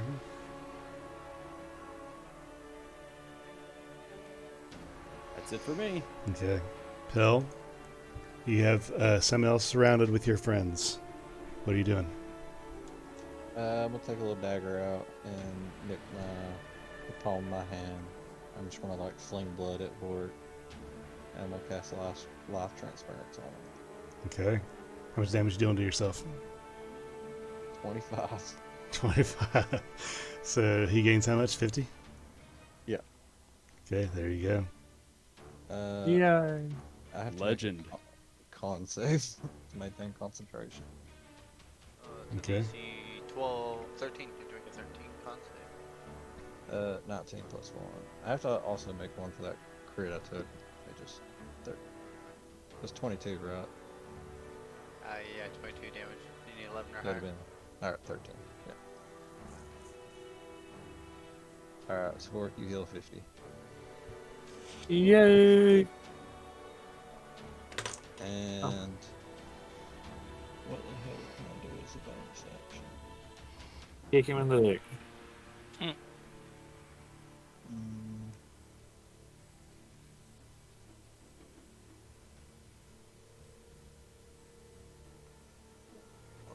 Let's see.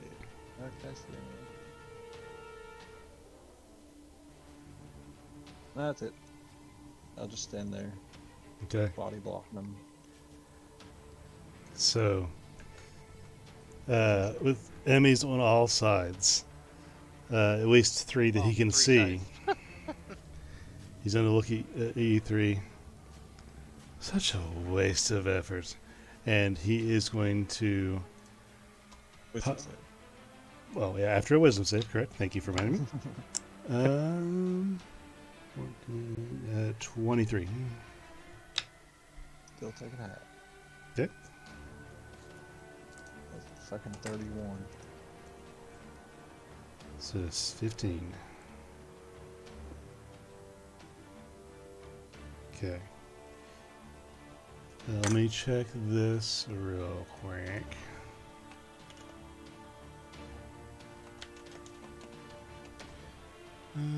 Boop.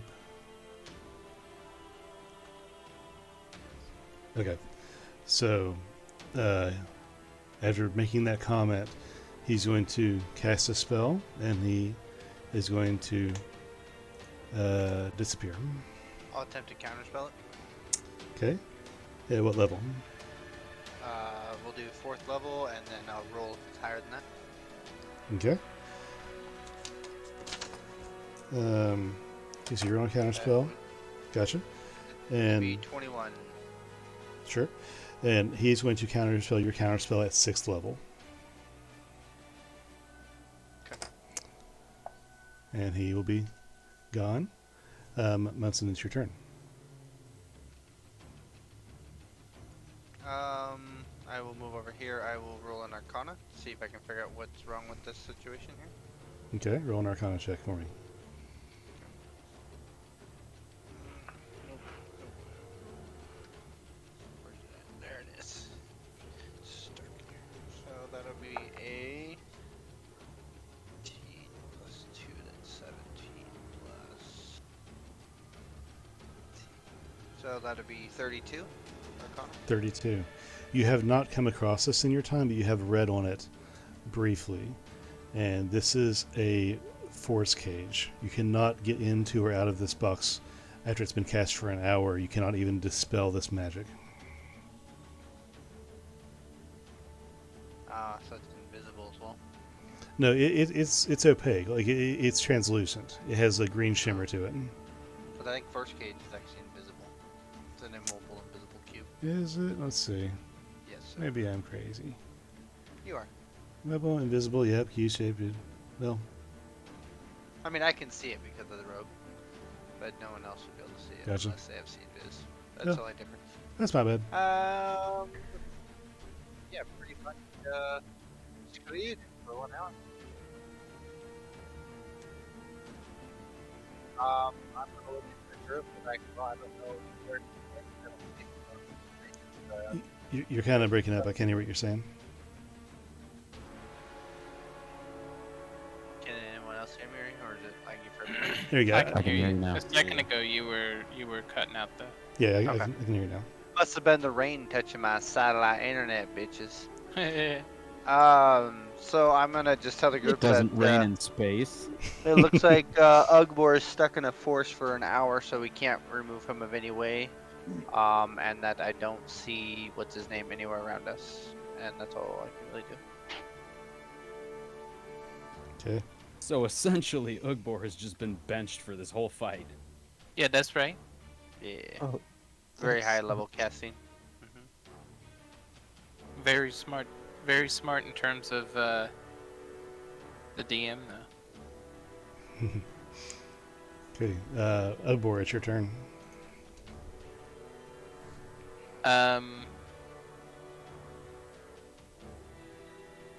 Ugbor continues to meditate. Okay. Vorik, what are you doing? Sam gone. You don't see him anywhere.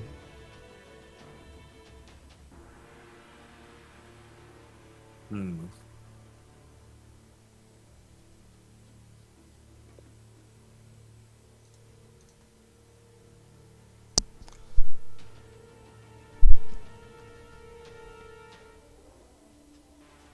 Just for the sake of it, because I don't trust that he's actually gone. I'm. Where is it at? Want to do this. Oh my god. Okay. So I need another me out here. Alright.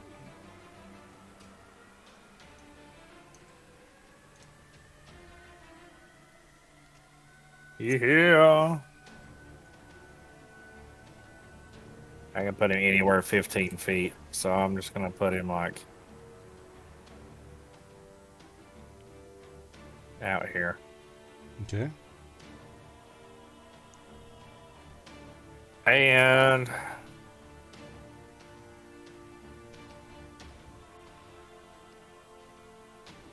oh, I gotta do something.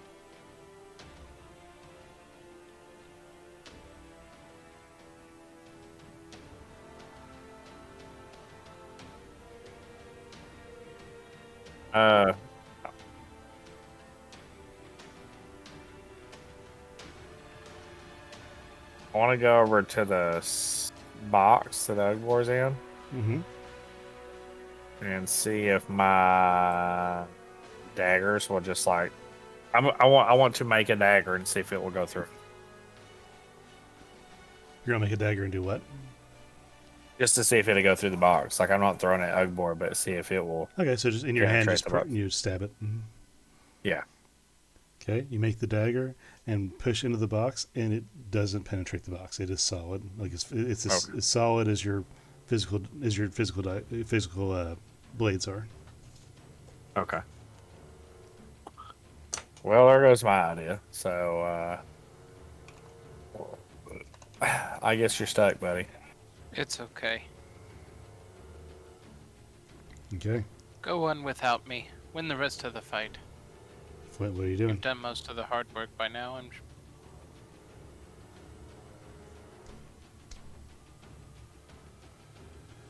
Flint.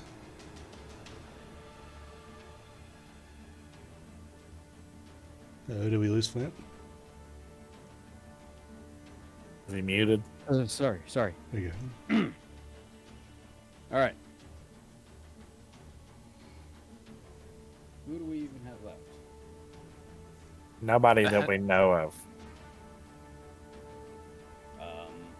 But we don't trust that Sam's gone. There's nothing around 120 feet of us. Okay, so a perception check would not help. I can see invisible creatures up to 120 in a radius around us. So we essentially need to start hauling ass north. Or we wait for Ugborn to get out. True. We could short rest technically and watch our ass and gain back all of our stuff. And then by the time he comes out of the box, then we can go in again. But there's no way around that force gate, so I don't know.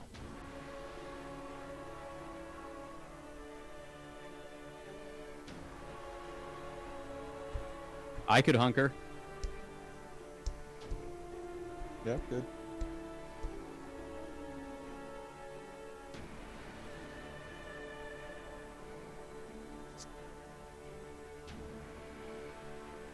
Okay, so you just want to lay low? We're gonna Come on. hunker around Ugbor and basically see if we can short rest while we're around him. Okay, well right now it's until just he's out. right now it's just Flint's turn. Is that what Flint's doing? Yeah, that's what I'm doing. I'm Okay. I So guess since we can't find anyone, I figure we're just out of combat for now. okay, Pell's doing the same. I will Mhm. hold a I will hold an action. Okay. Hey, I will attack the first bad guy that appears within range. Gotcha. Okay. Pell, what are you doing specifically? I am gonna get out of the big group. I'm just gonna select right here. Okay. That's it? At least we all have some distance between Oakport. I mean, I want to keep my spirit guardians up in case anything comes out. Okay. That lasts for 10 minutes. Okay. At this time, Sam blinks back into existence right here. Does that trigger your I get an opportunity attack if that triggers it. it doesn't trigger an opportunity attack because he left the space by shifting planes essentially. And he came back and you're over there now, so your spirit guardian's with you. Right, so that Did he Yeah. do that, or did he blink, or did he teleport? he with the blinked. thing? I think Blink, you can only land 5 feet from where you started. 10. Is it 10? Yep. Nice. So he's there. Love that spell. As he fades back into existence with a shift, he'll surround you guys, like, get a little short on breath. You don't know what power she has. You don't know what kind of assurance I have. And he's going to move 5, 10, 15, 20, 25, 30 diagonally this way. Now I get an opportunity to attack. You Well, would. I I thought this was the fake you. Yeah, I can use it Really? to do it. Neat. Yeah. Cool. Do it.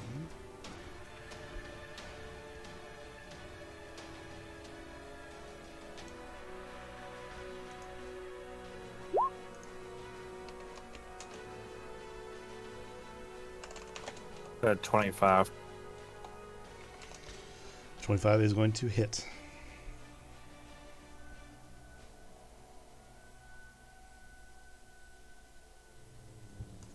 Let me roll damage here.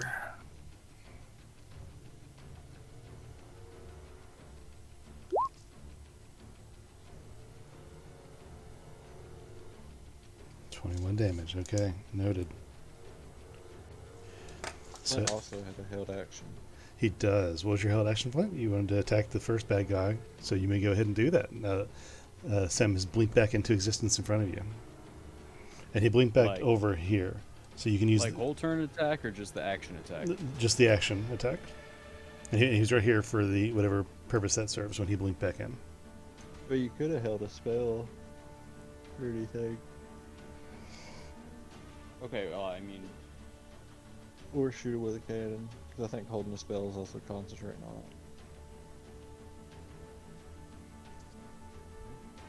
Yes, it is. If you're holding a spell, you were concentrating, so that would be dropped haste.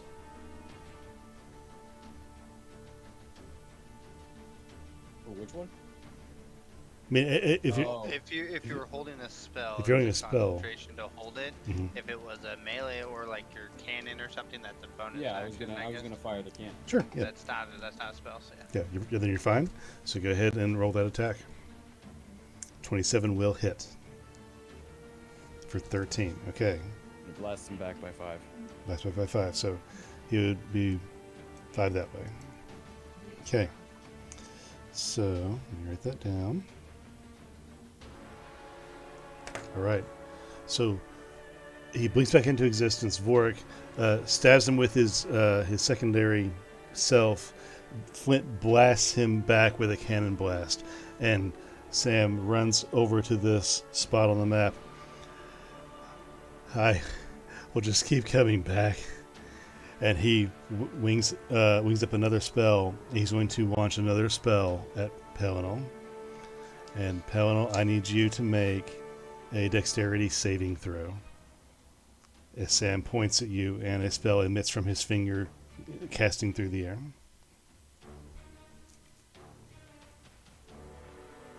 Crit. For what's the total? 20.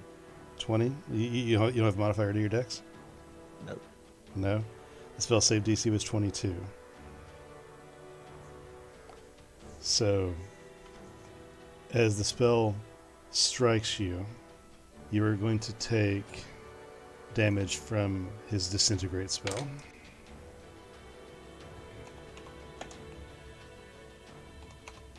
I'm gonna die.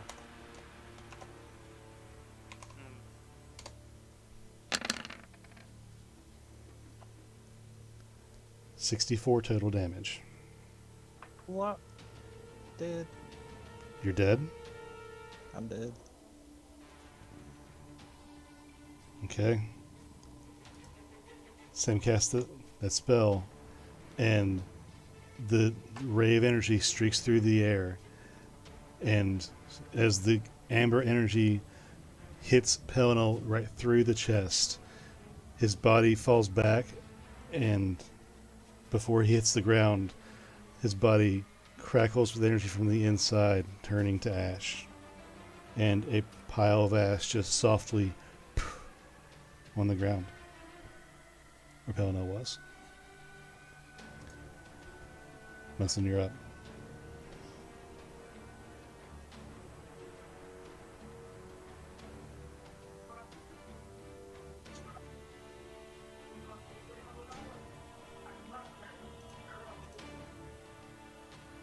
Munson, you there?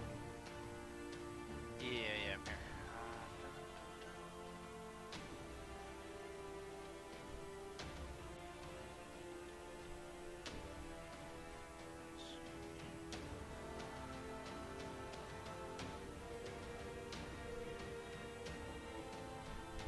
Let's see, I'll try to run up if I can. Yeah, I'll have to use a bonus action to dash. And then I will do that one there. Falling Blade, I believe it is.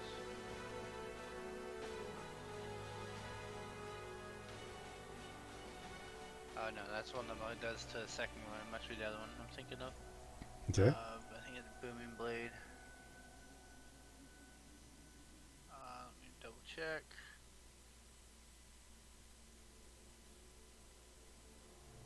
So I guess technically it'd be this one. Sorry. So basically, he'll take damage if I hit him with my attack. If I do hit, it'll do damage, and then if he blinks or moves from where he's standing, he'll take. Let's see, that level would be additional 2d8. I believe. Oh, 2d8 and 3d8 if he moves. Because I'm over 11th level. Okay. So that'll be an attack. Go for it. My dagger. Okay. That'll be a 23. 23 is going to hit. So it'll be that, that, and that.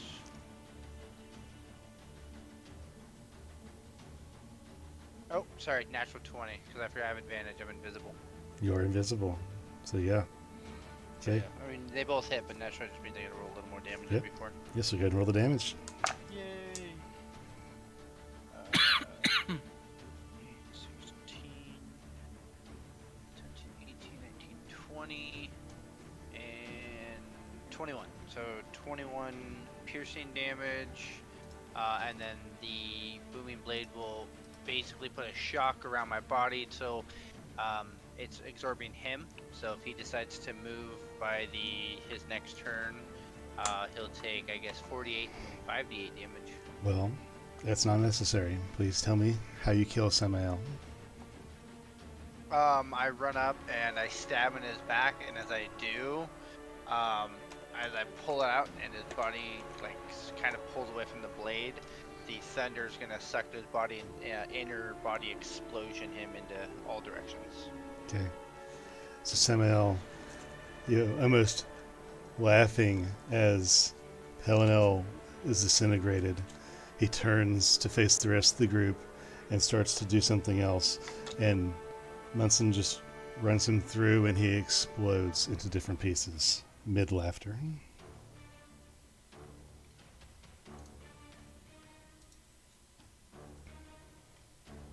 And he's And done. I stand here in shock.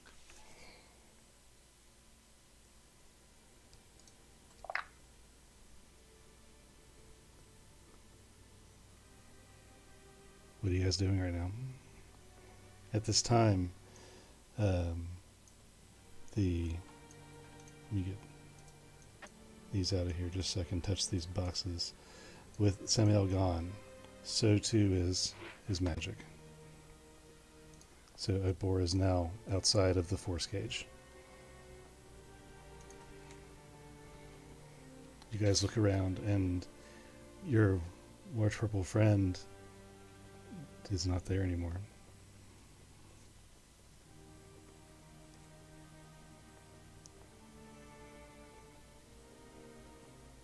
You kill the other me. I did by accident. The other you died. He's okay. I was gonna say he's still here technically.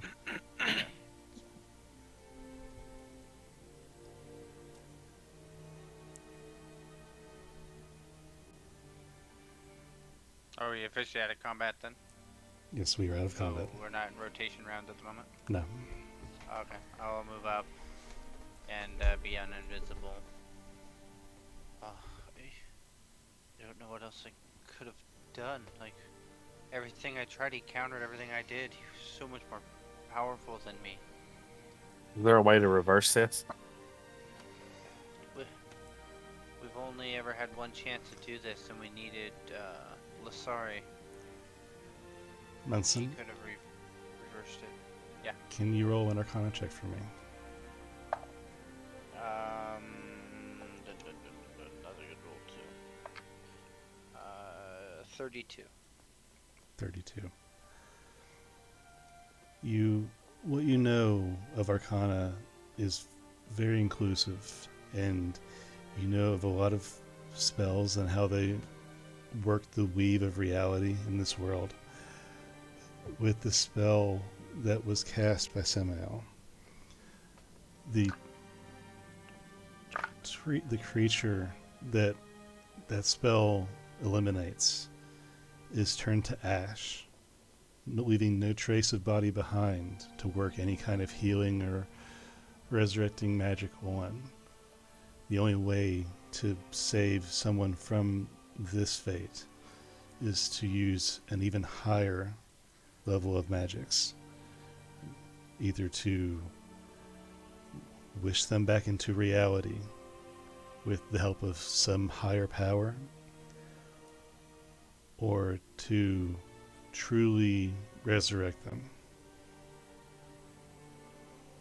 And I'm going to ask you for a group intelligence check.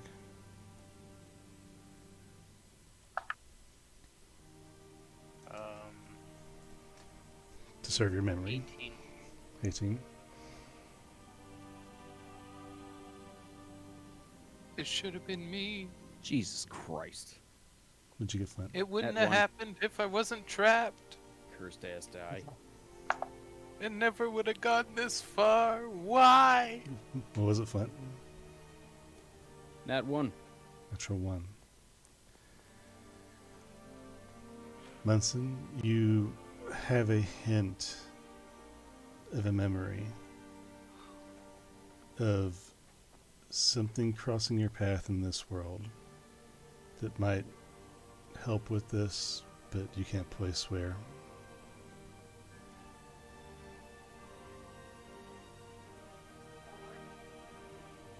Ugbor, Yeah. you try to think of who can help you in this time. Groomsh. What powers there are in this world and others that might solve your plight. Groomsh.